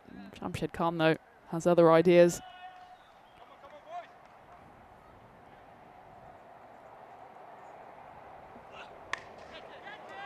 Calls of catch it, but well, Marzi might be the closest one to catch that one, and yeah, there he is. I've got to give a shout out to Marzi. He didn't have the easiest of days yesterday. He's the project manager for the whole tournament. He was the tournament referee yesterday as well, because Tyrone Peters had his well-earned day off. And I think he must have done about 20,000 steps just in between the tournament referee's tent, the middle of the pitch, and where the covers were. So hats off to Marzi. Big smile on his face. Salute to him as well, because he's doing an outstanding job so far. As is Jamshed Khan. Where are you, Ahmadzia? Is that another one to add to the collection? I think that one does get put down, or maybe even not a chance in the first place. Jamshed Khan brought up his 50 earlier in the over. Niamat Safi, he's brought up a unwanted 50 on that occasion. Come on, Ahmadzia. You've got to take the step back. Take that one on the rope. Would have taken the out of the boundary team ahead 5-4, but it's not to be yet. 28 runs coming off this over so far. Every ball has found the rope. Just the one of them didn't go for a Maximo. Still one ball left. And this one won't go in the air to the rope, but it will go to the rope. Jamshed Khan. He's power and placement in equal measure. As that over goes supersonic, brings up the 100 partnership, the 100 for the Black Caps, 101 on the board after 4 overs. As the Niamat Safi over number 4 goes for 32 runs.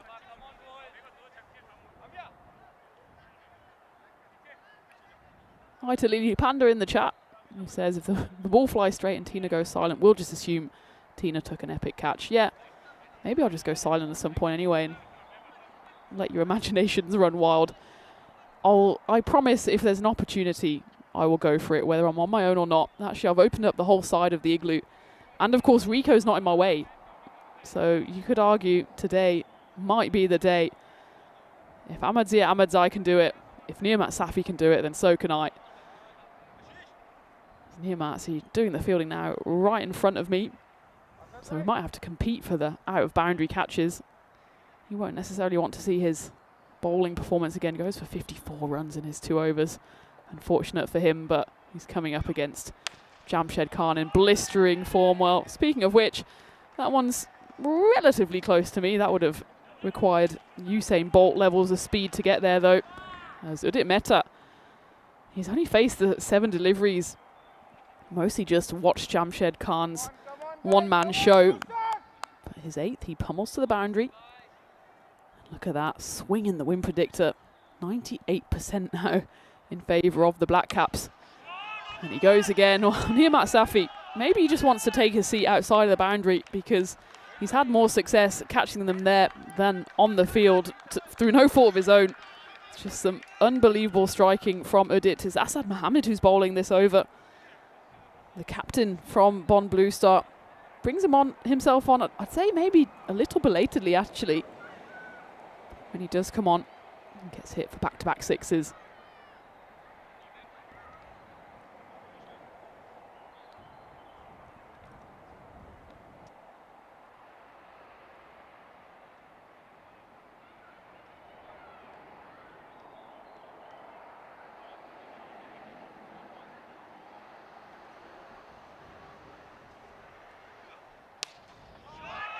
And the devil comes out, 6-6-6, and dare I say, the bonus point win is very much on the cards now. It's at the bottom of your screens.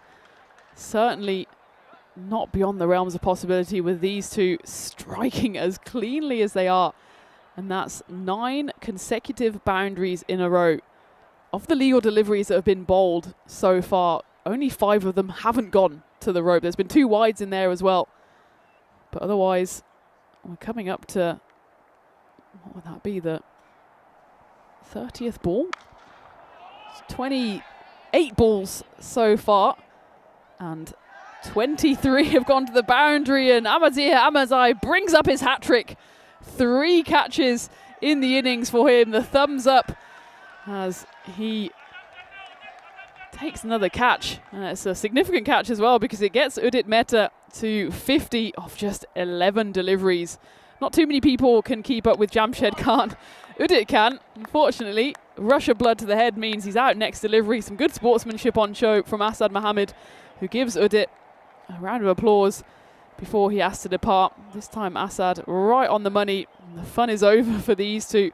Brings to an end a streak of 11 boundaries in a row. 10 boundaries in a row. The 11th ball is the wicket. Udit, though, has done exactly what the Black Caps and Jamshed Khan were crying out for, and that's someone to hit big runs and quickly support Jamshed at the other end. And he does that magnificently with a 12-ball half-century, or 11-ball half-century. The 12th ball is curtains for him. But it's the end of what was an outstanding partnership, an opening partnership worth 125. Ubaid Manzoor comes in at 3 for the Black Caps. He's not exactly someone short of runs either. 45 off just 14 in his previous game. Of course, that was the loss to Strass. It was also the high score on the network for him. Previous high of 25, almost doubled that. And he's got a task here to keep Jamshed Khan company, as we will be keeping you company throughout the next few months. Looking ahead to Stockholm with ECSW and ECS action coming to you starting on Monday, so in just a few days' time before we set off on our travels across Europe once more, including stopping off at Wimbledon, not for the tennis, but for the cricket. Looking forward to going to Rains Park, personally for the first time. I know we, of course, were there on the network previously, and that's shaping up to be another exciting tournament on the back of the tournament, of course, in Hornchurch, which was such a great success.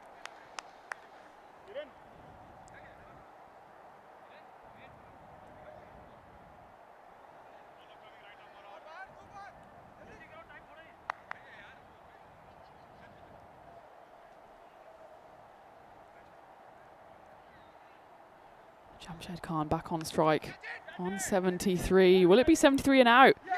Yes, it will be. Well, yeah, it's a guilty look from the fielder, and we're going to have to check this one. The fact that he's not cock-a-hoop in celebration suggests that his feet were maybe on the rope here. Let's take a look.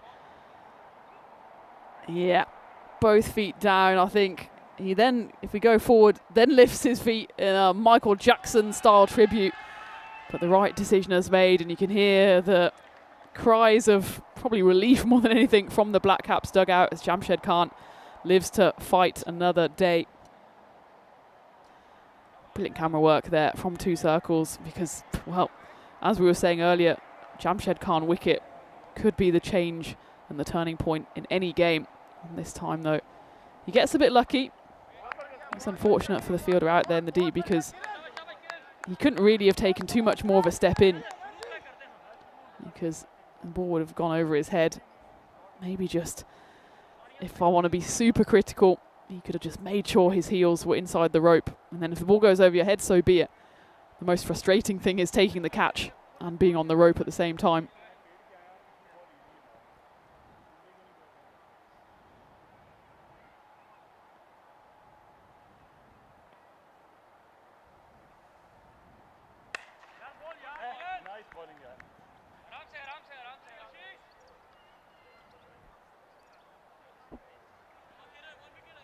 There's a lot of love in the chat for the kit of Bonn Blue Star. I think both of these sides have quite a nice kit. Bonn kind of working the blue-purple colour combination, whereas Düsseldorf gone for more of the black-blue, but both of them sporting it well. And, well, we're going to have to check this one for rope contact, as they're going to run through for another. In the meantime, good hustling in the middle by Khan and Manzoor. The fielder out there in the deep put on an almighty sprint. He seemed to give up on it after he ran across the boundary. He was probably hoping that someone else was there. And the reason he gave up on it was because it's Haroon there, very much outside of the field of play. It will be another 4. Good effort from him in the end. And that's probably why no one came chasing after him, because they knew, as did he, that it was a boundary.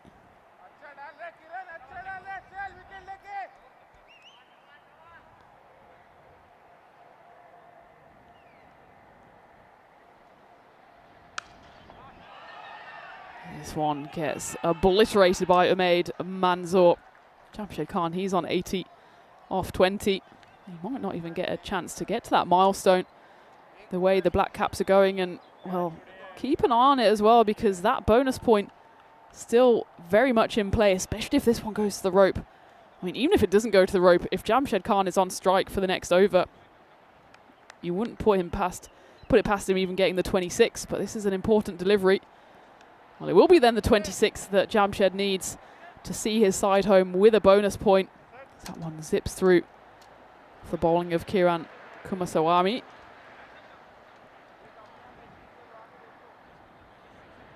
Interesting one on the catch, wasn't it? Adyan in the chat saying it's good sportsmanship. I suppose the reason he went straight to the VAR, to the third umpire, was probably in his heart of hearts he knew he was on the rope. So I suppose it's good that he said we're going to have to take a look at this rather than trying to claim the catch. Cough, cough, Burhan Niaz from the weekend. Equally, he probably could have signalled, no, sorry, that was a 6. But, you know, the cameras are there, and it's down to the third umpire to make the call, and the right call was made in the end. And it was a significant one to get right as well, with Jamshed Khan already dropped earlier in his innings by Bani Bra. That was one that just burst through his hands on this occasion. The catch was taken, but right on that rope, meaning, of course, 6 runs added to the total. So now the equation, well, to win, the Black Caps just need to go at pretty much a runner ball, 26 and 24. Jamshed, though, if you want anyone on strike to get 26 runs in an over, it's him. That would see the Black Caps to victory with a bonus point.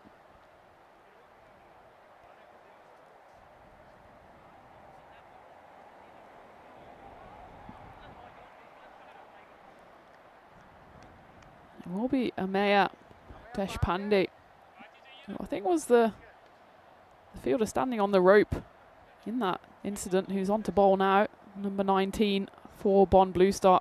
This would be a good time to pick up a wicket. Well, it is a W, but in wide form.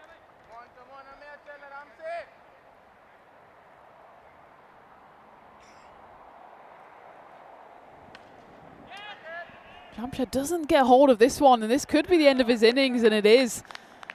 maybe a little too late for Blue Star, but Haroon this time takes the grab comfortably inside the rope. A little discussion with the opposing dugout as well. Dugout. As Jamshed Khan then does go for what's probably still a match-winning 80. Having said that, Düsseldorf Black Caps in the previous game looked to be in a position where the game was theirs to lose, and that's exactly what they managed to do on that occasion. They were bowling. This time, you could argue the game is more in their control because they're the ones that need the runs, and they really only need a runner ball. The equation is still the same for the bonus point, 25 needed. It's now only 5 deliveries. Well, still 5 deliveries, now 24 needed. Kashif Shahab, the unfortunate dropper of that chance in the previous game that could have changed everything. Got a chance to make amends now, and he goes in the same direction as Jamshed Khan. This time gets all of it. Ahmadzia Ahmadzai, he's nowhere to be seen on the catch, maybe because he is padding up. He's carded at 6. But the Black Caps will hope that he's not needed, with Kashif hitting his first legal delivery for 6. So still potential here for the bonus point. 3 6s in the final 4 deliveries of this over would seal it. That won't be one of them though. They're saying and again, but they'll be happy with the one. That gets Ubaid Manzoor on strike. The equation pretty straightforward now. If they want the bonus point, it's 3 6s needed.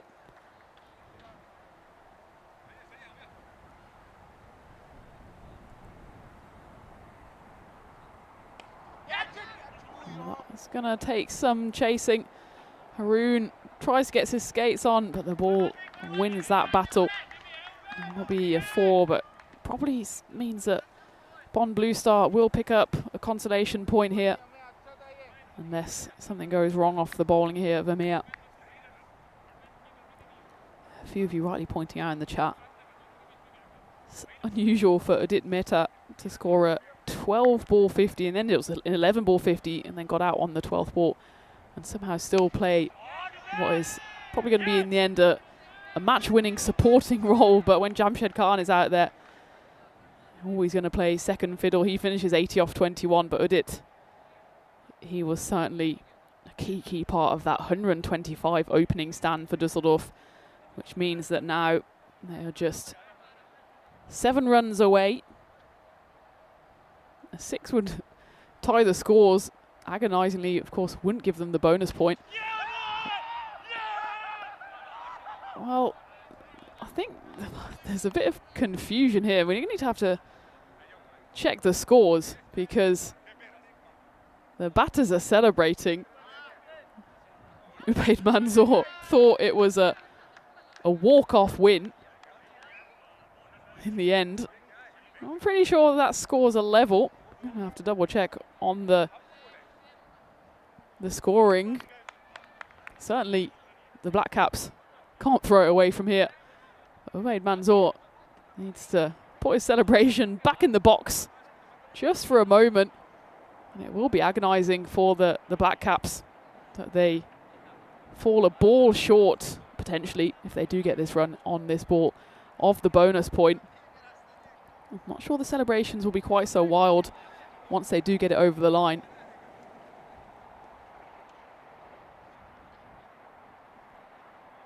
As the bowling here will be done by Bani Bra. Good to see the youngster get a go. Pretty much in a lost cause here now though. 1 run needed. And there it is. So you can see a strange passage of play there. Don't know if it was a miscalculation from Ubaid Manzoor or from the Black Caps.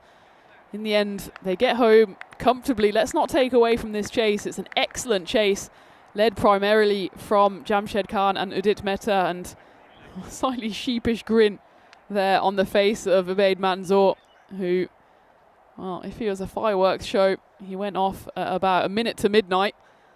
But they get there in the end. They get the win by 8 wickets. I suppose the reason he was celebrating was that that bonus point could still be all decisive. That takes the Black Caps up to 8 points So they're certainly above the Stras Rising Stars. That's their tournament, or at least their shift for today in the group stage is finished. Now it will be a nervous wait for them to see if the 8 points are enough. Of course, 9 points, famously better than 8. They'll have to wait and see, though, as we take a look quickly at the fantasy dashboard for the game coming up in just over half an hour's time. Plenty of time to talk about that one, which will be between the Mönchengladbach and the Krefeld Boosters. But let's go back and look at the highlights of what was an outstanding run chase for the Düsseldorf Black Caps in a game that they knew they had to win. And when you have a big game players step up, and that's exactly what Jamshed Khan did.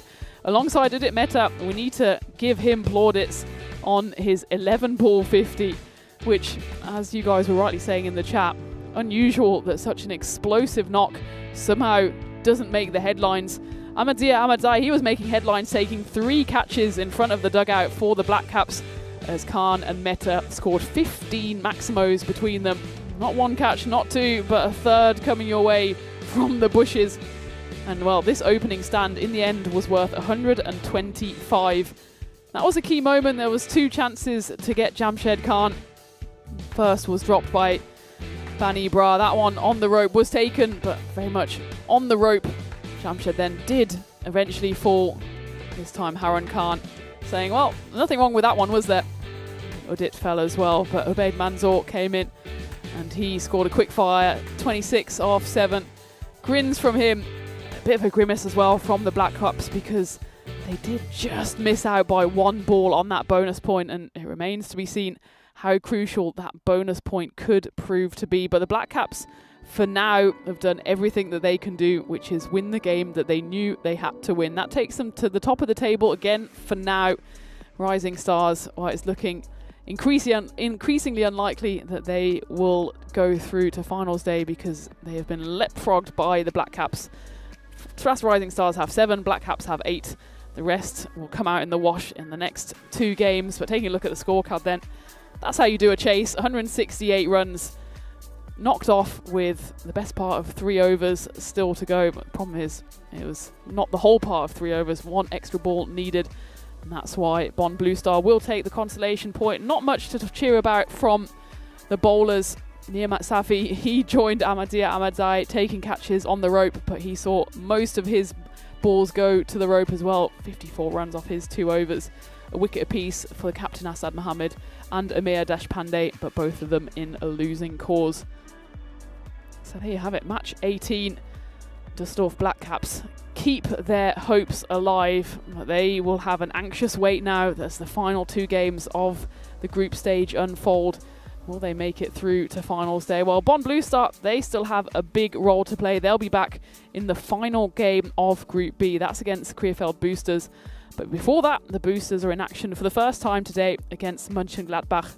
Remember, both of those sides, Gladbach and Boosters, still have every chance to get through to finals day. So it's another must-win game between those 2 sides. Because the Black Caps knocked those runs off in double quick time, we have a bit of a longer break, just over half an hour before that first ball is bowled in match number 19. So have a little bit of a rest. I know I will after that blistering game, and come back in about half an hour for the coin toss and, of course, the start of that game. It's match 19. It's all still to play for. There's 2 games left, and it's anyone's guess who's going to go through to finals day tomorrow. So have a rest and come back in half an hour refreshed and energized for those final 2 games. We're in Krefeld, the sun is shining. I don't think it's going to go away for the rest of the day. And I'm looking forward to bringing you the last of the action from the European Cricket Network.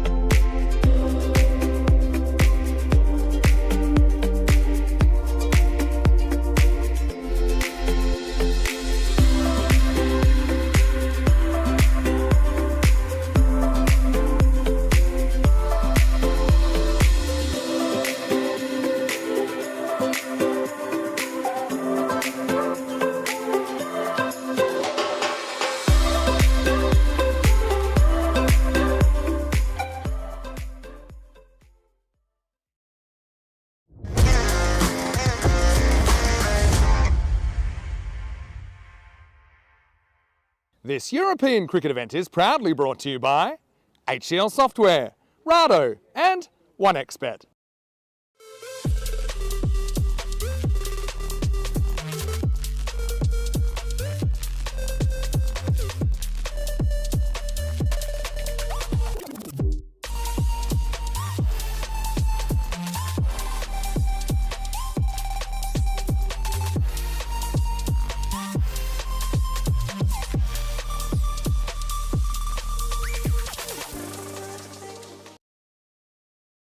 The penultimate game here in Group B, and it's all still to play for. It's hotting up with Mönchengladbach up against Krefeld Boosters. The Boosters still have 2 games to try to get them through for finals day, as we go out to the middle for the coin toss. You go in bed first. They're going to bet first.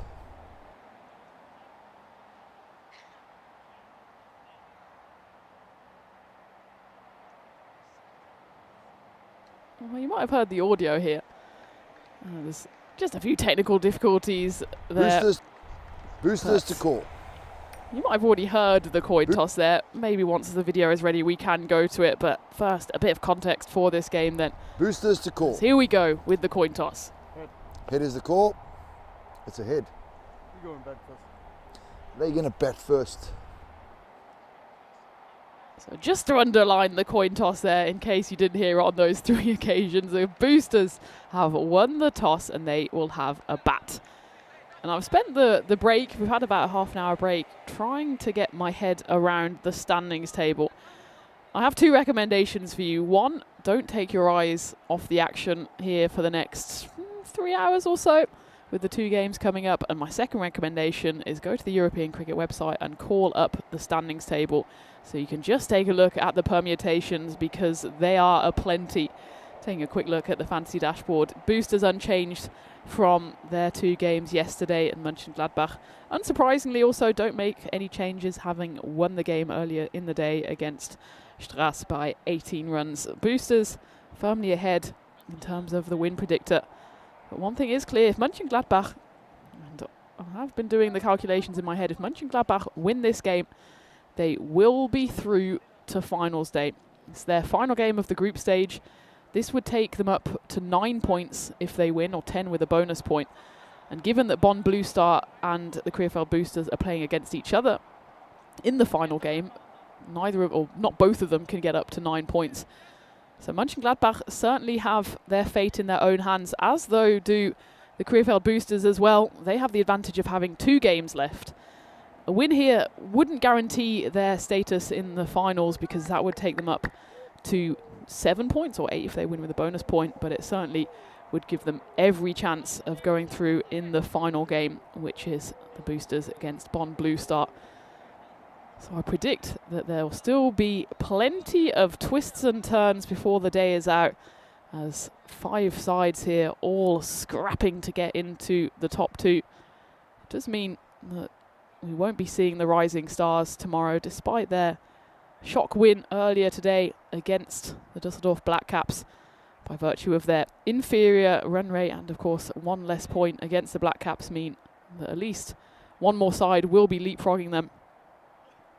We go into the first ball here, and it's lifted away, and it will be 4 runs off the bat of Aritaran Vasikaran. He's joined out there in the middle by Sakesh Kantindran. Mansour Ahmad bowling the first ball for Mönchengladbach, doesn't quite find his line.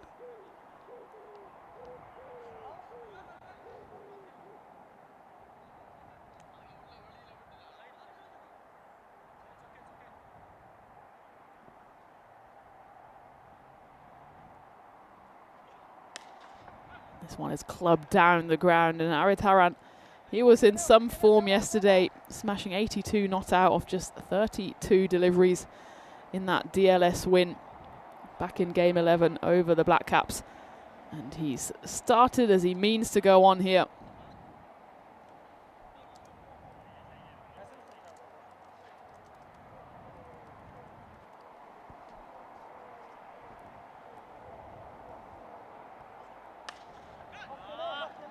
That's not an action replay, that's the next ball, and it goes long and high and handsome once more. 4-6-6, perfect start here for the Boosters, who've had an anxious wait so far today to see how the other 3 games unfold. The advantage they have is that by going last, they know what they need to do.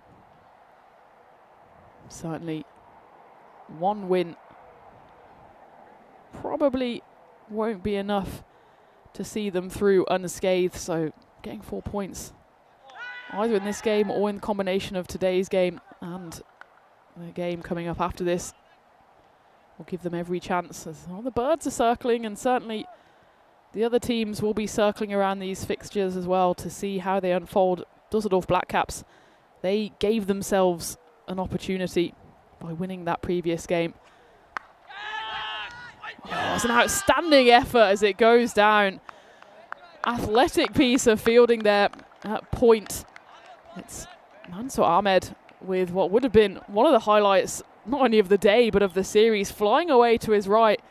It's one of those that either sticks or it doesn't, unfortunately for Mansour. Just sees it pop out. Would have been a big, big wicket as Arith Aran, I think he plays a similar role in this team to Jamshed for the Black Caps. But he gets an early life here.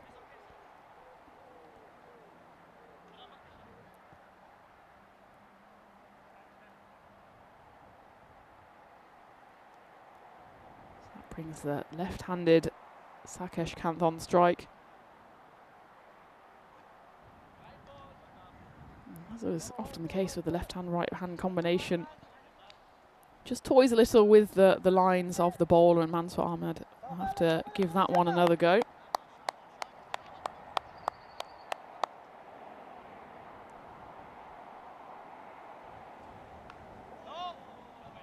Streaky boundary to finish the first over, and it goes magical. Good start here by the Boosters. 22 runs coming off it. Mönchengladbach knowing that they have to win this one to keep their tournament hopes alive. A loss will be curtains for them. Certainly, though, not quite curtains yet on this series. This will be the final day of group stage action, but we go into epic finals day tomorrow. 4 games coming your way before we move over to some women's cricket at the weekend. 3 women's teams across 2 days. There's no finals day there. It's just a classic round robin with each side playing 6 games and the winner being crowned on the standings by the end of Sunday. And well, hopefully the standings will be just as tight as they are here in Group B, as another one flashes past the fielder on this occasion. It's Esanola Nader, who I don't think gets any fingertips on it. Arith Aran living a little dangerously here. The Krefeld Boosters opening batter. The risk reward falls in his favour on this occasion. There you go. I don't know if the bird seed is out or the grass seed, but the seagulls are very much circling. And this is another chance. This time it is taken. It's a big, big wicket to fall. You can see how much that means to Mönchengladbach as the catch is taken by Abdullah Shori, who has assured hands because he took some brilliant grabs earlier today. And this one, in terms of significance, is right up there. He was riding his luck, was Arith Aran, and it's 3rd time unlucky for him as he picks out the fielder at deep mid-wicket, and he goes for 21 off 7, but the Boosters lose their first, and it's a big one to fall. 26 for 1. Just the 8 balls gone.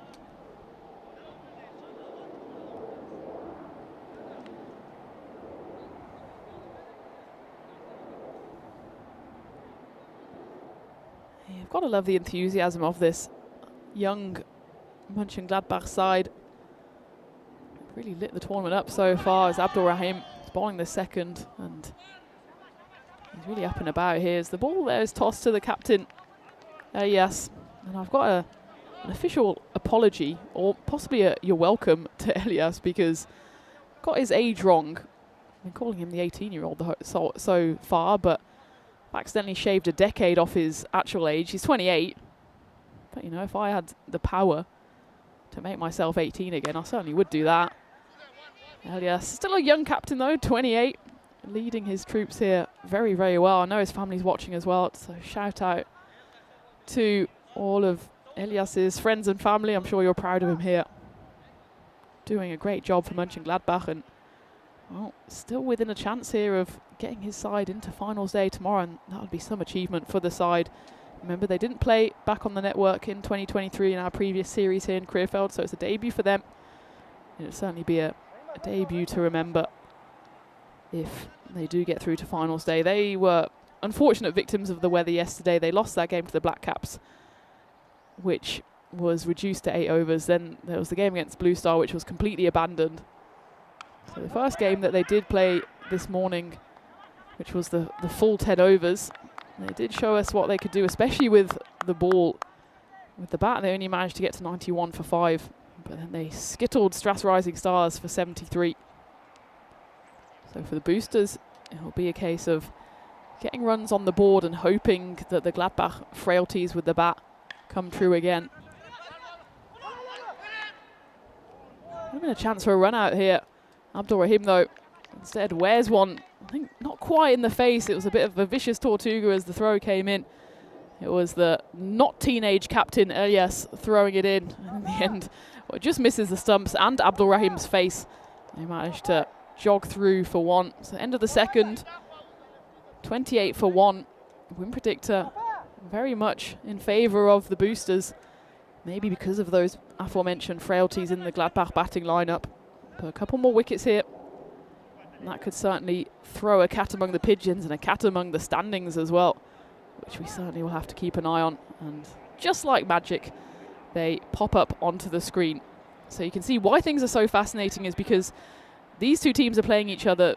Being at the bottom of the table isn't really reflective of where they are. They just haven't played as many games as the Black Caps and the Strass Rising Stars. But the final game then is between the Boosters and Blue Star.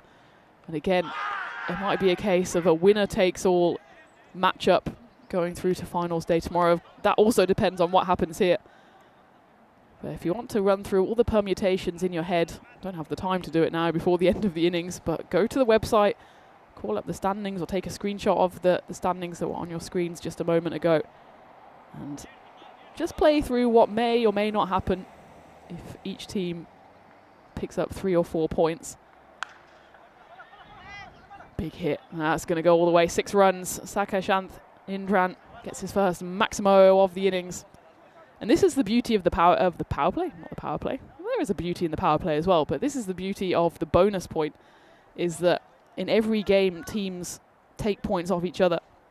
So the swing from a 4-0 win to a 3-1 win is like 2 points against your direct rival. So when you're making your in-your-head calculations on the standings, make sure you see those swings in points, and it's such a brilliant invention, the bonus point. And again, it could be decisive here. This one's a low full toss. Calls of catch it, and it's taken by Suleiman Yar. We're going to have to look at this one on the replay, though. It's actually been called as a no ball on field, so it won't count. We're going to have to double check it just in case. My feeling was as well that it was a no ball. Suleiman can't believe it. He was ready to go absolute wild in celebration. Yeah, very much the right call made by the men in blue there.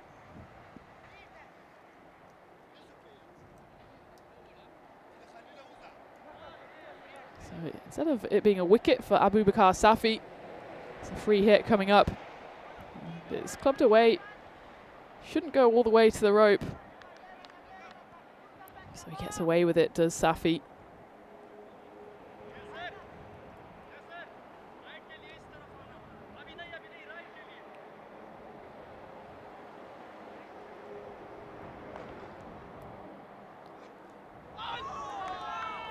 Delivery going past the flashing blade of the left-handed Indran.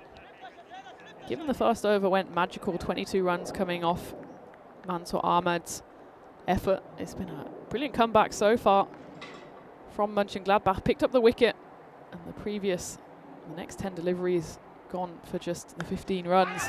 And they might pick up another wicket. This time it's Suleiman once more underneath it. This time he again makes no mistake, and significantly it's not a no ball. So that will be the end of Sakashanth Indran. Lucky escape on a few occasions. Not so lucky on this one.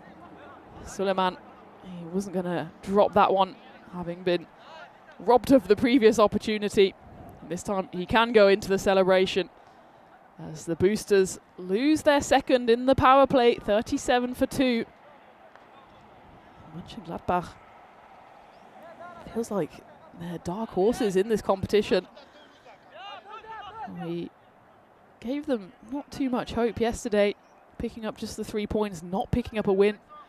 Although they can argue that the weather gods won in the one game against them. I suppose if I look at it super analytically, maybe it was actually for the best that they had their game against Blue Star abandoned. Not to say they didn't have a chance in that game, but Blue Star certainly would have gone into that one as favourites. Mönchengladbach, had they lost that game, they could have ended up with no points, could have ended up with 1 point. The abandonment means that they end up with 2. And well, if it's a 1 point difference between going through to finals day and not, then Mönchengladbach, maybe they can send through a few thanks to the weather gods. But still, these are all ifs and buts. As the saying goes, if ifs and buts were candies and nuts, we'd all have a Merry Christmas. In the end, power play comes to an end, 37 for 2. Mönchengladbach doing everything they can here. Elias Arian, the captain, 28-year-old captain, comes on.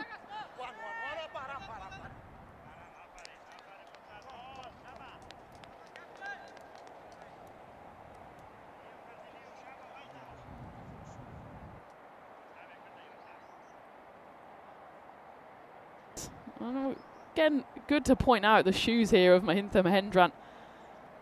And these are apparently the style they come as a set. That's how they come.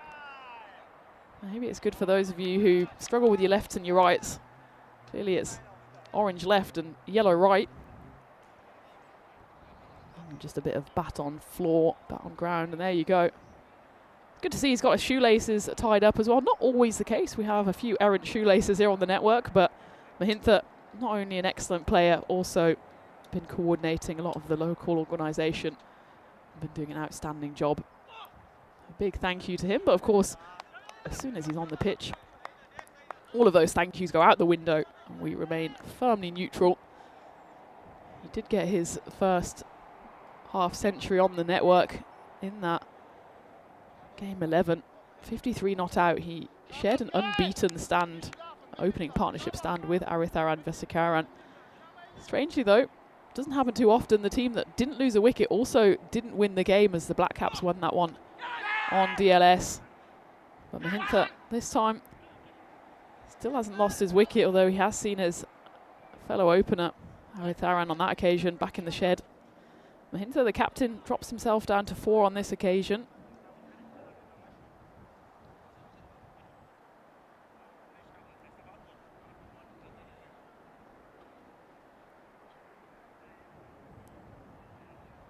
Interesting to note once more, the Boosters did win the toss. They wanted to chase, they wanted to set a target, they wanted to make Gladbach chase.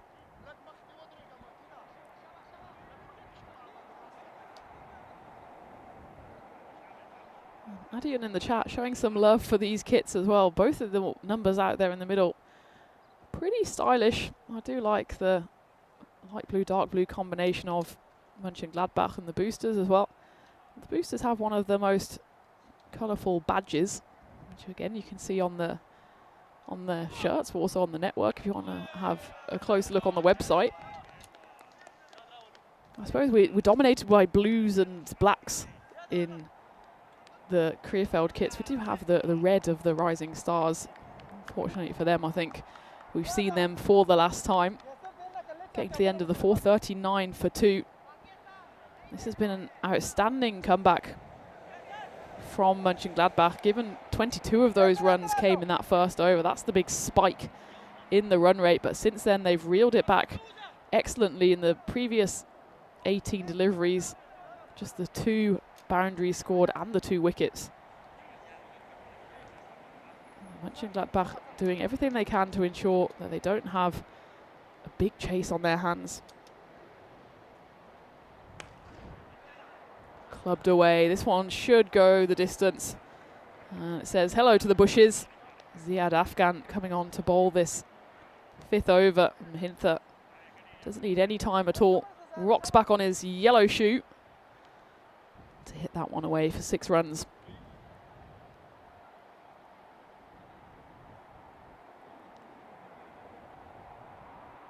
Yeah, Monty in the chat saying that the umpires need a change in shirt.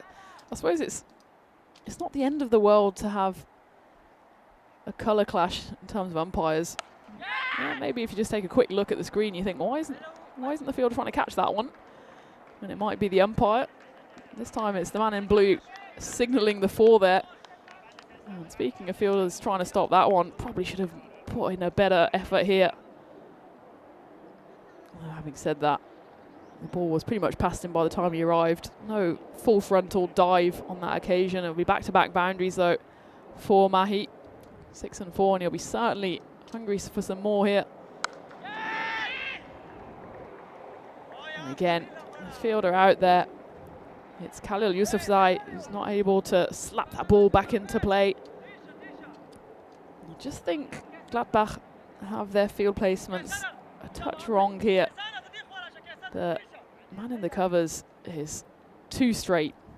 You remember, those of you who watched the game yesterday, the boosters against the Black Caps, when it was Mahintha Mahendran and Aritharan Vasikaran out there in that monster opening stand. I think about 100 of the 120 runs went through point. It's clearly a shot that both of the batters favour. Mahintha's been able to pretty much unopposed smash through point on 2 occasions. There is now two fielders out there.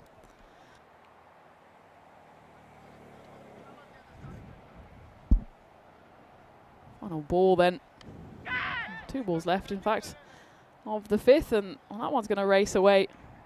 Bit finer than the previous efforts. This time it's Tidesh who knocks that one in a pretty uncontrolled manner, gotta say. Maybe we'll just have to take another look at where that one bounced. It's difficult to see when it's on the far end of the field, just where it lands. I think that's just inside the rope. By my eye on the camera, it looks like should be the 4. It will be the 4th boundary of the over, with 1 still to come. 19 coming off it as that one's hit firmly down the ground. 2 fielders there converging. It will be Suleiman who puts in a good piece of fielding, which means they only actually get the 1. Doesn't stop it going magical though. 20 runs coming off it, and a better over this time by the boosters. 59 for 2 at the end of the 5th. As you join me in the commentary igloo, as things are very much reaching their conclusion here in Group B, but that is by no means the end, because still the chance of 4 sides to go through. First in this game, Mönchengladbach, to reiterate, they have to win, and if they win, they're through. If they don't win, they're out. As for the boosters, they need to win to see if they can put themselves in the best possible position to get through on that final game against Bonn Blue Star. So they've still got 2 games to go. For them, it's about keeping themselves in contention. As for Gladbach, it's do or die for them. Of course, for the Black Caps, it was do or die in the previous game as well, and they did manage to get over the line in impressive fashion. It was a big old run chase, but Jamshed Khan led the charge. He was also ably supported out there by Udit Mehta, who scored an 11-ball 50. Wicket goes here, and it will be Mahi with his differently coloured shoes, who has to take himself in them off the pitch, as he just gets a little feather on that one off the bowling of the captain Elias, and the catch is taken behind the stumps by Abdul Maten. In hindsight, Elias, I don't know how I ever thought you were 18, but there you go. Good beard growth for a teenager. And the wicket goes then. It's the 2nd one to fall. 3rd one, in fact, to fall for the boosters. 60 for 3. The good news for Mönchengladbach is the 2 batters that did so much damage in that win against the Black Caps, both back in the hut. This one just shaped slightly away from Mahi, and the man that he is, he was never going to stand his ground. He knew he got a bit of ball on that, and he goes off the pitch, thinking about what he's done and maybe trying to find the right pair of shoes.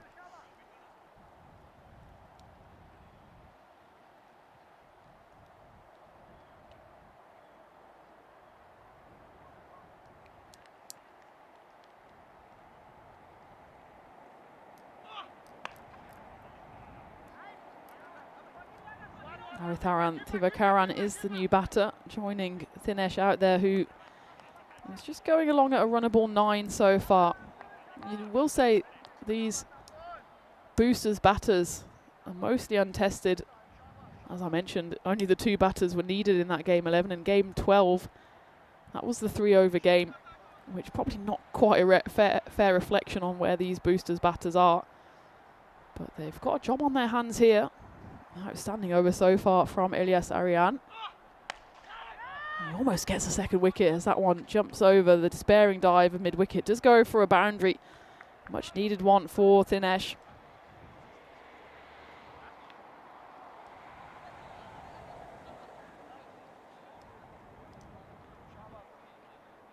And if you did see me flying solo on commentary cam, a reminder that Rico will be back tomorrow. He's having his very well-earned day off, and I'll be catching up with him tomorrow, seeing what he did. Maybe he saw the sights of Düsseldorf and Krefeld. I know he loves doing a bit of sightseeing. There's a few lovely little towns around here as well. But he'll be back for finals day, talking you through the 4 games we have coming your way tomorrow. And of course, both of us will be on the mic for the weekend, where we have 5 women's games coming away on Saturday, followed by another 4 on Sunday. End of the 6th then, 2 4s to end that over, 69 for 3. Everyone's got a start so far for the Boosters. No more than that to speak of. Dinesh has put a bit of a shine on his strike rate for now with those back-to-back 4s. The Boosters need a few more where they came from, and there's one of them. This time off the bat of Aritharan Thivakaran.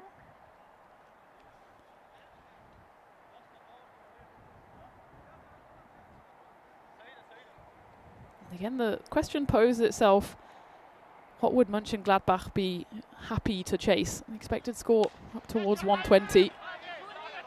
This could be another wicket though. Suleiman, well, he loses his cap, says he doesn't see it. It lands inside the rope. I could see that from my eye. Has been signalled for on the field. We'll double check it just in case. But for once I had the perfect view of that one. Clearly Suleiman Yar didn't, as he makes his protestations known straight away that he lost it in the sun. There you go. Can't see it. Either that or he's a John Cena fan.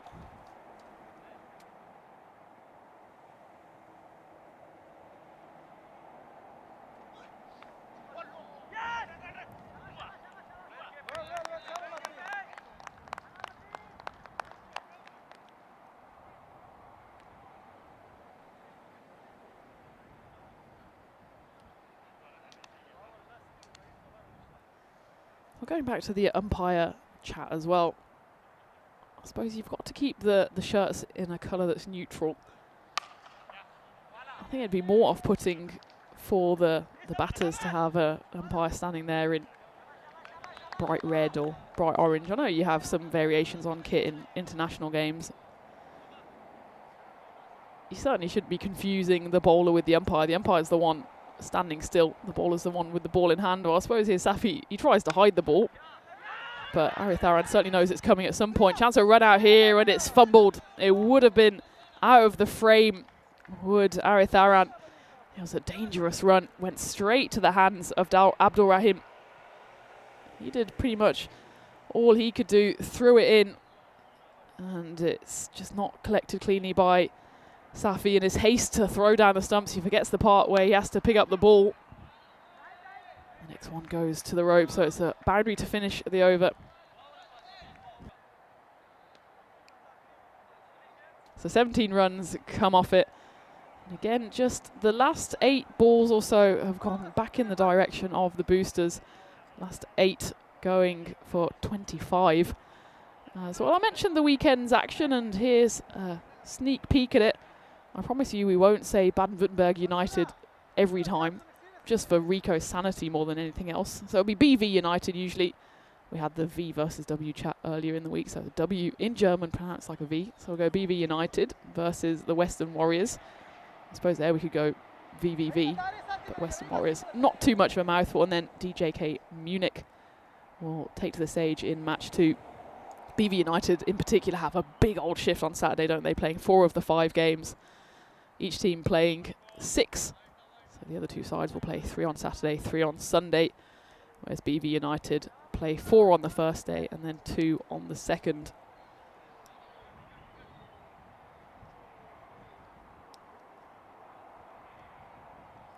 So Ahmed comes back on, and he could be in the wickets here. He says, it's mine, and he takes it. Caught and bowled. Aritharantiva Karan is the one to depart. He goes for a big old swish, only hits it straight up in the air. Well, we saw a big caught and bowled dropped in the game 2 games ago. That occasion it was Kashif Shahab who dropped the catch and, well, maybe dropped the game on this occasion. Mansour Ahmed makes no mistake, and it's the 4th wicket to fall for the Boosters. An innings that looked like it was going to go big ends up once more just faltering. And Mönchengladbach certainly feel like they could try and get on top of the Boosters here. So that one was a big swing from the incoming batter, Harshdeep Singh. Goes through to the wicketkeeper.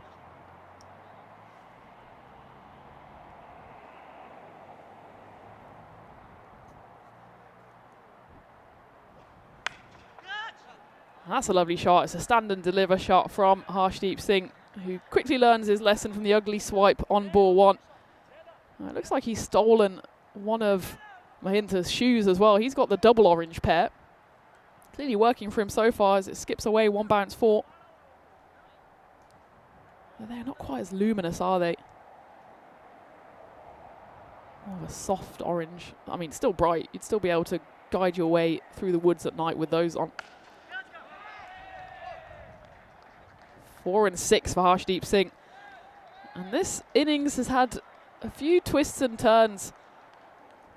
Every time the Boosters look like they're losing a wicket, losing a momentum, in comes a new batter, steps up to the plate, and, well, what's going on here? What kind of game is this? I think it might be some kind of fitness club.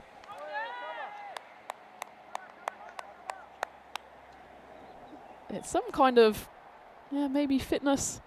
Maybe it's a cult. Who knows? Looks like they're having a good time. Maybe it looks like they're practicing signalling the wides. You see the lady there in the green top. She's doing a good umpire impression.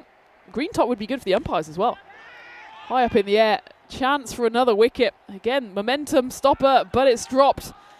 And Elias, we're going to have to take a look at that one on replay. We don't need a replay to see that he's dropped the ball. We do need to see whether he's avoided the double jeopardy of dropping the chance and giving away the boundary. He doesn't even get a hand on it in the end. He does get his hand down here. And, oh, the only thing that could be touching the rope is his middle finger. I think he otherwise does an outstanding job. No other part of his body is anywhere near the rope. And yeah, I think you can just about see a little movement there on the rope. His disadvantage is that it was right in front of the match officials' tent as well, so they might have been able to see it in real time, and it has been given as a 4 on field. So an unfortunate opportunity goes missing there for Mönchengladbach, and it's the captain, who's otherwise had an outstanding series, who just lets one fall through his fingers on that occasion.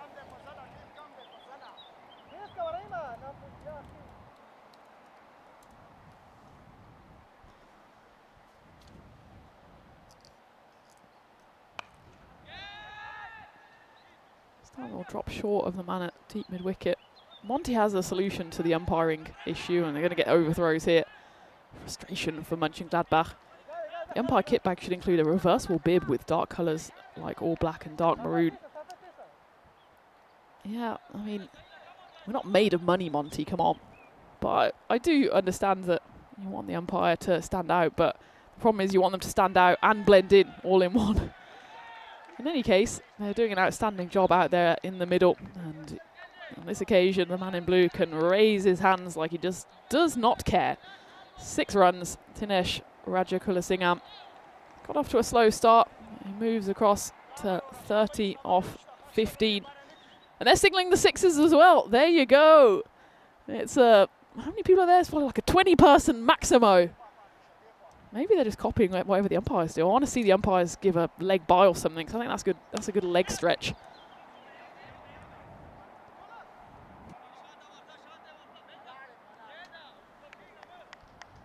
one just will be a single.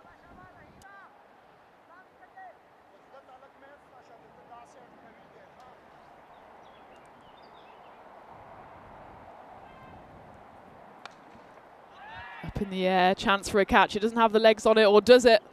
Well, it has the legs on it because Abdullah Shori, who I cursed earlier in the innings saying he's got very assured hands. He doesn't on this occasion. It's been signalled a 4. Just double check this one, see where it lands. Once it's spilled out of his hands, he comes charging in, then realises he actually has to charge back. And yeah, in the end, just fumbled inside the rope. 4 runs, but that's another 4 that probably should have been a wicket. So not only is it 8 runs to the collection, but 2 wickets go a begging here for Mönchengladbach.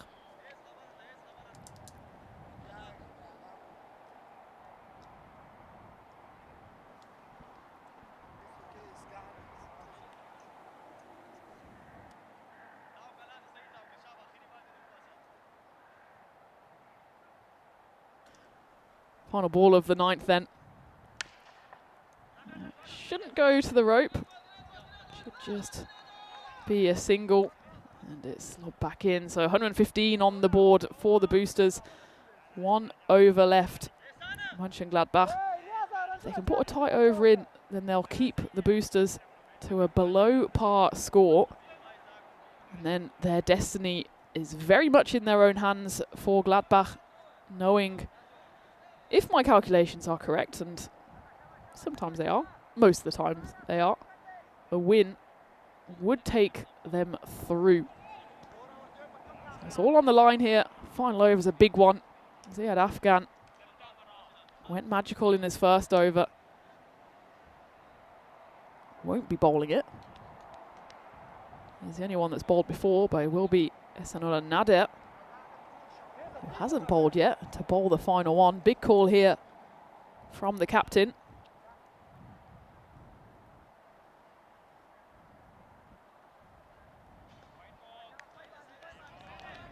It's tough to send someone in to bowl the final over, having not bowled so far. I haven't paid off on that first delivery.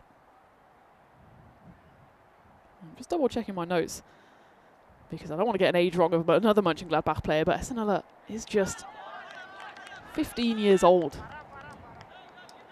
Born in 2010. So if anyone wants to feel old, there you have it. Someone born in 2010 isn't still at nursery. They are, in fact, bowling the 10th over here for Mönchengladbach.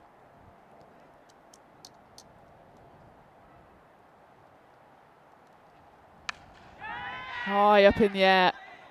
It's not going to have the distance on it. Will someone catch it on this occasion? It is taken. It's Mansour Ahmed, or is it Erling Haaland? The celebration comes out. It's 3rd time lucky for Gladbach on the catches in the rope. The man with ice in his veins takes the grab. Just about, I must add. Sigh of relief before he goes into the celebration. He knows where the camera is, as it's the next wicket to fall. And it's Harshdeep Singh's innings that comes to an end. 19 off 10 for him as the boosters lose their 5th.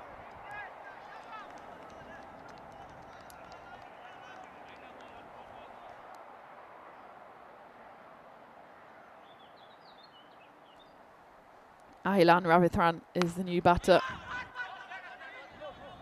Ehsanullah Nader, the 15-year-old, doing well so far in this final over. Big moments for him. And there we go. What do we call this move? It's the sprinkler, isn't it? The England performance from a couple of years ago. Or, you know, signalling, I suppose it's a half wide. You've got to warm up the arms individually, don't you? I think the umpires have to go and join in there. The umpiring fitness cult, as it shall now be called. Great camera shots there from 2 circles. But back to the action. 3 balls left. Oh, and Ehsanullah Nader. He's putting in a beautiful shift here. The youngster almost gets his 2nd wicket. How does that one miss?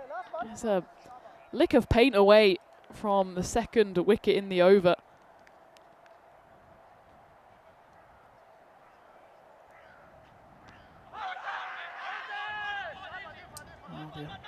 Over-exuberance of youth appealing for that one. But he's 1 ball away from what would be an astonishing final over. It's not even guaranteed here that the boosters will get up to 120. Interestingly, the win predictor still has them up almost at 70%. Doesn't hold too much stock in Gladbach's chasing ability. We'll finish with a dot ball. In fact, we'll have to check that one. It's going to be a stumping, as Ahilan Ravindran clearly not too bothered about his average as he walks down the pitch. It'd be interesting if that one's called a stumping or a run out. I hope actually for Esenulla's sake it's called a stumping. Yeah, maybe. I'll leave that one for the match officials to decide. The reason why I wish it is a stumping is because that would give Esenulla 2 wickets in the over. I think it has provisionally been called a run out. Abdul Maten, the wicketkeeper, doing the business, but hats off there to Esenulla Nada. That final over goes for just 3 runs. 2 wickets in the over. I think probably just 1 to his name. But take a bow. 15-year-old, I think he's 15. I double-checked, I'm sure, this time as we go back to the highlights. The Krefeld Boosters finish on 118. It started so promisingly for them. Arif Havdran Vasikaran, 2 4s and 2 6s on his way to 21, but he was caught by Abdul Ashori. Well, he took that one. He didn't take the chance later in the innings.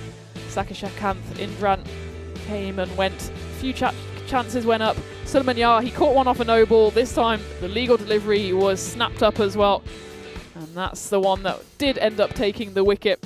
Tinesh Rajakulasingam, actually he came in at 3 and he remained there until the close. He finished on 32. There's just a few too many wickets falling at inopportune moments for the Boosters. That was the captain Mahinda Mahendran going, knowing that he'd got a bit of a feather on that one. It was skipper to skipper, and Elias Aryan came up trumps on that occasion. That was a comfortable caught and bowled for Mansour Ahmed. We've seen a few caughts and bowled going down in the day today, but that one was a comfortable grab. Ilyas there with a rare misstep. That one went over the rope. A couple of calamitous pieces of fielding towards the middle overs meant that actually Mönchengladbach could have got the Boosters out somewhere towards the 100, 110 mark, or at least not giving them the extra runs. And there was another wicket to fall there as Mansour Ahmad takes the catch, knows exactly where the camera is, and I have to give a shout out in that final over to Esenulla Nada, who has the ball thrown to him for the all-important 10th over, gives away just the 3 runs, picks up 1 certain wicket, and, well, pretty much should have his name on the 2nd wicket as well, as it was Ahilan Rafidran who goes for a walk down the pitch on the final ball and gets a run out. So there you have it, 118. It's all starts, isn't it, for the Boosters, but nothing more. Ahilan, well, he goes on the final ball, but everyone else starts and then gets cut short in their prime, thanks to some decent catching all round by the Boosters, by the Mönchengladbach, sorry. A few more chances and they could have even put more of a gloss on that fielding performance. Nonetheless, though, just the 3 wides and the 1 no ball, that's nothing to be sniffed at by Mönchengladbach. And they've given themselves every opportunity here to chase down the total and put themselves into final stay. Once more, Esenulla Nada only came on for the final over, but surely he's got to bowl some more with those kind of figures. Gives away 3 runs, picks up a wicket, another wicket in his over as well, which leaves the Krefeld Boosters 118 at the end of their innings. Mönchengladbach, they haven't been overly impressive with the bat so far, but now would be the perfect time to start. Destiny is in their own hands. Finals day awaits if they can chase down the 119 runs for victory. I told you it's going to be all action these final 2 games, and they've delivered so far. Just enough time to have a quick break, and we'll be back in 5 to 10 minutes for the response. Can Mönchengladbach book their place in finals day, or will the Boosters keep their Peacock Friday hopes alive? Join me, Tina Goff, back on the network in just a few minutes' time.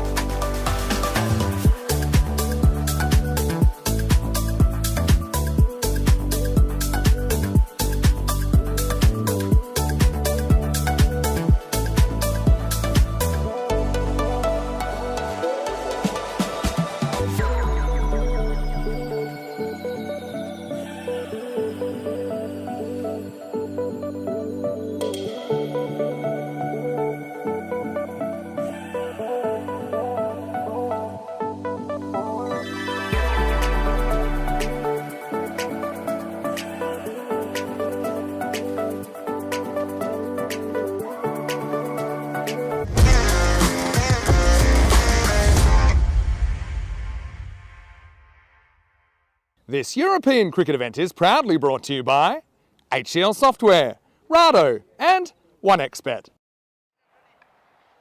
Welcome back to match 19. It's the penultimate match of the group stages here in this ECS Krefeld. And everything is on the line here for Mönchengladbach. A win would take them through, a defeat would see them out.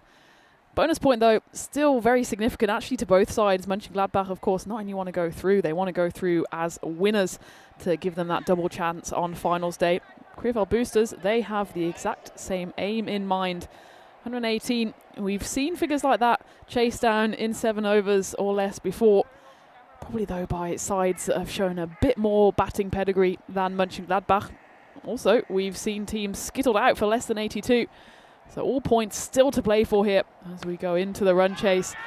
Gets off to the perfect start. Mansour Ahmed is out there in the middle with Khalil Yousafzai.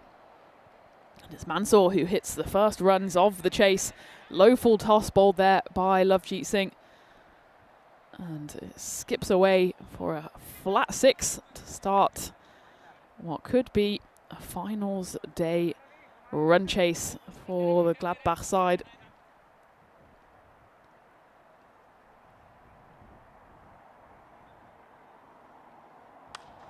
As for the boosters then, a win here wouldn't secure their finals day status. It would, of course, give them a minimum of 3 points. If they get 3 points here, they would go level on 7 points along with Stras Rising Stars and Bonn Blue Star. And then we'd pretty much have a winner-takes-all final game with still the Düsseldorf Black Caps potentially going through as well. They're on 8 points. They're eagerly awaiting the results of this game and the next. So we just have a slight delay in the game here, I think. Oh, it's the magic spray that's needed. Mansour Ahmed. I'm not entirely sure what he's done or what that's going to achieve, but it's the power of the placebo effect there. Mansour Ahmed is as good as new with that bit of magic spray. So the boosters, if they win with a bonus point here, which, well, I suppose is certainly not off the table, they would actually draw level with the Düsseldorf Black Caps. And that would actually more or less seal Düsseldorf Black Caps' fate not going through to finals day, because the points will be shared one way or another between Bonn Blue Star and Krefeld boosters in the final game. So the Black Caps hoping probably for a Mönchengladbach win. But it's difficult to keep up, I will say. So I would suggest the best course of action is to sit back, relax and watch what's going on out there, because Sun is not relaxing for all the teams involved. And don't forget to head over to the European Cricket website as well, so you can call up the standings, do a bit of mental arithmetic as well, just to see where everyone stands going into this run chase. Squirts away off the side of the bat. You can hear a cry of anguish as it goes to the rope. It will be the second boundary of this first over. Mansour Ahmed has hit both of them so far.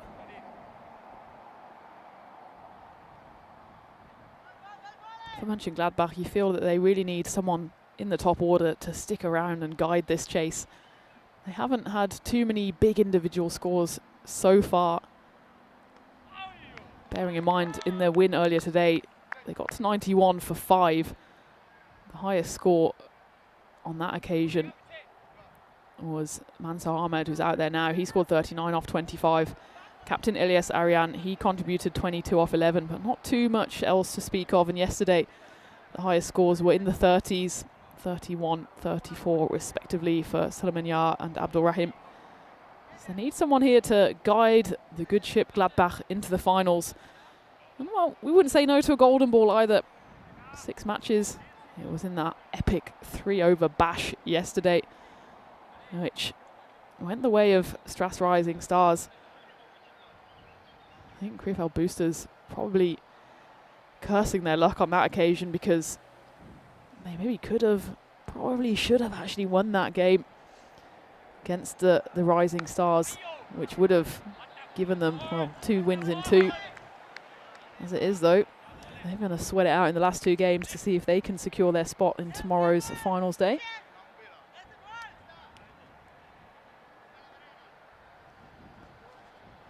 Second over here to be bowled by Akshit Agre. He's got one of them. Oh, the sticks are out. What's happening now? Where have the sticks come from? Oh, it's getting better and better. Every time we go there, something new is happening. I say, let's just stop the cricket. Let's just watch the cult. I'm sorry, I'm leaving. I'm dropping my headset and I'm going over to the cult with the sticks, because I'm not saying this is fun. This is unbelievable amounts of fun and tension and everything else you want from cricketainment. But they have sticks and they're squatting and they look like a good bunch. So we'll keep our eyes on that. Of course, we'll preview the action here. Is that great? 3 dots in a row, all faced by Khalil Yousafzai. And this is just the difficulties that Gladbach have found themselves in with the bat over the last couple of days. Just faced a few too many dot balls, even just looking at the start of this innings here. It's 4 dot balls in a row, 5 for the young innings so far. I'd say brilliant bowling from Akshit. He'll scamper through for 1 here. A direct hit would have been trouble. Oh, the throw comes in slightly wayward.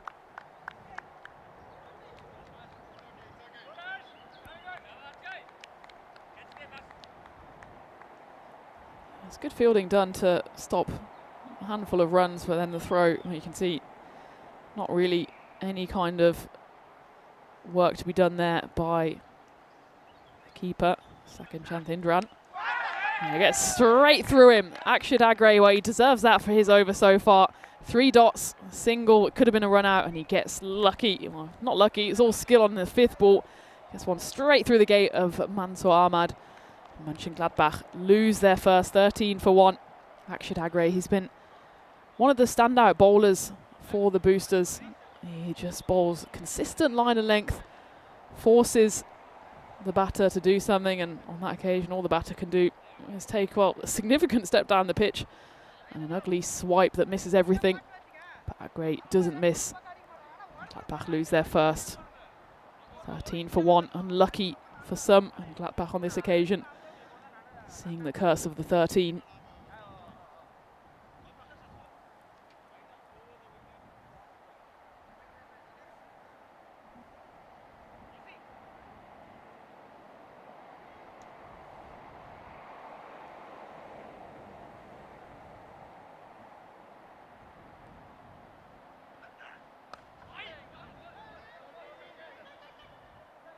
So I suggest that we have some kind of cultural exchange with the cult. We could give them the cricket bats and they could give us their bamboo, and then we can see who does better. Maybe they can do squats with the cricket bats and we can try and play cricket with the bamboo. I think it'd be a bit more difficult to find the middle, but you know, I'm open to all kind of suggestions. They're still busy doing their thing over in the shade of the trees as we take a look at the standings. And well, ladies and gentlemen, if anyone can work it out, answers on a postcard, who's going to go through.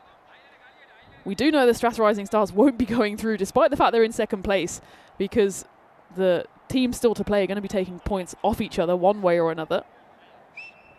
Dusseldorf Black Caps, the reigning champs from the previous series, they're looking on with, I think, probably concern. At least for the boosters, they have the fate in their own hands. As of course do, well, I suppose, Mönchengladbach and Blue Star Bonn, who are still to play. So nothing will be decided until that final ball is bowled, until the fat lady swings her bamboo.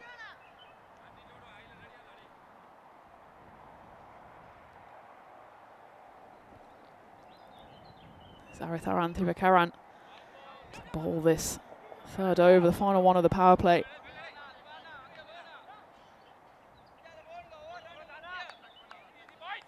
Gotta say, an outstanding 2nd over that was from Akshit Agre. Just the 2 singles coming off it and all important wicket.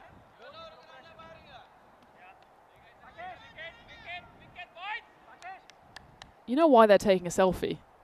Because they want the cult in the background of that shot. You know, one of those sneaky selfies you take when you see a celebrity and you've got to take the photo, but you've got to pretend you're taking a selfie, but actually the focus of the photo is what's ever in the background. That's what that was. It's good to see the fans out, though. Of course, Bonn Blue Star also eagerly watching this game. And it looks like they'll be doing the fielding there as well. You can see there's the Blue Star lads knowing they've still got a chance to get through to finals day if they win their final game against Krefeld Boosters.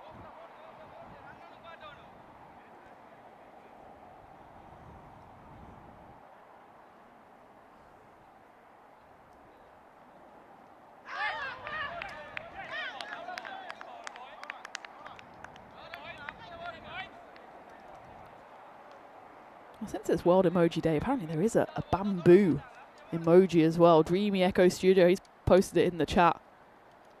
Well, you know, well, there was over, what was it, 3,500 emojis available, presumably on iPhone. There's an emoji for everything. Might not be a cult emoji. Well, there is, when you search cult in emojis, it gives you culture, you know, the kind of petri dish. That one's hit away. It'll be 6 runs. It was a cultured shot there off the bat of Abdul Maten, the wicket keeper for Mönchengladbach. Big responsibility here.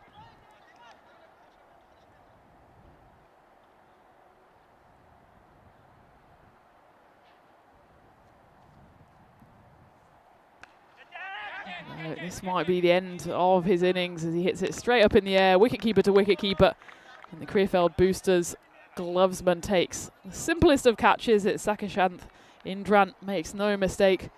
It's the second wicket to fall right at the end of the power play. In fact, the final ball of the power play, 27 for 2. Mönchengladbach, well, he's told to stay there by Khalil Yousafzai. He will unfortunately have to depart. Will Abdul Maten goes for 12 off 7. Mönchengladbach in a touch of hot water here. 92 off 42 is the equation. They need someone from somewhere to put in a match-winning innings here. The likes of the knocks we saw in the previous game from Jamshed Khan and Udit Mehta. The question is, do Mönchengladbach have someone like that in their ranks? Remember, they're all fresh to the network. None of them have played in front of the cameras before. Now would be a good time to put their name up in lights. Khalil Yousafzai knocks that one away for 4 runs. He's joined out there in the middle by Suleiman Yar, who took 2 catches in the first innings. One of them was off a legal delivery after he was horrified to see the first one was off a no ball.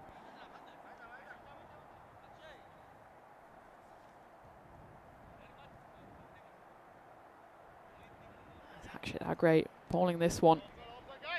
Already gives away more runs off his first delivery than he did in his whole first over. That one went for 2 and he picked up a wicket. But he just misses his mark on the first delivery here. That's a better comeback ball though. We'll check it on the side for high.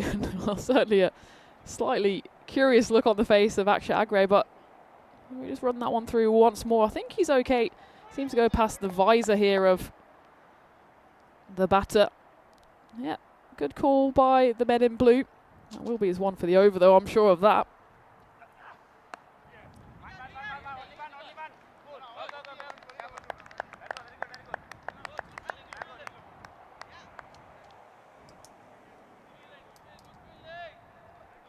I did in the chat making a good point about the emojis. A lot of the emojis do have different meanings in different cultures. I know, especially in Japanese culture compared to Western culture, there's a few that sometimes even mean the opposite. You've got to be careful. They say that texts can be misinterpreted. I think emojis can very much be misinterpreted as well. You know, they say right back at the start of language, we were using hieroglyphics, and in some ways we've gone back to that now with the emojis.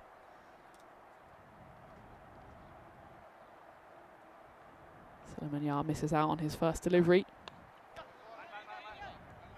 Just the way these two are playing here, it's okay to be a bit more conservative. It's okay to consolidate after losing a wicket. My fear for them is that run rate is just going to go in one direction, and that's just going to mount the pressure on these two batters and any batters to come.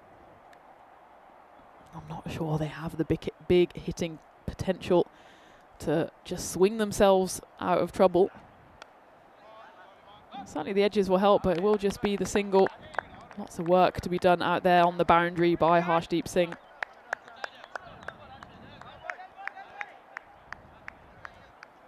Let's take a look at this one again. Harshdeep, the first thing he does when the ball comes his way is launches the cap off his head. No need for that. Makes me question why he has it on in the first place. You see that a lot. We've had these discussions before, actually. You have the cap on, presumably to help you see in the sun. And the amount of times the balls go high up in the sky, and the first thing to fly off is the cap.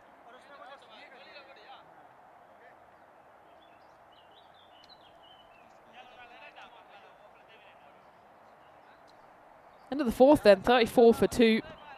Tantalisingly poised, this one. Remember, Gladbach, they need to win. They can't just get a point from this and hope for the best. It's a win or bust going into the 5th over here. Well, that's boom or bust. It's wiped away by Khalil Yousafzai. It's Tinesh coming on to bowl this 5th. The first ball gets dispatched over the rope for 6 runs. Much needed 6 actually after the previous over. Went for just 7 in total. There you go. There's something to do with crows and colts, isn't there? Well, they're not crows, but they're certainly circling. If they were blackbirds, it'd be a bit more ominous. I think they're kind of. I think they might even be seagulls. There's actually a mix of black and white birds. It's all going on here. My brain is getting distracted and pulled in so many different directions. Which is not to say the cricket is boring, anything but. There's everything still to play for here in this penultimate game. Maybe the birds are just getting the perfect view of the game. Pretty sure it's a nice view from up there.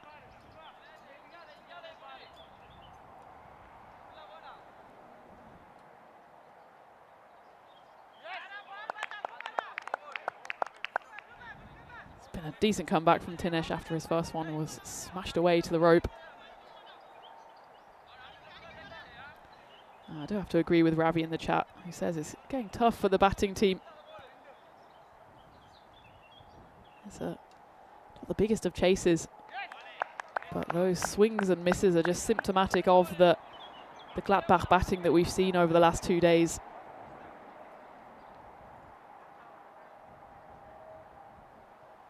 Remember, they didn't get to bat the full 10 in the game yesterday. They had enough time. It was 8 overs and they didn't really get going, and they're falling away just a little here. Tinesh has a comeback ball in him. Suleiman Yar, whose poles he knocks over. It's the 3rd wicket to fall for Mönchengladbach. 41 for 3. Certainly in the danger zone now with that run rate going above 15 and wickets continuing to tumble at regular intervals. Got to say, that's a brilliant delivery. Sometimes when the stumps are rearranged, we don't give the bowlers enough credit. We say it's a bad shot from the batter. He was backing away. It was a bit of a nothing shot, but it was a lovely shape on that delivery from Tinesh. Just left the batter at the last moment, clipped the top of off stump.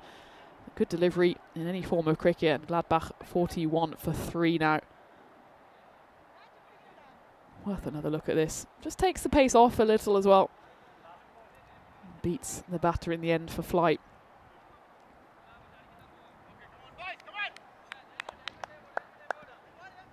So as a reminder, the highest that Gladbach have scored was in that game earlier today. That was 91 off their full allocation of 10. And it could be 2 and 2 here. There's 3 fielders converging underneath her. Who wants it? The wicketkeeper does, and it's an outstanding grab. He makes up an enormous amount of ground here. Does Sakesh Kandindran. Takes the grab. And that's 2 wickets in 2 balls, and Gladbach here very much falling away. They need a miracle to get themselves back into this one, but let's take another look at this. He must have run here a good 30 metres. By the time he gets there, he's sliding on his knees. The 2 fielders in the vicinity make sure to get right out the way as the on-rushing wicketkeeper Indran comes flying into shot to take the grab.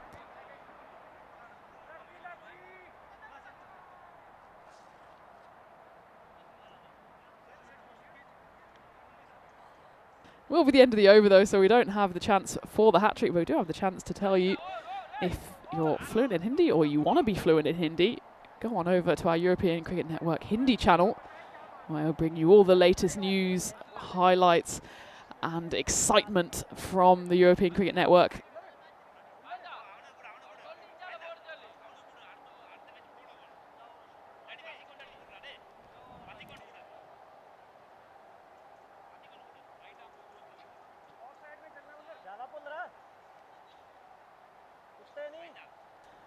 So 41 for 4 at the halfway mark. You got to say, that wicket, of course, does go to Tinesh, but there's got to be a big chunk of it that's handed to the wicket-keeper, who comes flying in to make that grab. Well, Khalil Yousafzai, he's still there, and while he's there, at least Mönchengladbach still alive and kicking. I wonder where that one went. I hope it didn't hit the guy in the background who's prone on the floor. Let's take a look at this one on the replay.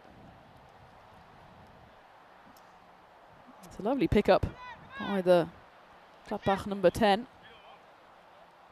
I don't even know where that one went. Disappeared.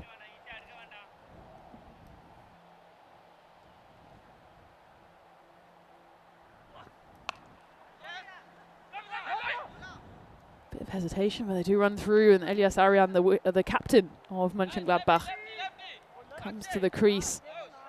You'd think these two, if they're getting over the line, it's these two who are going to do it. Elias, he's shown he can do it with the ball in hand. Needs to do it for his side now with the bat.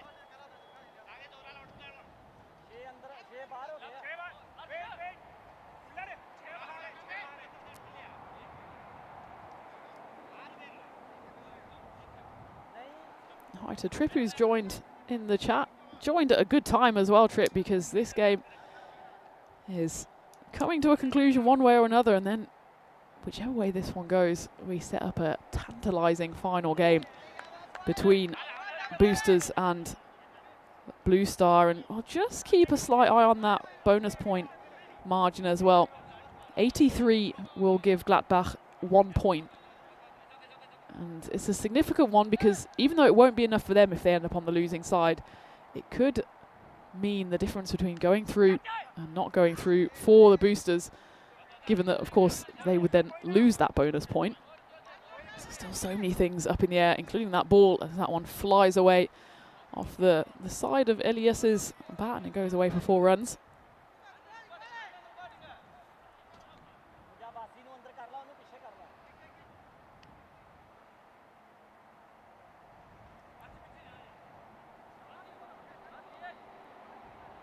Boosters, they're taking their time here. They've gone through the overs relatively quickly so far, and they know this is a key part of the innings. Lovepreet bowling well so far. Probably doesn't have to release that one, luckily for him. His captain Mahintha's backing him up. Vicious bouncer on that occasion. Nothing Elias could do apart from just swat it down into the ground. The run rate continues to creep up and up. It's now north of 16. Every dot ball will just be a death by 1,000 cuts here for Mönchengladbach. With the end of the 6th, it's over. It goes for 11, but it goes the Boosters' way. As Gladbach go to 52 for 4. There's been more dot balls than boundaries in the previous 3 overs, and they've lost those 2 wickets in 2 balls for Tinesh. So if he does come back on to bowl, he would be on a hat-trick. So keep your eyes on that one. Be a shame for him if he doesn't get the opportunity. But for now, it looks like it will be Lovejeet Singh back into the attack. Bowled the first, went for just the 12 runs. Gets given the opportunity to finish his spell here in the 7th over.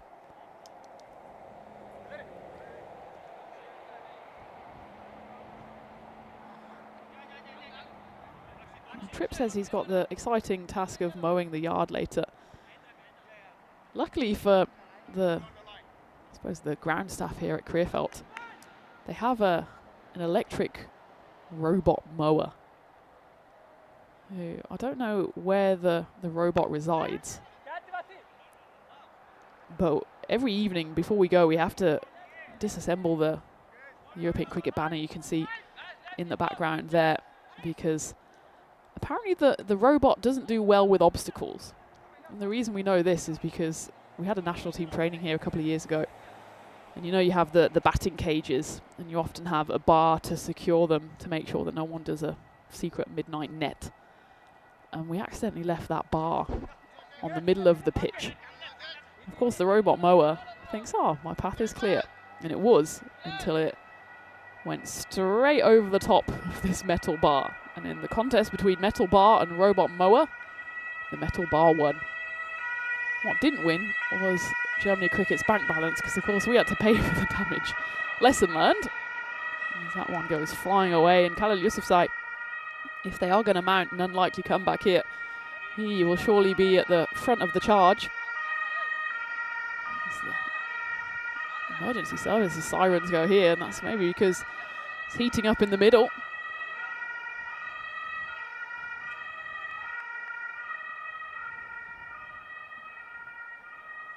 So we've got to be nice to our robot friends, and the robot mower will be coming out later today. That's why the outfield does look pretty glorious out there. Now, I will say, I'm sure they won't mind me saying, Krefeld a couple of years ago did struggle a bit with the grass. It was one of those where the grass was so long that sometimes you lost the ball in the outfield. But now, clearly thanks to robot mower, it's looking glorious, as that one's going to be a wicket. It's the captain that goes, just gets an edge through, and it's comfortably taken by the fielder on the third ring. Lovejeet Singh picks up a wicket. Gladbach here. Well, it's still not guaranteed they'll get that consolation point. Need 58 for the win. Need to get to the margin of 81 to get a point on the board. 83, excuse me. Just falling away here are the Gladbach side, as their captain departs for 5 off 6.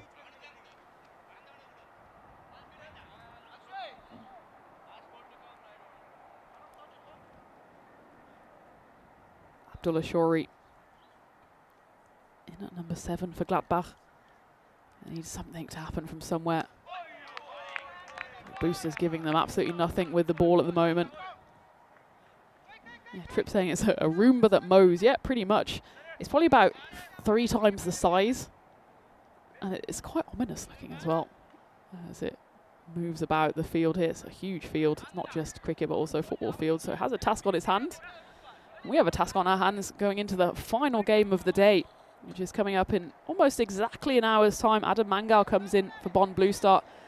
Krefeld Boosters bring in Achathan Balachandran for both of their actually debuts on the series so far. It could be a game with everything on the line. Don't want to make any predictions so far. Let's just see how this game unfolds. But I promise you, before the final game, we'll have worked out all the permutations one way or another. Might have to get our calculators out for the net run rate. But what is guaranteed is this series and this group is going to go down to the very wire. But it's looking increasingly like Mönchengladbach will not be joining us on finals day, unless they can score 58 runs in the final 17 deliveries.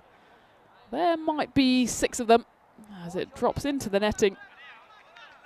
And Khalil Yousafzai, pretty much one-man stand here. Only one who's really put up much resistance. The next highest score is Abdul Maten. He scored 12.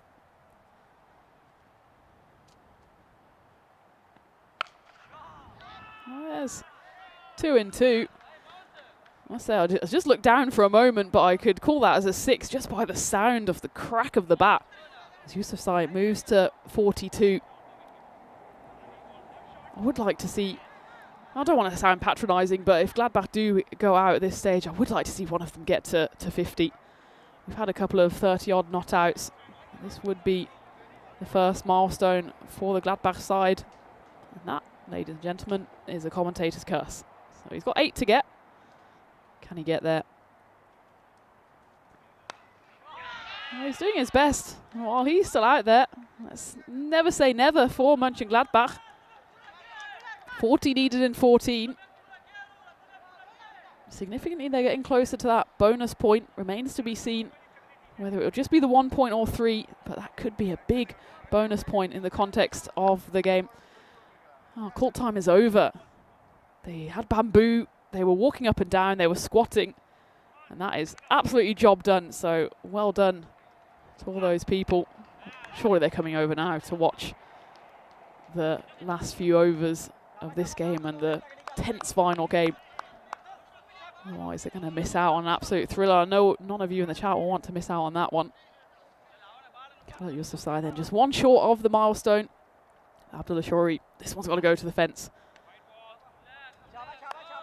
Well, he's got another opportunity to send it to the fence. 38 now needed. If Khalil Yousafzai is still there and can hit a magical penultimate over, could still have a game on our hands. And that one crashes through to the keeper. It doesn't look like Yousafzai is going to get too much help here from Abdullah Shori, but he will be on strike here with the equation. A simple one for Gladbach. 38 runs and they're through to the finals. Anything less than that and we'll be saying goodbye to them.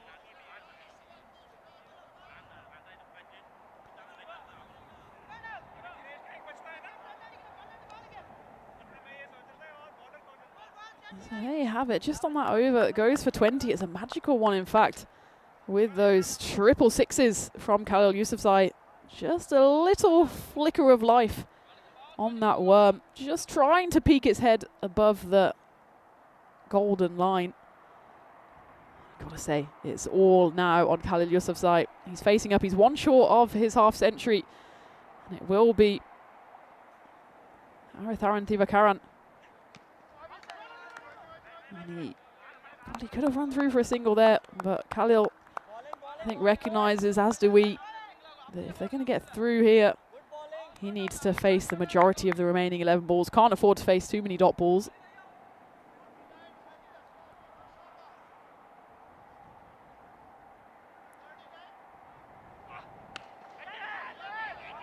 It's going to land safe, and again, he's sent the batter back. Abdullah Shori, he's itching to get to the striker's end. Khalil Yousafzai says no thank you. So well, you can see it's not going to be about the individual milestones for him. I wonder if he even knows he's on 49. The scoreboard isn't showing the individual scores. He knows though he needs to clear the rope. And I think he'll just about manage to squeeze this one through. They certainly should run through for 2. That will be Khalil's half century. Congratulations to him as he notches Mönchengladbach's first half century on the network. I know that will mean a lot to him. I know it will mean even more if he can pull this one out of the bag for his side. Now 36 needed in 9. At least 2 of these have got to go the distance, if not 3, to take it to the final over.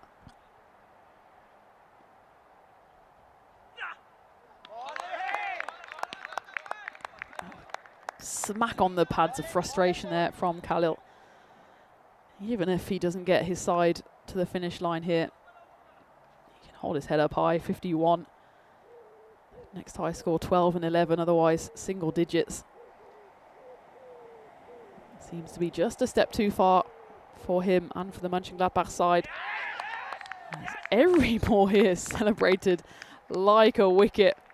Aritharan Thivakaran knows the importance of this over. It all happens in the 9th, and at the moment nothing is happening for Mönchengladbach. And that is in fact a wicket. That's why you're celebrating it. I thought it had just gone through as a dot ball, and well, dot balls are important at this stage. Wickets even more significant. Didn't hear anything through my headset, but there was enough on that, and enough in fact for Khalil Yousafzai to take the march off the pitch. As I said previously, he can hold his head high from that performance. 51 off 26. In all likelihood now it won't be enough to see his side into finals day. He'll never have it taken away from him that he scores the first half century for Mönchengladbach on the network. Ziad Afghan comes at number 8 for Gladbach.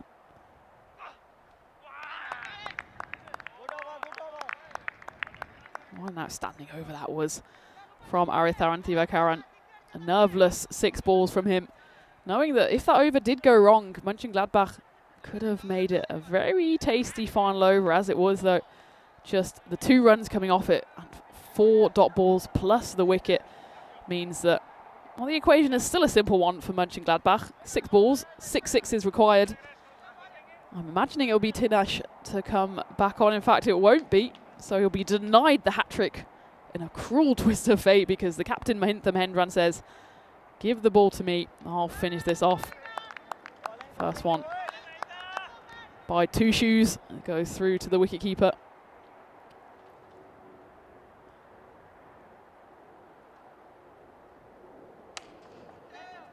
Down the ground. 6 runs And a round of applause from Mahintha. I'm not sure if that's to his team or to the batter. Being the sportsman competitor that he is, I think that was just a fair play to the batter.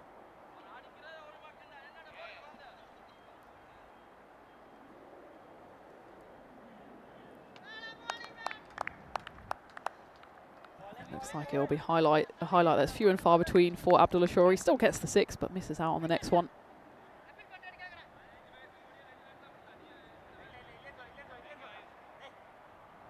Oh, interesting stumping here, actually. And it will be gone to the TV umpire. It's one of those where it's on the arc of the boot. My instinct says there's just enough behind the line. And I think they're still making the decision. It gets to this philosophical question of what is shoe and what is foot. I think the right decision made there. It could be academic, as this could be a catch, and it's an elegant catch. Oh, it's called a catch. It's an interesting one. I'd actually quite like to see this one again. We're going to show the replay, I'm sure. He catches it, and I think in the act of messing around here, tries to kind of flick it to his teammate.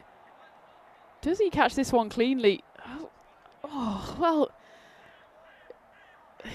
it's one of those, isn't it? I know he's taken it, but I'd almost not want to punish him, but maybe teach him a bit of a lesson. It's Aritharan Thivakaran by saying, well, if you play stupid games, you win stupid prizes.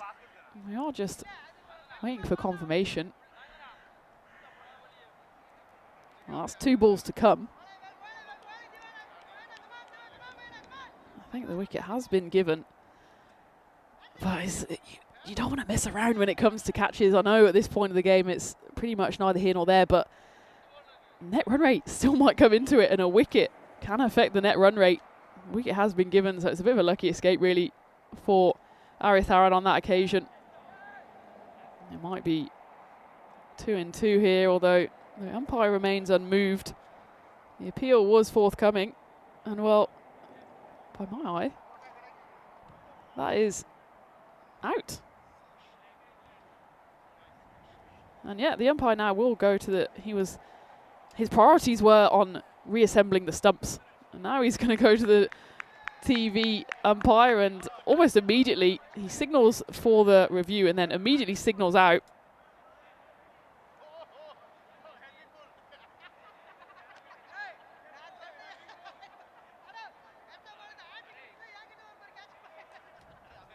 Smiles around from the umpires and from Krefeld boosters, as that is 2-2, and we've got a hat-trick opportunity here for the skipper.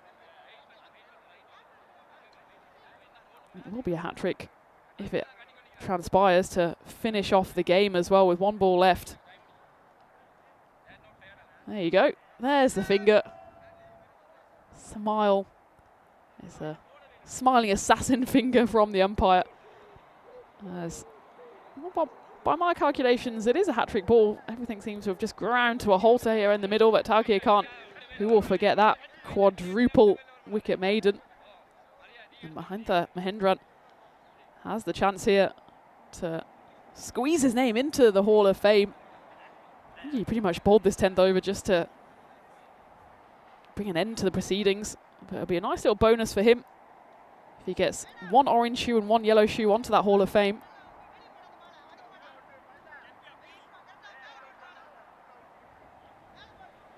Loving the suggestions in the chat about the ECN cult. We are the biggest cult of all, I think. If you have any rules and regulations for our cult, please send them into the chat and I'll read out the best in the final game. I mean, where's the line between family and cult? Here we go. Not quite yet. We're about to go on the hat-trick ball, final ball of what will be a win for the boosters. Can Mahintha get into the Hall of Fame? No, he cannot. They do run through for 1. In the end, Mönchengladbach, their run chase falls away again, and this time, in fact, they fall even short of the 91 they scored in their previous effort. This time it's 90 on the board. In the end, the boosters' bowling attack just proved too much for the Mönchengladbach side. And the Gladbach team will depart at this stage. As for the boosters, smiles on their faces, and that means one thing: their tournament is still alive and kicking. They did get the 3 points rather than the 4. We'll wait to see how significant that is as they move their way up to 7 points. Bonn Blue Star also 7 points. I'm going to take a closer look at the standings as we have our break before we get the final game of the day. What is for sure is if someone wins that one, well, someone will win that one. Whoever wins that one will be through to finals day. We'll have plenty of time to go through that one, though, as the birds were circling in the innings for Mönchengladbach. It was an ominous sign as their innings just never really built up ahead of steam. Lost wickets at regular intervals.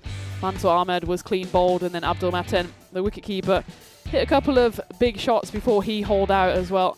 Sakesh Indran taking the first of 2 wickets. That was the regulation catch. He took an outstanding catch later in the piece as the bowling was dead-eyed that time by Tinesh. That was the end of Suleiman Yar. Meanwhile, though, Khalil Yousafzai, the opener, he stayed out there. That was the absolutely spectacular effort from the wicketkeeper. Yousafzai carried on going. He scored 6 sixes and 1 4 on his way to 51. The highest score by a Gladbach player in their young appearances here on the network. So congratulations to him, but unfortunately for his Gladbach side, he just had nobody to stick around with him long enough. And the boosters, they'll certainly take heart from the fact that they took the vast majority of their chances, even though, well, we can maybe have a slight discussion on that one, whether it was taken. The stumps were taken cleanly on that occasion. The finger went up, and at the end, with Mahintha Mahendran taking 2 wickets in the final over, the question just remained whether he'd get himself in the Hall of Fame. He falls short on this occasion, but he'll be delighted as that man is there that his side have every opportunity now to go through to finals day. As for Mönchengladbach, then, we say goodbye to them, but it's been a spirited performance for them over the last couple of days. They've been a tremendous team, a fun addition to the series, and hopefully we'll see them back on the network very soon. They'll probably have to go back and do some winter training, though, in the nets, especially when it comes to their batting. Just weren't able to fire at the right time and weren't able to put the partnerships together to chase down this total. As for the boosters, they'll take heart from that performance. 123, probably below par for their standards, but they were able to restrict Mönchengladbach in the chase as there was 2 wickets apiece for Aritharan, Tinesh and Mahintha. Tinesh actually agonisingly not able to come back and try for his hat-trick ball. Mahintha Mahendran, the captain, will be delighted with his efforts and his side's effort. That is the penultimate game of this ECS group stage to an end, and the boosters, they boost their way to victory, winning comfortably in the end by 33 runs. They don't pick up the bonus point. That could be all important as we can go over to the European Cricket website, look at the standings, and look what it all means going into the final game of the day, which promises to be an absolutely tantalising one. Bonn Blue Star, they come up against the boosters. Whoever wins is certainly through to finals day. I think there's still a way that both sides can get through, but we'll do all the permutations and take you through the live action with that game coming your way in pretty much exactly 45 minutes time. Thankfully then, a slightly longer break gives you a time to get some refreshments, gives us the time to do that too, and also make sure we know exactly where we stand going into that final game. Match 20 of this ECS in Germany. It's been a thrilling day so far. The sun is shining, the crowd is in. Join me, Tina Goff, as I look forward to take you through that final game of the group stage. It's the culmination of Group B. Who will make it through to the final of this ECS tomorrow? One of the 2 sides in the final game will do. Could be both of them. We'll wait to see what happens as it's all going to kick off in less than 45 minutes now on the European Cricket Network.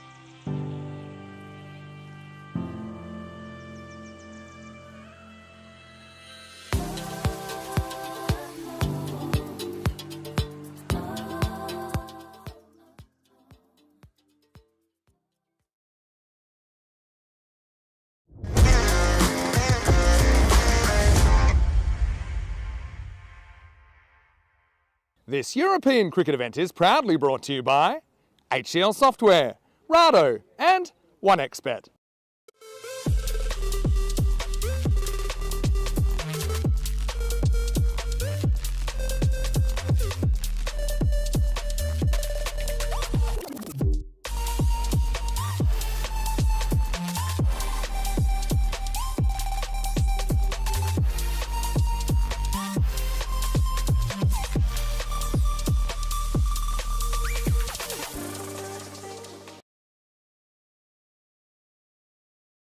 Hello and welcome back to the final group stage game here in this ECS Krefeld, where it's a winner-takes-all contest between the Krefeld Boosters and Bonn Blue Star. Before we talk about all the possible permutations, let's go out into the middle for the all-important coin toss. Bonn Blue Stars to call. Head. Head is the call. Tails.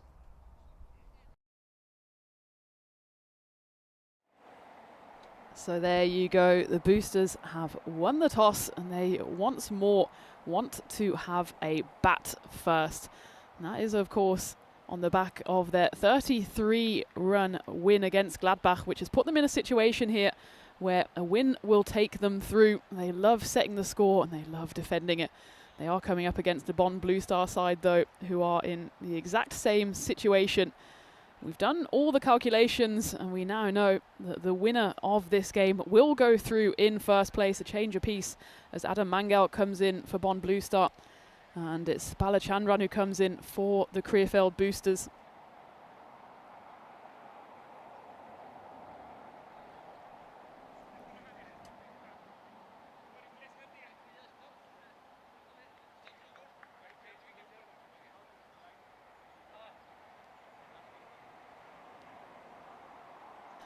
So there you have it, 70% Bonn Blue Star. I think that's probably a little high. Both of these sides are evenly matched.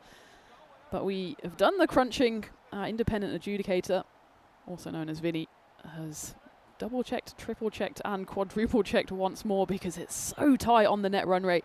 We can confirm that the Düsseldorf Black Caps will be going through to finals day, whatever happens in this fixture. And that's because both of these sides, obviously, one of them can get a win, one of them can get maybe a consolation point. But even if the Boosters, who are the closest in the net run rate to the Düsseldorf Black Caps, if they lose with a point, they will draw level on points with the Black Caps, but they will have an inferior net rate. And the same is, of course, true for Bonn Blue Star, who have the worst net run rate through really no fault of their own, but because of the game that they lost yesterday, they have a net run rate that's around -6. So that means if either side pick up a losing bonus point here, it won't be enough to get them through, which does mean congratulations to the Black Caps. They'll be in the eliminator tomorrow, but whoever wins this game then will be going through to finals day in that first place position and has the double chance to get through to the final tomorrow.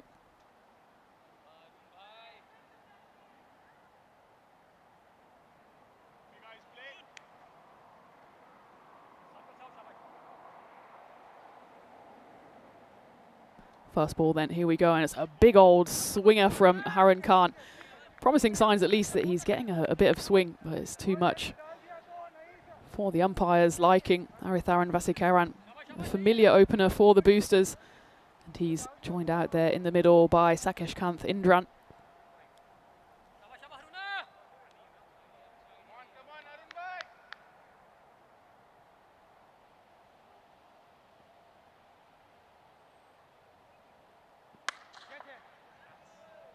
Low full toss, which I think is probably just about a legal delivery. Maybe we'll have to double check it. We don't have to double check the fact that it's crunched away for the first boundary. Remember, that was still the first legal delivery after that wide. Oh, it's maybe a bit closer than you think. Possibly saved there, the bowler, by the fact that Aritharan slightly outside of the crease. He makes no mistake cracking that one away for the first boundary of, well, I suppose we can call it a quarter-final, really. I'm sure both sides have done the calculations before the game, and, well, the net run rate became so close because actually there were penalty runs awarded to one of the Mönchengladbach batters who took too long to get in. So those 5 points actually put Krefeld boosters' net run rate above that of the Düsseldorf Black Caps. Obviously, if they lose the game, their net run rate will go down, and then we had to check and double check the situation that whatever happens, if they get that consolation point, their net run rate would drop back below the Düsseldorf Black Caps, which means in whatever consolation of these points being distributed between these two sides, the Black Caps are safely into final state. Hope you've got that all. It only took me about 45 minutes to wrap my head around it. This one's been slapped down the pitch, and it will be 4 runs, landing just in front of the commentary igloo. Could see that that one was just inside the line. It was an attempted slower ball, goes slightly wrong there from Harun Khan, who's not quite found his straps yet in the opening 4 deliveries.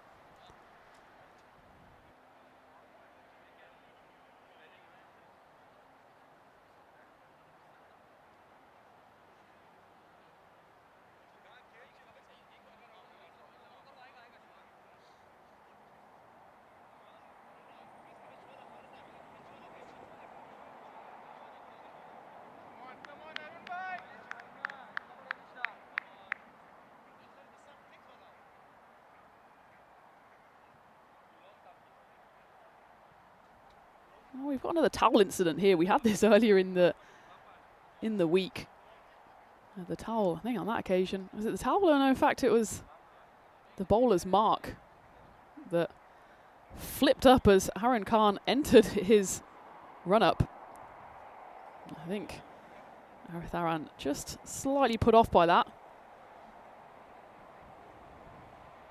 Oh, he's lucky because there's something white glinting on the floor there. Before the game, there must have been a good 500 birds on the pitch. Richard's one of our production crew.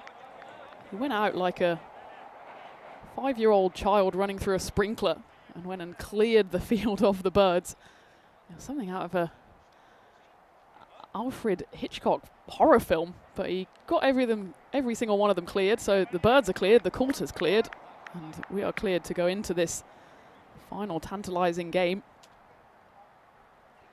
First over's just taking its time as this one gets lifted down the ground, and once again just about finding his range, Aritharan, but it's a range of about 49.5 meters at the moment, as that one once more finds the rope but drops just inside of it. Will be the 4th boundary of this over.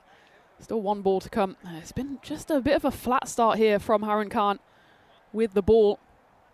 Remember, Bonn Blue Star have had to sit off and watch the penultimate game unfold.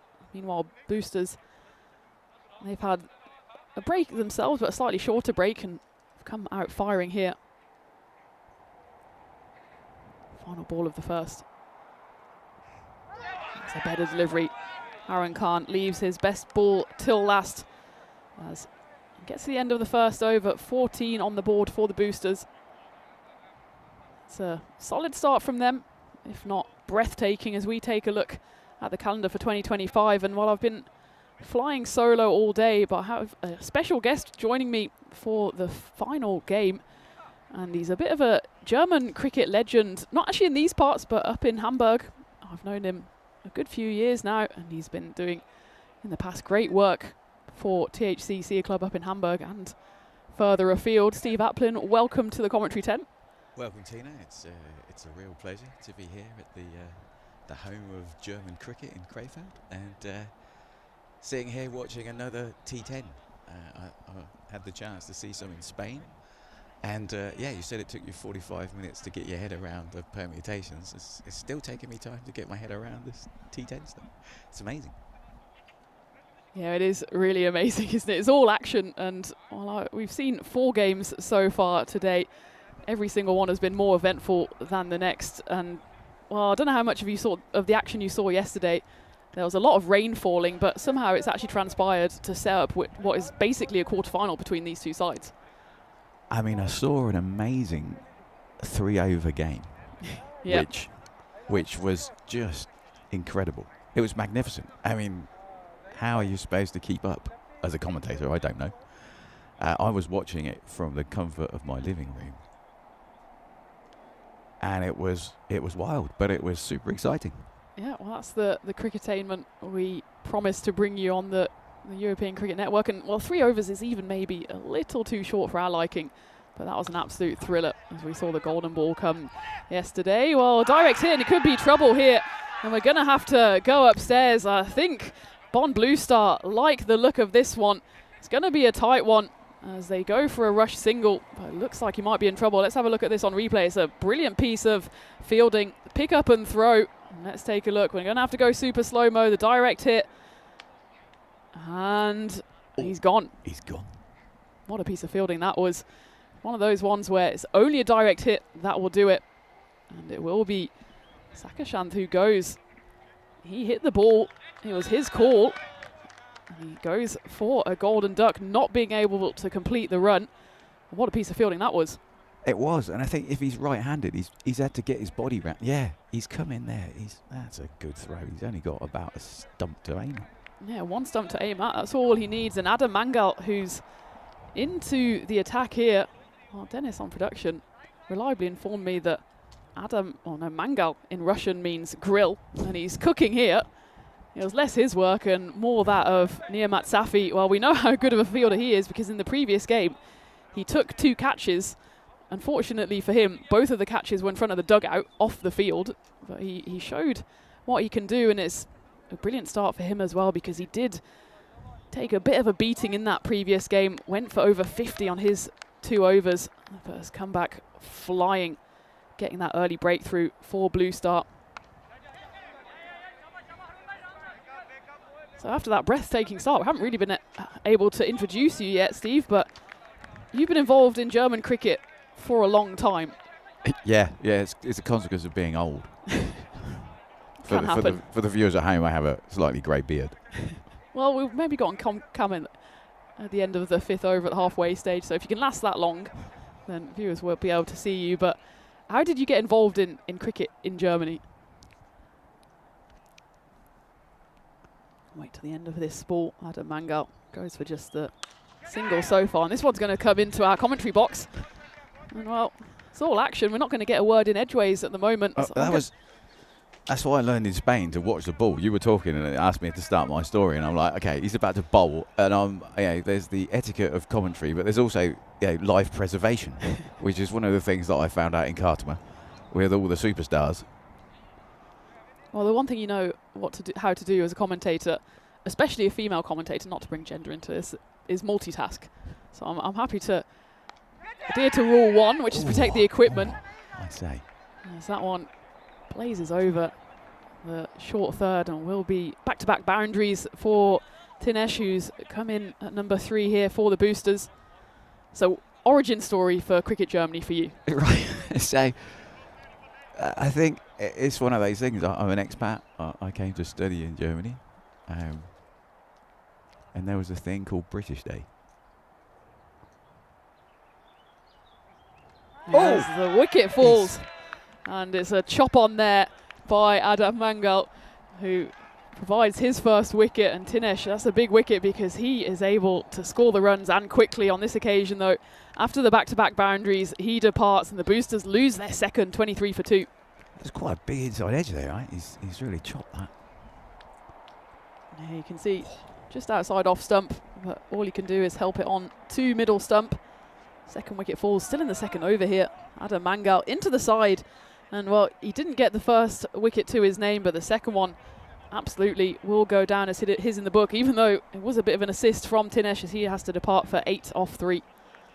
So British Day. Yeah, British Day is a thing in Hamburg which was basically invented by a guy called Peter, who was a member of the very exclusive, renowned polo club in Hamburg.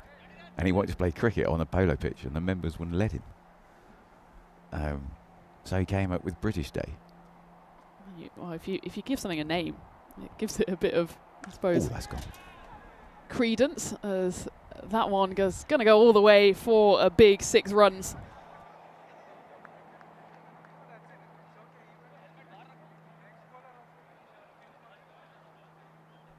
Big 6 there off the bat of Mahintha, who's brought himself in at number 4 for the boosters, and He's needing a captain's knock here.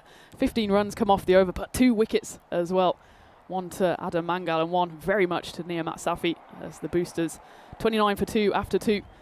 So the British Day, they got themselves onto the Polo Club finally. They did. They got themselves the members that it was a celebration of everything that was British, and Peter put in cricket, of course, and welly wanging, and Jack Russell's running around, and bagpipes and everything that was British, and of course cricket. And then he managed to get a he got to play cricket on the holy polo ground. And won a few times, I think, in that Hamburg Polo Ground. As we go into the 3rd over. And that one's gone high up in the air. It'll be an almighty catch if he reels this one in. It's going to land, and it's going to be another one of those 49.5 metre fours off the bat of Arith Aran. That's the 3rd by my count. This time it's Haran Khan back into the attack. Asad Mohammed, the captain, was interested for a while, but it lands safely and goes away for 4. Yeah, so and I turned up. I turned up watching and was intrigued by this, and met a bunch of cricket guys. Met Mark Richardson, a stalwart of cricket in getting cricket going in the north of Germany, and a guy called Surya.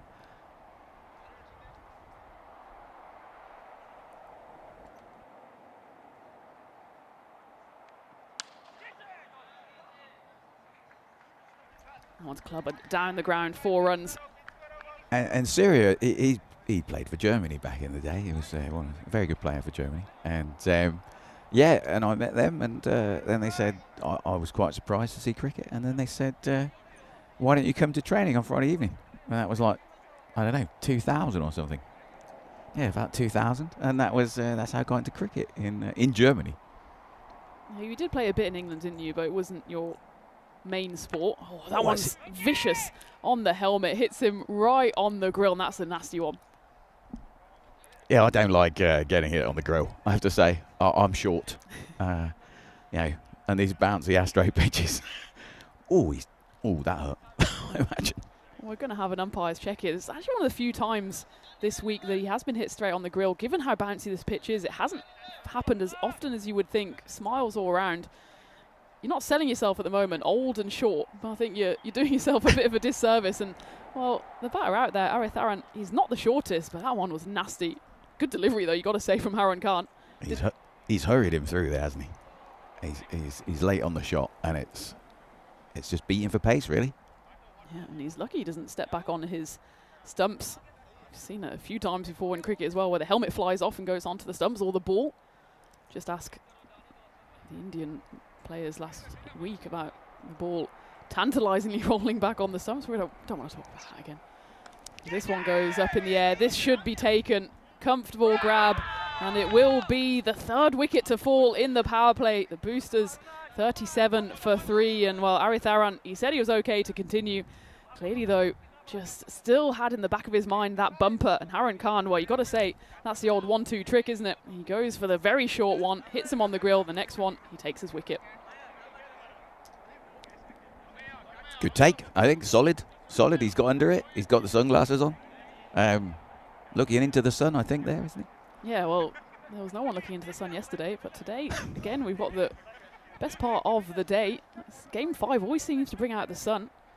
On that occasion, yeah, I think he was just almost on his back foot. He didn't want another one up in his grill. Only manages to skew it to the fielder there, and it's a comfortable grab in the end for Ameya Deshpande. So that's the top 3 for the Boosters back in the shed. Mahintha's still out there. He needs to just build a partnership now. So we also met playing cricket as well, and we did. That's an interesting and story. And you always like telling people the story. Well, I'll tell it this time. You can tell it this time. Maybe somewhere between our 2 tellings of it is the truth. So there I am, running this training session, indoor training, in Hamburg. That was about 2014, wasn't it? 2014, I suppose, yeah. And running this indoor training session for about 10 people. 10, yeah, about that, in a proper sports hall. You got to keep things moving. And then, yeah. This one might be another wicket, and it will be another one to fall in the over. That's the 4th in the power play. It's a disastrous power play for the Boosters in this must-win game. Arith Aran Tivakaran comes out for the boosters, but his watch lasts just the solitary ball. And the second ball, he departs. Boosters 37 for 4. It's the end of the power play as well. And Harun Khan comes up, trumps here, just hits it high on the bat, doesn't get hold of it at all, does he? No, it's that low full toss, right? It's, well, not even that low, but low enough. Low enough to get the wicket. And we always say on the network, the low full toss is often the ball that gets the batters out. It's the ones that their eyes just light up. They think, okay, this one's going into the trees. And, well, yeah, the amount of times it goes into the fielder's hands instead. And he's also batting out of his crease, right? And then he's walked towards the ball, so he's made it even harder for himself. It has indeed. So 37 for 4 at the end of the power play. So we were playing inside the hall. Yeah, we were playing inside. It's just simple. You just keep it going. I was keeping wicket, and then you just basically the field just rotates, and everybody gets a bowl, and they bowl 6 balls, and then it goes round. And we had a couple of the Afghan refugee lads over there. They bowl rockets indoors. I was wicket keeper, my old hands. We had, I think, you remember Lawrence? His were like rockets in the sense that they went up in the sky and came down again. Yeah, one of the not so successful rockets from NASA as we go into the 4th over here. And unsurprisingly, Adam Mangal will continue after 2 wickets fell in his over. 1 was to his name. The boosters, well, it's failure to launch for them so far, 37 off 4. Yeah, and then you went to the end of your mark, and you looked like you were going to do a proper run up. Oh, for a girl. For a girl. I can hear the unspoken words, don't worry. That one's right on the money. Dot ball. You brought gender into this, not me.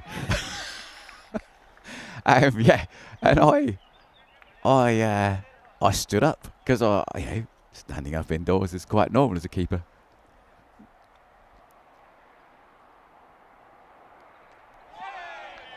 And then you came, charging in on your run up from basically the wall. Which was, to be fair, the wall was only about 5 meters away. And bowled what was a very decent left arm in swing. And I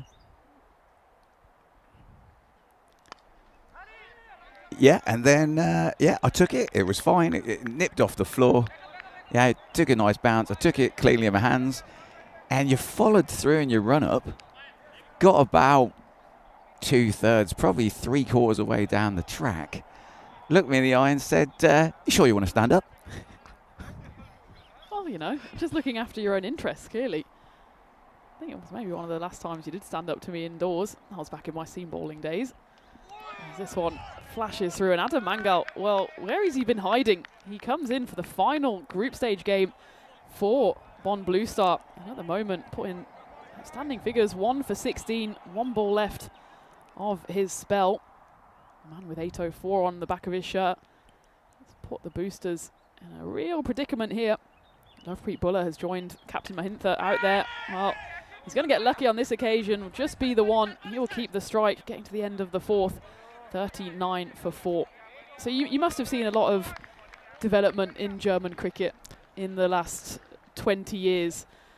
And that's also a large part due to the Afghani refugees that have come in, and they were just a brilliant addition to THCC in Hamburg, but I think clubs throughout the country as well. Absolutely. I'll never forget the day the first batch group turned up. I turned up to training, and they were, I was late as usual, and I turned up, and the guys had already started, in the nets. That's basically what we did for training in those days. We just did nets, and we had a single net, and in there, I turned up, and there were 2, 16-year-old girls in tennis skirts who decided they were from the tennis club. Well, they were from the tennis club, and they wanted to see what cricket was, and they were being, introduced to cricket by a couple of the lads, and then there was a group of about 10 other lads with, an older person. Going into the 5th over here, it'll be Niamat Safi to bowl it. A guy who's had different fortunes today, but has set this innings on fire with that spectacular direct hit run out. And then, and basically that was their, that was their betreuer, their counsellor, he was looking after these Afghan lads. And they'd spent the last 6 months trying to convince their social workers they wanted to play croquet. Yeah, the age-old problem in Germany. So you had this poor 60-year-old lady who kept being asked, from her perspective, kept being badgered by these boys. Could they play croquet? And she couldn't understand. She was like, really? And then finally they worked out it was cricket. I guess one of them showed her something on YouTube. And then they basically they wound up with us with their betreuer, their social worker, and he was great. He spoke fluent English and fluent German and fluent Pashto and Farsi, so he was great. He could communicate. Everybody could communicate. Some of the lads could speak English. That was good. My German wasn't very good in those days. I'm not sure it's very good these days, but their German was probably about as good as mine. And and so basically what happened was that was the first day, and then the girls in the tennis skirts never came back, which was a relief because I thought they were going to they might get hurt. It was first team training, and the Afghan lads, they were great, and they were such an amazing addition to the setup. Slower ball, this one goes up in the air. Assad settling underneath it. Should be a regulation catch and will be. And that's the 5th wicket to fall for the Boosters, who are pretty much getting blown away here by Bonn Blue Star. Assad, someone who's played for Germany, he's not going to miss out on that opportunity. And his catch puts his side firmly in the driving seat here at 41 for 5. They're loving their life out there at the moment, are the Blue Star. Remember, this is a must-win match between these two sides, with the winner going through to finals day as, well, not only the winner of this game, but the winner of the group. And at the moment, you'd say Krefeld Boosters very much in the driver's seat. Well, not in the driver's seat, they're in the passenger seat. It's Bonn Blue Star who are in the driver's seat. So the Afghanis, they finally worked out with their social worker what cricket was, and then we had quite a few of them turn up at the club, didn't we? It was, of course, and then it was great, right? So they started joining in. Final ball of the 5th. We'll say a quick hello in the Comcam. Oh, this must be another wicket. Is that a wicket? Oh no, I think it's come off the pad. I think it's come off his thigh pad as he spun round. Yeah, I think you might be right. So it will just be. Let's have a look on the replay. Yeah, let's have a look. It will just be a dot ball then. Yeah, I think that's a good call by the man in blue. So it will be 41 for 5 still. Bonn Blue Star well on top here as we say hello from the commentary igloo. It's Tina Goff joined by Steve Applin, who's regaling us with his tales of cricket in Germany. And well, we're just saying the Afghanis turned up at the club. We kind of didn't know what to do with them, did we? No, it was they because of course then I was trying to again bridge these worlds, right? With cricket it brings people together, and I had Moritz, who people would probably know, who is an Anglophile German barrister born in Hamburg, and his idea of cricket is MCC and cucumber sandwiches. And then we had these Afghan lads like Nasrad and Assad and Tofik, and their idea of cricket was Shahid Afridi bowling at 1,000 miles an hour, irrespective of who was batting at the other end. Yeah, it's a slight change in approaches to the game. We're not going to say which one's right, which one's wrong. I think in the end, as a club, we pretty much settled somewhere in the middle as Assad Mohammed bowling 6th over here for his side. That one will go away for 4. It's a much needed boundary. Mahintha, he's still out there. It's captain versus captain, and the Boosters skipper gets the better of that ball. And I think that's one of the things that cricket brings. I mean, that's what I love about it. You know me well enough, Tina, to know that I believe in a broad church when it comes to cricket. I think there should be enough room under the umbrella of cricket in the tent to fit in cucumber sandwiches and the latest edition, which is like T10, like this, which I think is about as far away from genteel lords as I could possibly imagine. But it's 3 overs yesterday. It's got real value. Today we've got a beautiful sunshine. We've got 22 people, 22 players here on camera, broadcast around the world, and they're living their best life, right? Yeah, absolutely living their best life. Well, certainly one of these sides will be the end of the day. Maybe not the right time to ask the losing team if they're living their best life, but certainly Assad Mohammed, he's got a big smile on his face at the moment as the next wicket to fall, and Certainly an important one. Mahintha Mahendran, the man with the orange shoe and the yellow shoe, he has to take both of them off the pitch now as he departs for 16, and the Boosters, well, in real trouble now. Haven't even got to the half century yet, 49 for 6. Just want to say a quick hello to everyone in the chat as well. I know Vinny, a big thank you to him for helping on the net run rate and all the permutations before this game. I know he's over in the land down under, I think. So I don't know, I can't even guess what time it is over there. Past your bedtime, Vinny. So thank you very much for joining. And of course, David and Johnny's in there. And Kroom and Adian. And everyone else who's joining us on this glorious Thursday afternoon. And as Steve was saying, there's nothing better than a bit of T10 cricket. It's been, in some ways, I certainly wasn't thinking this yesterday when the rain was falling, but the rain yesterday was at least falling in a way that made today such a gripping contest. Every single game today had something on the line because pretty much the honours were shared yesterday. And that's what set up this tantalising final game. Winner takes all. Dusseldorf Black Caps, remember, they are grinning at home in Dusseldorf, knowing that they'll be through to finals day tomorrow. Sneaking through in second place.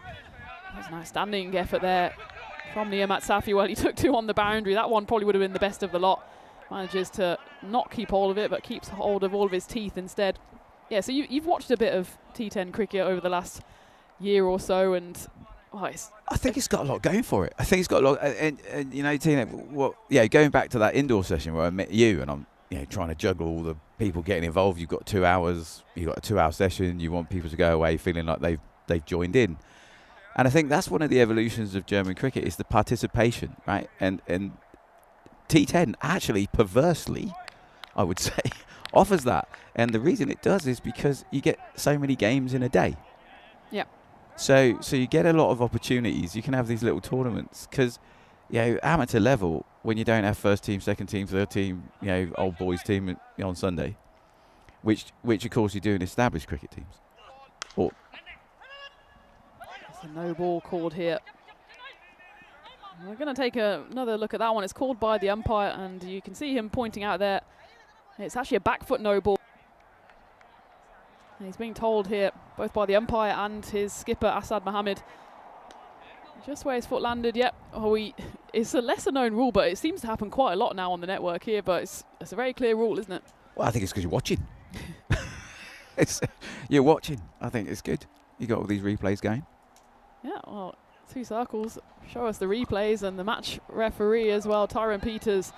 He's hot on these laws and regulations, and the no ball, well, it's a double jeopardy because the free hit goes for a big 6. So Boosters trying to climb their way up to a defendable total here. It's Achuthan Balachandran who hits the big Maximo.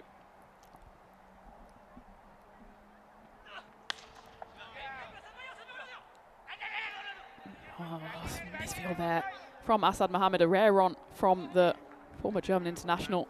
Allows them to scamper through for 1. Because we were playing T20 back. I mean, you said about I played a bit of cricket in the UK when I was a lad, and when I was like 16 or so, I'd be playing T20 in the week. And then, and we'd be doing that, and that would be a mix of old boys. Oh, they've scampered through there for a stolen single. Yeah, overthrows. And we're going to go again. No, we're going to stop at 2. That was a classic occurrence in the midweek. Yeah. You'd have some 18-year-old colt, and he'd wang it in at the stumps, because he's super competitive. And then you'd have some old 50-year-old boy like me standing there at the stumps, and he'd just be like, "I've got to work tomorrow, mate. I'm not getting my fingers anywhere near that." It's like I'd stop it with my belly if I and there'd be some guy out there, he'd stop it with his belly around these fingers. And if he didn't, he's just like, "Nah, I'm not having that." And exactly, you end up like this, right? And he'd be like, "No, I'm not having anything to do with that." And then of course it would go for buzzers, and people would scamper through for another single or maybe 2. And but we were doing that. Yeah, we called it 2020. We didn't call it T20. But and that was participation. It was about squeezing in a bit of cricket where with the light, no floodlights in those days, and trying to do it. So when you think, when we had like 1 team per club, I mean now lots of clubs have got quite a few teams. But back in the mid mid-2010s or so, you'd have one team per club, and you'd have 50 over cricket. So you'd be driving 2-3 hours, and you'd have the nightmare of like people driving a long way and not playing any cricket except fielding. That one, oh, he's playing some cricket here, is Balachandran. That's as sweet as a nut, straight down the ground. Brings up at least a little bit of a milestone for the Boosters, 75 on the board. Yeah, I think we've all been there. We've all played, I suppose, all of us of a slightly older generation who haven't grown up necessarily with T10 and T20. We played the longer format, and we've all had the situation where you turn up, the captain always says, oh, yeah, you're definitely going to have a ball, you're definitely going to have a ball. You're sitting in You're pads, waiting. You're sitting in pads for 50 overs, and at the end you think, what have I just done with the last 10 overs of my life? And that's, I suppose, the beauty of T10, 5 games a day, and if you get out, so be it, and you get another chance about 2 hours later. Yeah, exactly. And the other thing, and like, if just nothing more soul destroying than being put in a fielding position for somebody who's maybe, fair enough, that was the problem then. It could be the problem today. Friday evening, you're scratching around, like basically going, through your phone book, trying back in the day. Now you're going through your phone trying to find somebody who's available, and then you get them to come along, and then on Sunday, and then you feel obliged to sort of get them involved. But then it's the league points and everything, so you'd have that. Now, maybe they're not a great fielder either, and then you try, you're trying to hide them in the field a bit, and they just soul destroying. They're 35 overs in, 40 overs in an unbalanced thing, and everybody's getting bashed around, and the team's 300 for whatever. And the fielding wasn't so important. But now with this T20 and T10, fielding is absolutely vital. Yeah, well, fielding used to just be what you do when you wait to battle bowl, but now it's one of the key parts of the game. That one won't be fielded by anybody. It's flashed away for 4 runs. So let us know in the chat, what has been your most soul-destroying game of cricket? I'm talking about ones where you travelled 300 miles and got a stinker of a decision first up, or anything where you thought, why do I even play or watch this game? Hopefully those memories are few and far between us. Say a big welcome back to everyone in the chat. Trips back after mowing the lawn. You need to get on that robot mower, I promise you. It'll be a sound investment. Kenneth is in late to the party, but you've come in at a good time. See, there's a hello from South Korea as well, from Akash. It's great to see fans all over the world, and that's what the European Cricket Network does as well. Live on YouTube and on other streams. It doesn't matter where you are, what time of the world it is. Vinny's saying it's midnight where he is. Ash is saying it's 2 a.m. on the east side. So we cater to night owls, to early worms and everything in between, as this one goes up in the air, and it's taken. It's a comfortable catch, watched nicely by Haroon Javed. And this little attempted fight back from the Boosters is cut short. Well, I said they reached the milestone of 75. In fact, they're 1 short of that, and they lose another wicket, 74 for 7. And that shows perfectly. Makes it look easy, but fielding is an art. Exactly. We're just watching him here. I mean, what do you do, Tina? I mean, that was very Australian. The English are more down under the chin, right? Or down. When people catch it near their belly button, I'm always terrified. Yeah, I've been converted to the Australian way, as I think it just gives you another chance. He's looking up high, his hands are up high. The amount of times we see that dropped and then they catch it on the second time down, or on the chest, or well, hopefully not in the face, it just gives them that opportunity into the very last moment. And I think the science of it as well is that it's in your eye line all the way into your hands. The British version or the English version, as soon as it goes below your eye line, you have that 30 centimetres where you're hoping you've lined up your fingers with the ball, but at that point it's just hope. So the Australians will give them this one, and only this one. Direct hit there, would have been close.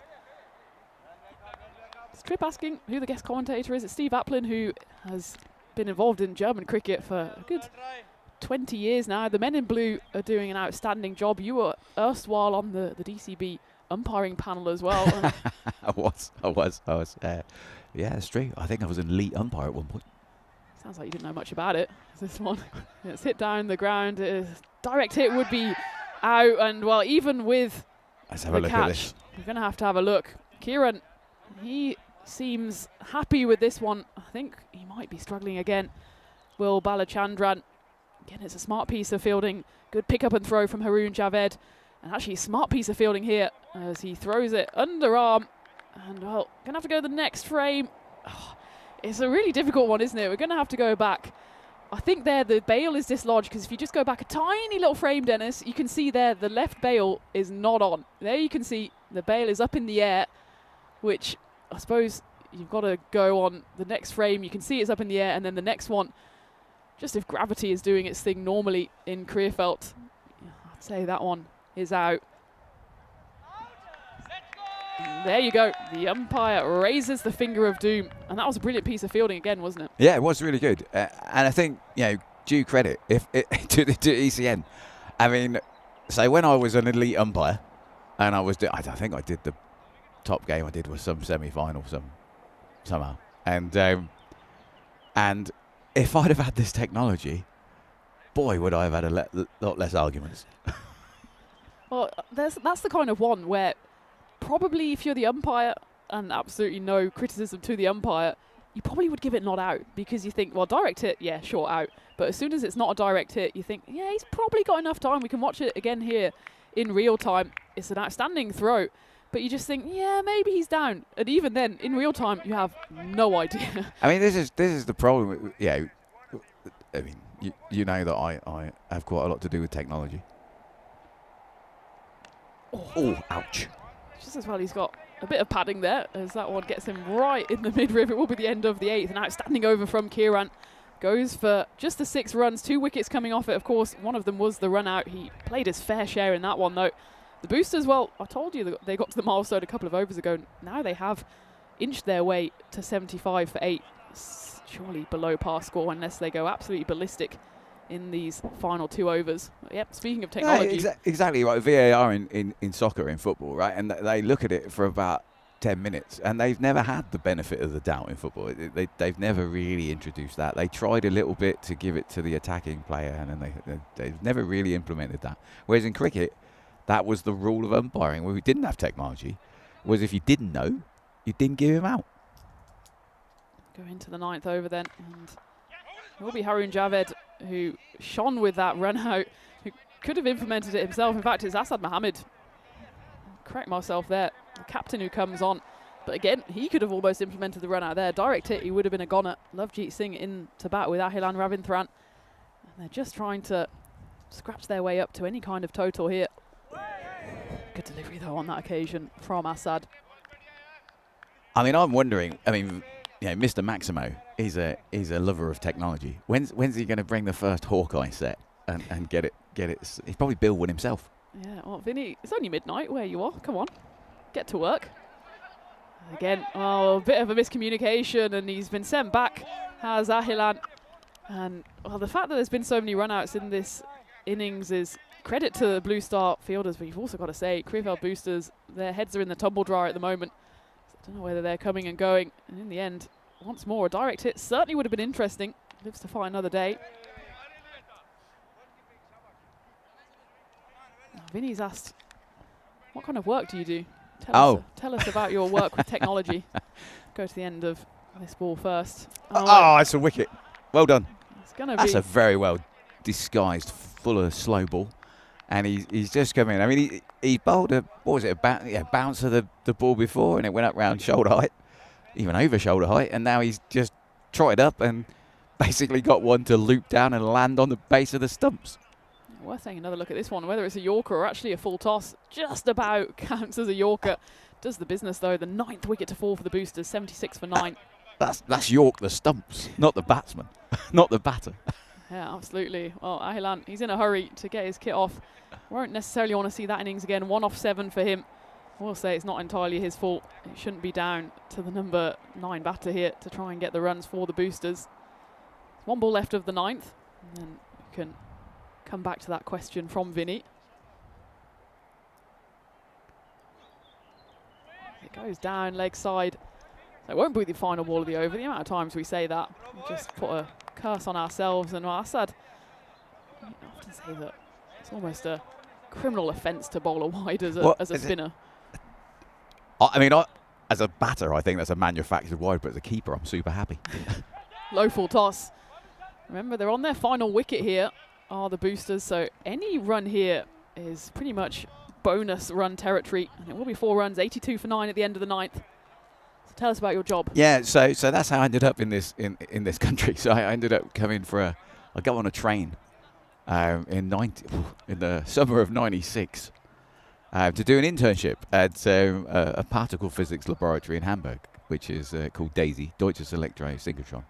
So for those of you who know the Large Hadron Collider in CERN, like that but smaller, and also one generation before. So it was built, the accelerator we had there, the collider we had there was built in the 80s. And I came over and I started as a student there. I was just a student. Going into the final over then, it will be a bit of pace on in the form of Kieran Kumasawami, and well, no wonder given he went for just 6 runs and picked up a wicket in his first over. And then I think I laid about 5 kilometers of cables in the first 3 weeks of being there. And I was a physics student, so I just said, I don't know what I want to do, but I want to do it here. Because it was amazing. There was a big international community, about 3,000 people, of which were probably 1,000 visiting scientists. And then, and so I was just this kid in a sweet shop. I was doing it, and so it was crashing. We were crashing protons and him or her out, and all you can see is where the ball went and to which fielder. All right, this sounds like Maximo Eye that Vinny has said he should implement because it's better than any Hawkeye technology. And then you would get to guess. Now, you get to guess what shot it is, right? So if you've got a point diving back, sort of to their left, what sort of shot do you think I would have played? I think you probably would have played a cut shot. I probably would have tried to drive it down the ground and edge it, knowing me and you. Exactly. Final ball of the innings, so we're going to have to maybe come back to the analogy. We're going to maybe invite you back into the second innings because we need to describe the end of this one. And when you get going on analogy, don't want to rush you, but that is the end of the innings. So we'll come back to have that analogy because I'm on tenterhooks about how this story will end. But in the meantime, it is the end of the innings and at least finishes with a bang. Not quite the big bang that Steve was talking about, but Kieran, he goes for a 6 off the final delivery, but still 7 runs coming off that final over. In fact, it was 5 dot balls before Lovejeet Singh finally found the middle of the bat. So they finish on 89 for 9. Have a feeling here that Bond Blue Star are in real contention to get through to finals day. 90 is the score required as we go back to the innings highlights. And well, Steve, you mentioned about fielding, and certainly it was the fielding on show for Bond Blue Star as they pretty much took all the opportunities that came their way. They did. They were very good in the field, very smart. Good catches, never looked like dropping anything. And who we see the run out. Yeah, it was a brilliant run out, wasn't it? Direct hit. This was one of the ones where actually it was only a direct hit. We saw one later in the piece where he had enough time to collect it and knock down the stumps. But you see the beauty of fielding here. It was a bit more of a horror show as no field was required. It was chopped on that occasion by Thinesh and Mahintha. The captain, he stuck around, but Adam Mangal, he was a great inclusion into the side. He picked up a wicket. Here you are. Here are all the chances that they took, and it's no longer just an addition to the game. Fielding is really part of it, and Bond Blue Star showed us how it's done. I think it makes it much more of a team game. I think it just brings everybody in. It's the low statistics that you've got there, so the value of any given run is now so much higher. The wickets have stayed the same. The number of wickets you've got, the number of fielders has stayed the same. So that means consequently, if you've got less balls, then every wicket is worth more. Here we see another run out. Yeah, on that occasion it was the great double act. First of Haroon Javed, who threw it in, and Kieran Kumasawami smartly getting back behind the stumps and throwing them down. Asad Mohammed yorked the batter there. That was Ahilan, yorked the stumps. Got us another wicket. Well, I suppose for Krefeld, the small solace is that they weren't bowled all out. 89 on the board though, but you've got to say at the halfway mark with Bond Blue Star, knowing that a win takes them through, surely they're in the driver's seat here. I think so, Tina. Yeah, absolutely. So we're going to go to first see the bowling, and it's certainly good viewing for Bond Blue Star. Harun Khan and Asad Mohammed, 2 wickets apiece there. You can see no one really got going apart from the 21 by the opener, but when he fell, it was just a procession of wickets. Wickets all round. 1 for Adam Mangal, great economy from him. And look at that, Kieran Kumasawami, 1 wicket, but that doesn't tell the whole story because he was involved in that run out as well. an economy of 6.5. And look at the fall of wicket as well. Consistent wickets. You can see there, just a quick calculation. I think the biggest partnership there was the 7th wicket partnership, worth 25. Otherwise, not much to speak of for Krefeld boosters. It seems like, unless there's a final twist in the tail, which, I mean, I should probably stop saying this because knowing ECN, there's always a twist in the tail. Does look though that Bond Blue Star firmly in contention to book their place in finals day. So we don't want to leave Steve hanging on his analogy, so he'll come back in the second half, as will I, as we go into the final run chase of this group stage with Bond Blue Star knowing the destiny is in their own hands. If they get the 90 runs needed for victory, they will go through top of the table. They'll get the double chance on finals day. If the boosters manage to pull one more rabbit out of the hat, then they will join the Black Caps on Peacock Friday. Just a quick turnaround then, and we'll be back on the European Cricket Network for more action from Krefeld.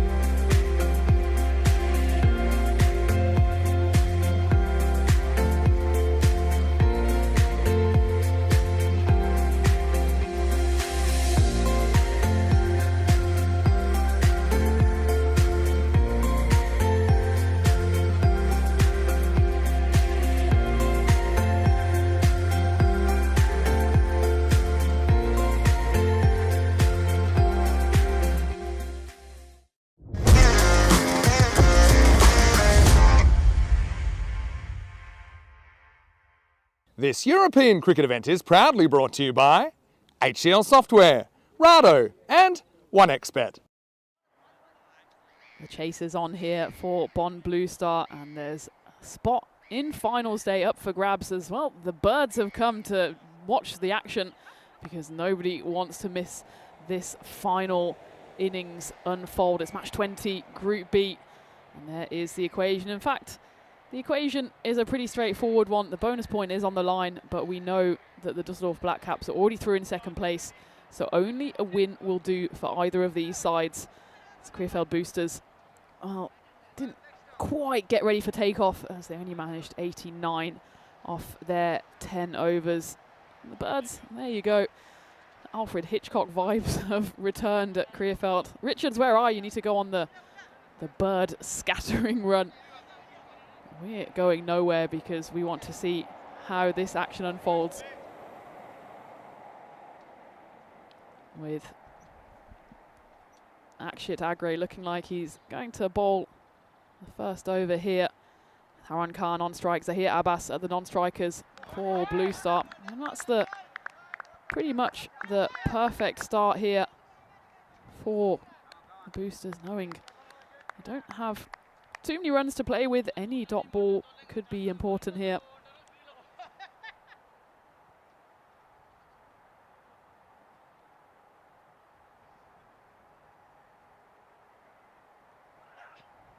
And the bumper comes in and it's come straight back out off the middle of the bat of Harun Khan. Could have even been a wide ball on the height of that one. Worth taking a look at it from side on. He makes the umpire's decision for him. It'll certainly be one for the over. Instead of taking the wide, he takes the 4. Gets a hold of that one, Harun Khan. First boundary of the run chase is on the board.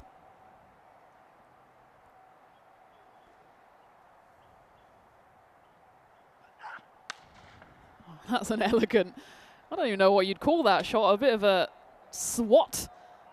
Tennis forehand, whatever it is. It's 6 runs to the collection. Harun Khan goes 4 and 6. Well, slightly outside off stump, but the bottom hand comes through, and we saw so many catches in the dugouts earlier. This time, Bond Blue Star, maybe they've just got their eyes on the prize and not on the Grizzly as that one flies away for 6 runs.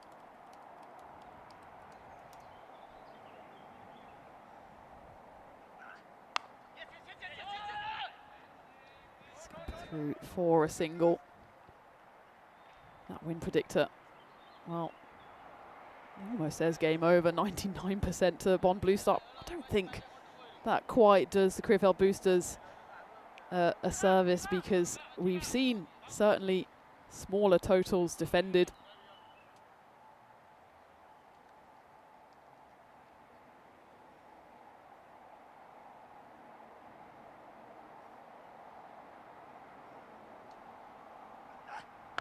This one would be up there as one of the all-time defences if the Boosters do manage to get over the line, given what is on the table here. And that's a spot not only at the top of Group B, but of course, by definition, into finals day. Marzi, well, it looked like someone had forgot to put his batteries in as he charges after that one.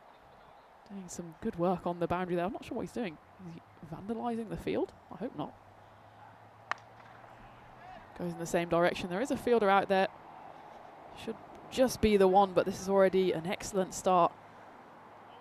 And it will be the end of the first over. 16 runs coming off it for Bond Blue Star. Remember, the bonus point not really an issue here. They just need to get the 74 runs left to get to finals day. A golden ball would certainly make it an even more spectacular end. Someone who very much enjoyed the golden ball yesterday was joining me back in the commentary igloo for the final innings. Steve Applin, welcome back as we take a look at the Hall of Fame for the lowest defences. So it wouldn't be on that scoreboard, but certainly the Krefeld Boosters, if they manage to hold on to the points here, that would be an all-time classic match, wouldn't it? It would. It would. I think, let's see. I mean, the game's not over until you get within, what was it? India got within a few, the teens? Yeah, exactly. You never know what will happen, and certainly stranger things have happened on the network. Well, that one's going to go crashing into the fan zone. It's certainly a 6. It could well be a 7 here. Lovejeet Singh just doesn't get that one to come out of the hand as he would have liked. I mean, it's earned a fly past from the birds. Yeah, They thought that was so good. They've gone for a big fly past. Andy Ray, my friend, would be absolutely terrified right now. he's not a fan of birds. He's not. He fell off his bike once at university when a flock of birds took off. Dear. Well, I don't even know if that would be called a flock of birds. I think that'd be called a monstrosity of birds. Oh, that's coming. That's coming our way. Well, when you're in this job, for a while, you tend to get a good feeling for if it's coming into the tent or over the tent, and that was hit so sweetly off the bat of Zahir Abbas that it was only going to go up and over safely beyond the igloo for another 6 runs, and this is just the start that Bond Blue Star wanted to try and book their place in finals day. Bowler's gone double teapot. He's he's contemplating the next bowl. Well, there's no ball more important than the next one. The birds, they're still circling. And well, without being too graphic, I don't think it's quite the carcass of the Krefeld Boosters finals hopes, but it's not far off. But this one could be a wicket, and it will be an outstanding catch taken. I think it's taken. He's hurt himself on the way down as Balachandran. He throws the ball away, which we saw in the previous game. I think on this occasion he does just about hold on to it. Is he doing CPR there? I don't think he's quite in such dire straits, but let's take a look at that one again. It was a brilliant catch, wasn't it? He tumbles away, and let's just see. Oh, well. Oh, he's held on. He's held on there. He's got it.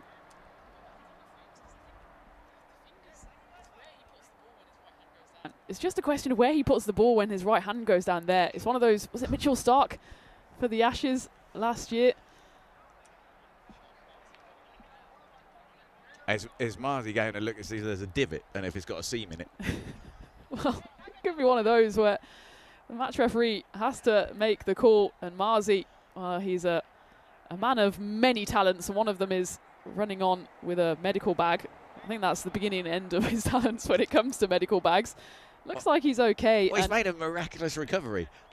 Is there an argument here that he was trying to distract the match referee? Well, there's nothing to distract Tyrone Peters. He is a man with laser focus, and I think you probably give that out, and I think they have given it out. And it's worth seeing Marzi.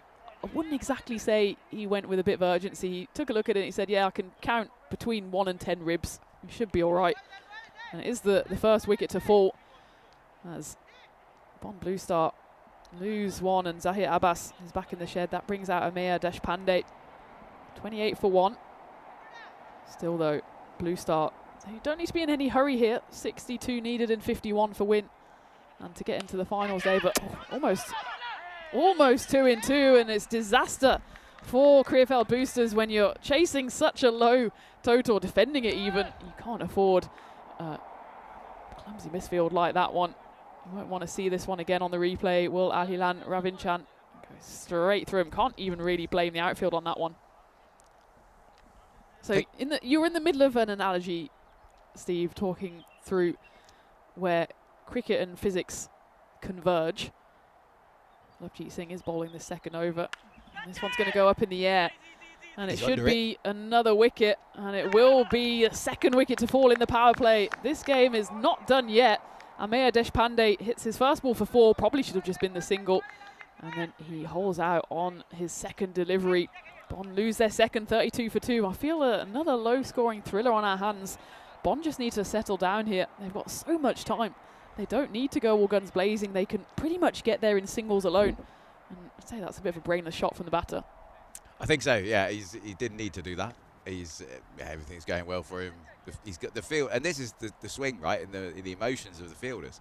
They've just had that misfield with our gentleman here taking a stern look at the bobble that he can see. We can't see it from here. Well, it's quite close. And you've got the fielding team where you want them. Everybody's down. The bowler's frustrated. The captain doesn't know quite what to do. And the next thing, you play that shot, and well, fielding team's up. Yeah, you don't want to just open the door for the Boosters, and that's exactly what the Blue Star batters have done. The two back in the shed, Zahir Abbas and Ameya Deshpande, both getting out in quite a necessary fashion. Ashish Makar comes in and plays a little more of a sensible shot to mark the end of the second over. I wouldn't put too much stock, and no offence to the robots, in that win predictor at the moment, 99%. I think if Bond Blue Star continue to lose wicket at this rate, it could be a lot closer than that. 33 for 2 at the end of the second. So it's deep inelastic scattering, right? That's what we did. What I did for my PhD. What kind of elastic scattering? Deep inelastic scattering. It's inelastic because the proton doesn't survive. Oh, okay. So it smashes up completely, and the electron also gets smashed up as well. So I mean, we're talking about physics. We need to talk about maths for just a second. The standings here. This is why it is a winner-takes-all game. And you can see the Krefeld Boosters' run rate is better than the Black Caps, but whatever happens, if they, of course, lose this game, their run rate will go down, and it will go down below the Düsseldorf Black Caps, which means that in that situation, of course, Bonn would go through, as would the Black Caps. So yeah, so if you want to, you fire an electron into a proton, and then you see what comes out. And that would be analogous, as saying in cricket, like you're bowling the ball, but you can't see the batsman, but yeah, that's blacked out, but you can see where the ball goes. And so then you could start, yeah, obviously for one shot, you don't know anything. But if you do it statistically, you could probably tell the difference between me and you, and that's like the wagon wheel. Exactly, the wagon wheel. I was going to say, there's not too many cut shots on my wagon wheel, and I think for you it's exclusively cut and pull shots. Well, I think exactly, if you looked at ours, I mean, it would be, all the stuff would be on the offside, for me, basically between cover and backward and third man, and for you, it'd be in the V. Depending if I'm playing on Astro or turf. If you're playing on Astro, it's going cow corner. Harsh, but fair. So yeah, and then you could tell something about the batter. Maybe that's a game for Vinny to invent, right? Look at the wagon wheel. You can call it deep inelastic scattering cricket. And then you look at the wagon wheel, guess that batsman. Yeah, well, I think it's a game that must have done the rounds already. There's certainly batters with a unique style. And then you take the analogy further, because if you do something to the electrons, so you put spin on the ball, you put spin on the electron, yeah, you give it certain properties, that's polarization really. You can then start to tell something more about the wagon wheel. So Stokes' wagon wheel will look very different against spin as it will look against pace bowling, right? So again, you can infer statistically something about the property of what you're looking at. Based on the probe, and the probe is either the cricket ball or the electron in this, and that's basically what I did for my PhD, and now I help run the world's biggest, most powerful free electron laser. This must be the most highbrow conversation we've had on European cricket. I mean, yesterday we were talking about the most famous pulls we can think of. And the day before that, I was talking about my favourite meal deal. So I'm glad you've brought some civility to the proceedings, as that one slapped away for 6 runs. And Harun Khan, he's seen both his number 2 and number 3 come and go. He's still there, though, 17 off 5. Just, again, without sounding like a broken record, I think this is exactly the conversation they're having out there. They just don't want to do anything stupid here, do they? No, don't now try and step to, a premeditated ramp shot or something, right? Where you step to offside and then try and ramp it over your shoulder. Speaking of which, who do you think is the most famous Paul in the world? Saint Paul. Saint. Paul, Saint. Saint Paul, yeah. He does have a cathedral named after him. I don't think Paul McCartney. Paul McCartney, yeah. I'd have to go for Gazza. Yeah. No, Paul Gascoigne. He'd get my vote. That's a famous one. I suppose it's everyone's fame and popularity is subjective. But yeah, I don't think we had St. Paul. It shows how much of a heathen conversation Rico and I were having, as that one is launched for another 6 runs. So whatever they talked about in the middle, Harun Khan and Ashish Makar, it's resulted in back-to-back 6s. And in fact, it's 3 6s across the 2 overs so far. Bond Blue Star, having been up and about after those 2 early wickets, just fallen a little flat. Sorry, the Krefeld Boosters in the field, whereas Bond Blue Star slowly inching their way ever closer to finals day.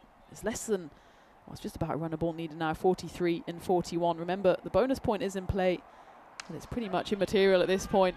It could be, though, that Bond Blue Star get there in the 7 overs, the way these 2 are going. There's another 6 added to the collection. That one was another sweet shot down the ground. Yeah, he's used his feet there very well. He's come down the ground, and then it's actually a flat 6.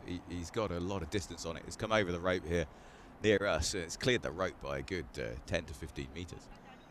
So there was never any danger there, and it was nice and flat. So I mean, it was flat enough that if there'd have been a tall fielder on the boundary, he might have had a chance, but it would have been a hot catch. Well, that's some of the intricacies of fielding that you're forced to think about now in T10 because, well, catches win matches, and this could be another catch, and it will be a third to fall for Bond Blue Star. It's 50 and out for this partnership, and again, I can't get on board with that, Tina. I can't get on board with it. It's a completely, I mean, he stepped miles across. He stepped miles across. It's all, I wouldn't say it's premeditated, but you see the step across, and then you don't need to play that. Yeah, I'd agree with you. They've just hit the previous 3 balls for 18. And yes, I mean, they could have hit the next ball for 6 as well, and we would have said, what a shot. But in the context of the game, with now less than a runner ball needed, just a bit of brainless batting on this occasion from Ashish Makar. And the door, which seemed to be slamming shut on the boosters, is once more just cracked open. I think it's the golden rule of sport, is when you've got a lead, you know, was it? Never interrupt. If they just went a bit of a conservative hit and run, and they're swinging hard. It's the only way they know how to play. Maybe they've been lured by that bonus point, the offer of it. You think? Maybe, but I mean, if we've had a bit of brainless batting so far, that would be a bit of brainless tactics because the bonus point doesn't matter here. A win would get them to the top of the table, straight through into the qualifier tomorrow, and well, that 6 certainly helps the cause. So maybe they're thinking about the bonus point. It would be a strange strategy, whatever it's they're thinking. I suppose it's working for now as they move to 65 off 3. 4 overs gone. Adian in the chat, he agrees with you. St. Paul, he said, jumps immediately to mind, but because he lived in his hometown for a while.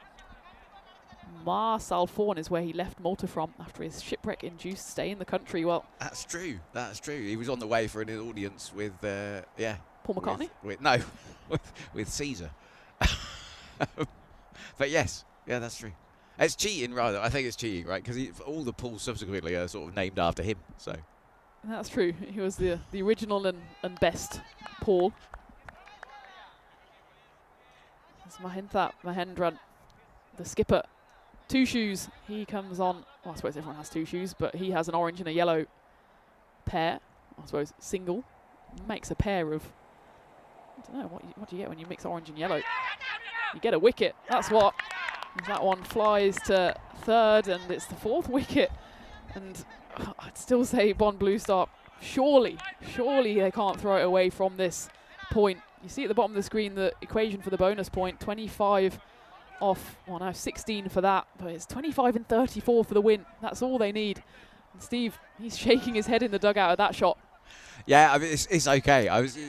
Obviously, I mean it's the same. I was playing golf the other day, and you know, on the video replay of my golf shot, the ball that goes 250 yards, and the one that like bunts, straight into the ground in front of me and then goes 10 yards.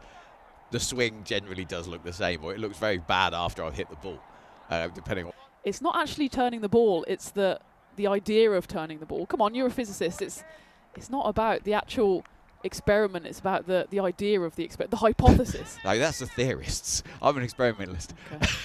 But I love the way he moves his head. He shakes his head over to the right as if it was supposed to spin in. Giving him the eyes from behind the shades, and whatever he's doing, that one just slightly too wide for the umpire's liking. But he's brought this game slightly back, given that previous over went for 24 runs despite the wicket. This one will go for just the 2 and the wicket as well. That's a very tidy over. That is. He's done very well, and it's great captaincy. Yeah, he's brought himself on. And he showed the way. He's like, come on, guys, just do this. Because if they do that, do they win still? Well, if they go at 2s and over, they certainly will win. Yeah. Krefeld boosters, they need to go at just under 5s and over. So again, you'd think if Blue Star finish these overs, they've won. But they're doing their very best, as Kroom says in the comments. They're doing the very best to mess this one up, which doesn't exactly fill them with confidence. I suppose either team haven't exactly put in the best performance here going into finals day tomorrow. So we take a look at the upcoming events. So much more coming your way on the network. Stockholm, Budapest, Wimbledon, Gibraltar, Croatia. I wonder if anyone has ever said those 5 places in that order before in anyone's lifetime, because it's quite a random collection, but that's what we love on the network. Speaking of random, and this is a stat, I think I must have mentioned it before, but since you're a scientist, it's the one that always blows my mind. The one where if you have a 52 card deck of cards and you shuffle them, in whichever order they come shuffled, in the history of humankind, in all likelihood, that order has never been shuffled before. That is genuinely mind-blowing, as that one is genuinely going to be hit to the boundary. 6 runs with Aritharan Vasikaran coming back on. And now Bond Blue Star needing just 16 runs for victory. We won't have too much time to talk about it, but I think that's probably my favourite. I guess it's not even, it is science, it's probability. It's an unbelievable stat. And people always say, but what about all of the casinos that deal loads of cards every day, as that one's going to go 6 runs once more. Now it's just 10 needed for Bond Blue Star. But in very quick terms, tell us that I'm right. Tina, yeah, that is a statement that I try not to say too often. But yes, Tina in this case is right. So yeah, it's 52 factorial. So that's factorial basically is just, it explodes. So for those of you who want to understand how numbers get very, very big, very, very quickly, then you probably know the old proverb about the chessboard, right? With the guy who solved the problem for the Emperor of China or whatever it was, and he said, "What can I give you?" And he said, "I'll take 1 grain of rice on the first square, and then I'll take, and then you can double it. You can double it on the next square, and then you can double that and double that and double that. And obviously on the first row, you go up to 64 because you got 8. So it's 2 to the power of 8. And now you're going to do that another 8 times across another 8 lines. And yeah, by the end of the chessboard, you've got a number which is so astronomically huge that it's like, I don't know, more stars than there are in the galaxy or some crazy number. But yeah, numbers do have a way of exploding, and I find it fascinating. I mean, that's something we rely on, probability and statistics, and yeah, it's one of the wonderful things is to remember that probability and statistics has its roots in two areas. Well, you're going to have to tell us those areas quickly, because it's now scores level, 1 to win. Okay. Oh no, so it's actually not going to go to the rope. I thought it was going to go, so they run through 2. It's 3 to win, but still 1 hit away. So it's basically the King of England, one is the King Charles, I think it was, he was paying people basically a pension, and he wanted to know how quickly people were going to not make it to pension of age. And the other one was, as we a lot of sport these days, it was betting. So it was betting. It was betting on sport. So that's exactly. So as soon as people wanted to do that, they wanted. There was a lot of money in getting it right. Yeah. So it was all about probability. So bagatelle and stuff like that. That was the origins in Italy. Probability is such a fascinating topic, and the probability here of Bonn Blue Star going through to finals day, well, according to the win predictor, is 99%. It hasn't moved really, has it, from 99% in the whole time we've been here. I think we might need to turn it off and back on again. But it's looking likely it's here determined that Bonn Blue Star will take the win. 2 needed, and well, finally, from somewhere, they're playing a bit of sensible cricket. Boosters, you've got to say, more or less letting them walk to the finish line here, because they will actually do it with the bonus point. So it'll be an emphatic win for Bonn Blue Star. And now just the solitary run required off many, many balls, and we get there with a big 6, so that seals the deal. It will be Bonn Blue Star who go through to finals day, and it'll be Krefeld Boosters whose journey here comes to the end. You got to say, Blue Star, well, they gave themselves and us a bit of a scare, but in the end, it's an emphatic win. It's been great. Yeah, they've done really well. You kept saying Bonn Blue Stars, and I kept hearing Bond Blue Stars. It's a great name. It's a fantastic name. Yeah, so anyway, Tina, it's been really amazing to be here. Thank you very much. I'm on the way to Devon, on the way via Boston in the US, which is a strange way to get to Devon. And we're going to be playing 2 games of cricket there with the Heligoland Pilgrims, which is the most, I don't know, it's the most something cricket club in Germany. And we're based on an island in the North Sea, and we wear stripy blazers. We aspire to be the MCC of German cricket. Well, it is a club that I've mentioned before, so you've given the teaser trailer there, and maybe I will tell the whole story tomorrow with Rico, because it's certainly a story today to tell, certainly more in the cucumber sandwich direction of cricket. I think we need to get Rico to join the Pilgrims, because Rico in one of those blazers would look great. We need to get him to wear one of those blazers on Peacock Friday. It's an absolute Peacock Friday treat that, well, if he wears that blazer or not, certainly tomorrow coming your way as Bonn Blue Star do secure status at the top of the tree in Group B. They will go into what's going to be a tasty qualifier against Gelsenkirchen. Meanwhile, Düsseldorf Black Caps, we already knew they were going through in second place. They face up against the Krefeld Spartans. So the Pilgrim story will have to wait for probably tomorrow. In the meantime, Steve, thank you very much for joining me. It was an all too short stint in the end as Bonn Blue Star raced to the finish line. So thank you very much. And we'll hopefully talk about the Pilgrims sometime again in future. Wonderful. Thank you very much, Tina. I hope it doesn't affect my fee, but I'll be back. Take care. Bye-bye. And here we go into the highlights then. So Marzi, he had one final sprint. As if he didn't do enough work yesterday, he's got to put in another one with the medical tent. Well, from the medical tent with the medical bag. But in the end, the ambulance was needed for the boosters' chances of getting through to finals day. As Bonn Blue Star, well, they certainly didn't make it easy for themselves at times. They lost 4 wickets, which probably didn't need to fall. They were all just rash shots, which were gobbled up by the boosters' fielders. I've got to say that though the boosters, they just didn't put enough runs on the board. And in the end, it was just a matter of time for Bonn Blue Star. In fact, they did what the Düsseldorf Black Caps didn't do in that earlier game, which was just sneak in within that 7-over mark to get actually 4 points from that game. In the end, the 4 points aren't really needed because either way, a win takes them to the top of the tree. As the boosters fall agonisingly short, they will finish in 3rd place. Still been a great campaign for them. And again, it was a campaign that was really marred by the weather, and how much will they be ruining that golden ball defeat? It was the game that we all love. Steve mentioned it earlier today, 3 overs, and the boosters, well, they probably should have taken that one home. They didn't. They left points out there, and as a result, they're not going to go through to finals day. It will be, though, Bonn Blue Star who feature tomorrow. It's Peacock Friday.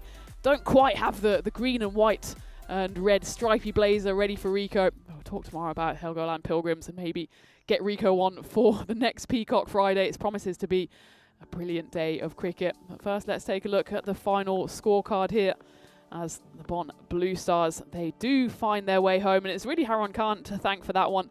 Unbeaten the opener, 44 off 14. He remained unchallenged, and well, he only plays in one way. He didn't want to get there limping over the line. He wanted to fire his side over the line. That's exactly what he does. As Aman Kapoor, in the end, plays maybe the slightly more sensible route of 8 off 7. It was enough, though, for Blue Star to get over the line. Here we go with, well, take another look at it because it's just so good, especially if you are a Bonn Blue Star fan. Krefeld boosters, though, maybe they want to have a look away now. I will say, they didn't bowl particularly badly. They already pretty much lost it in that first half when they only put 89 runs on the board. It was never really going to be enough. Always easy to say with hindsight. But Bonn Blue Star, knowing exactly what they needed to do to get to finals day, were able to see themselves home. As for the boosters, well, for the first time actually in this series, batting first backfired, and it gave the bowlers a pretty tough task. Lovejeet Singh, well, he picked up 3 wickets. He probably would have cashed some of those in for fewer runs because he went for 41 off his 2 overs. And the only other wicket there picked up by Mahintha Mahendran, who's been an outstanding captain, a top fellow, and I'm sure we're going to see him tomorrow at finals day. Even if, for him, unfortunately, it will be in a helping capacity rather than with his side. So there you have it. The final game of the group stages comes to an end. Match 20 in the bag, and it's Bonn Blue Star who reign supreme in this Group B, taking it in the end by 6 wickets. As you join me for the final time in the commentary igloo, thanks once more to Steve Applin, who regaled us with his stories of German cricket, refugees, physics, everything in between. It was great to have a bit of company to see out what has been another solo flight for me. I've loved having the company of course, everyone in the chat. And we're going to do it all again tomorrow. Let's take another look at that graphic to see what we have coming our way on finals day, Peacock Friday. First, it's the eliminator. Krefeld, of course, will have a representation on finals day in the form of the Spartans. as they face up against the Düsseldorf Black Caps. That is a straight shootout, as one of those teams will depart from the competition. Another one of those teams, the winner, will face up against the loser of qualifier number 1. That's Gelsenkirchen against Blue Star. While the winner of qualifier number 1 will, of course, get the fast track ticket straight to finals day, which will be coming final on finals day, and that'll be coming your way around about 5 o'clock local time tomorrow, as we go back for the final time into the commentary igloo. All that's left to say is, of course, thank you to the weather gods, first and foremost. They weren't on our side yesterday, but we can kind of say a backhanded thank you, because they set up what was such an astounding day today, wasn't it? Every single game had it all. Thanks, of course, to the crew, and most importantly to you, the viewers, the chatters, for keeping me company. The good news is it's Peacock Friday tomorrow, it's finals day, and Rico is back in the building. Blazer, TBC. We don't know what kind of blazer he will have on, but I'll be back. Rico will be back tomorrow, and I'm looking forward to bringing you what will surely be an epic finals day. In the meantime, stay healthy, have a lovely evening, and enjoy these highlights.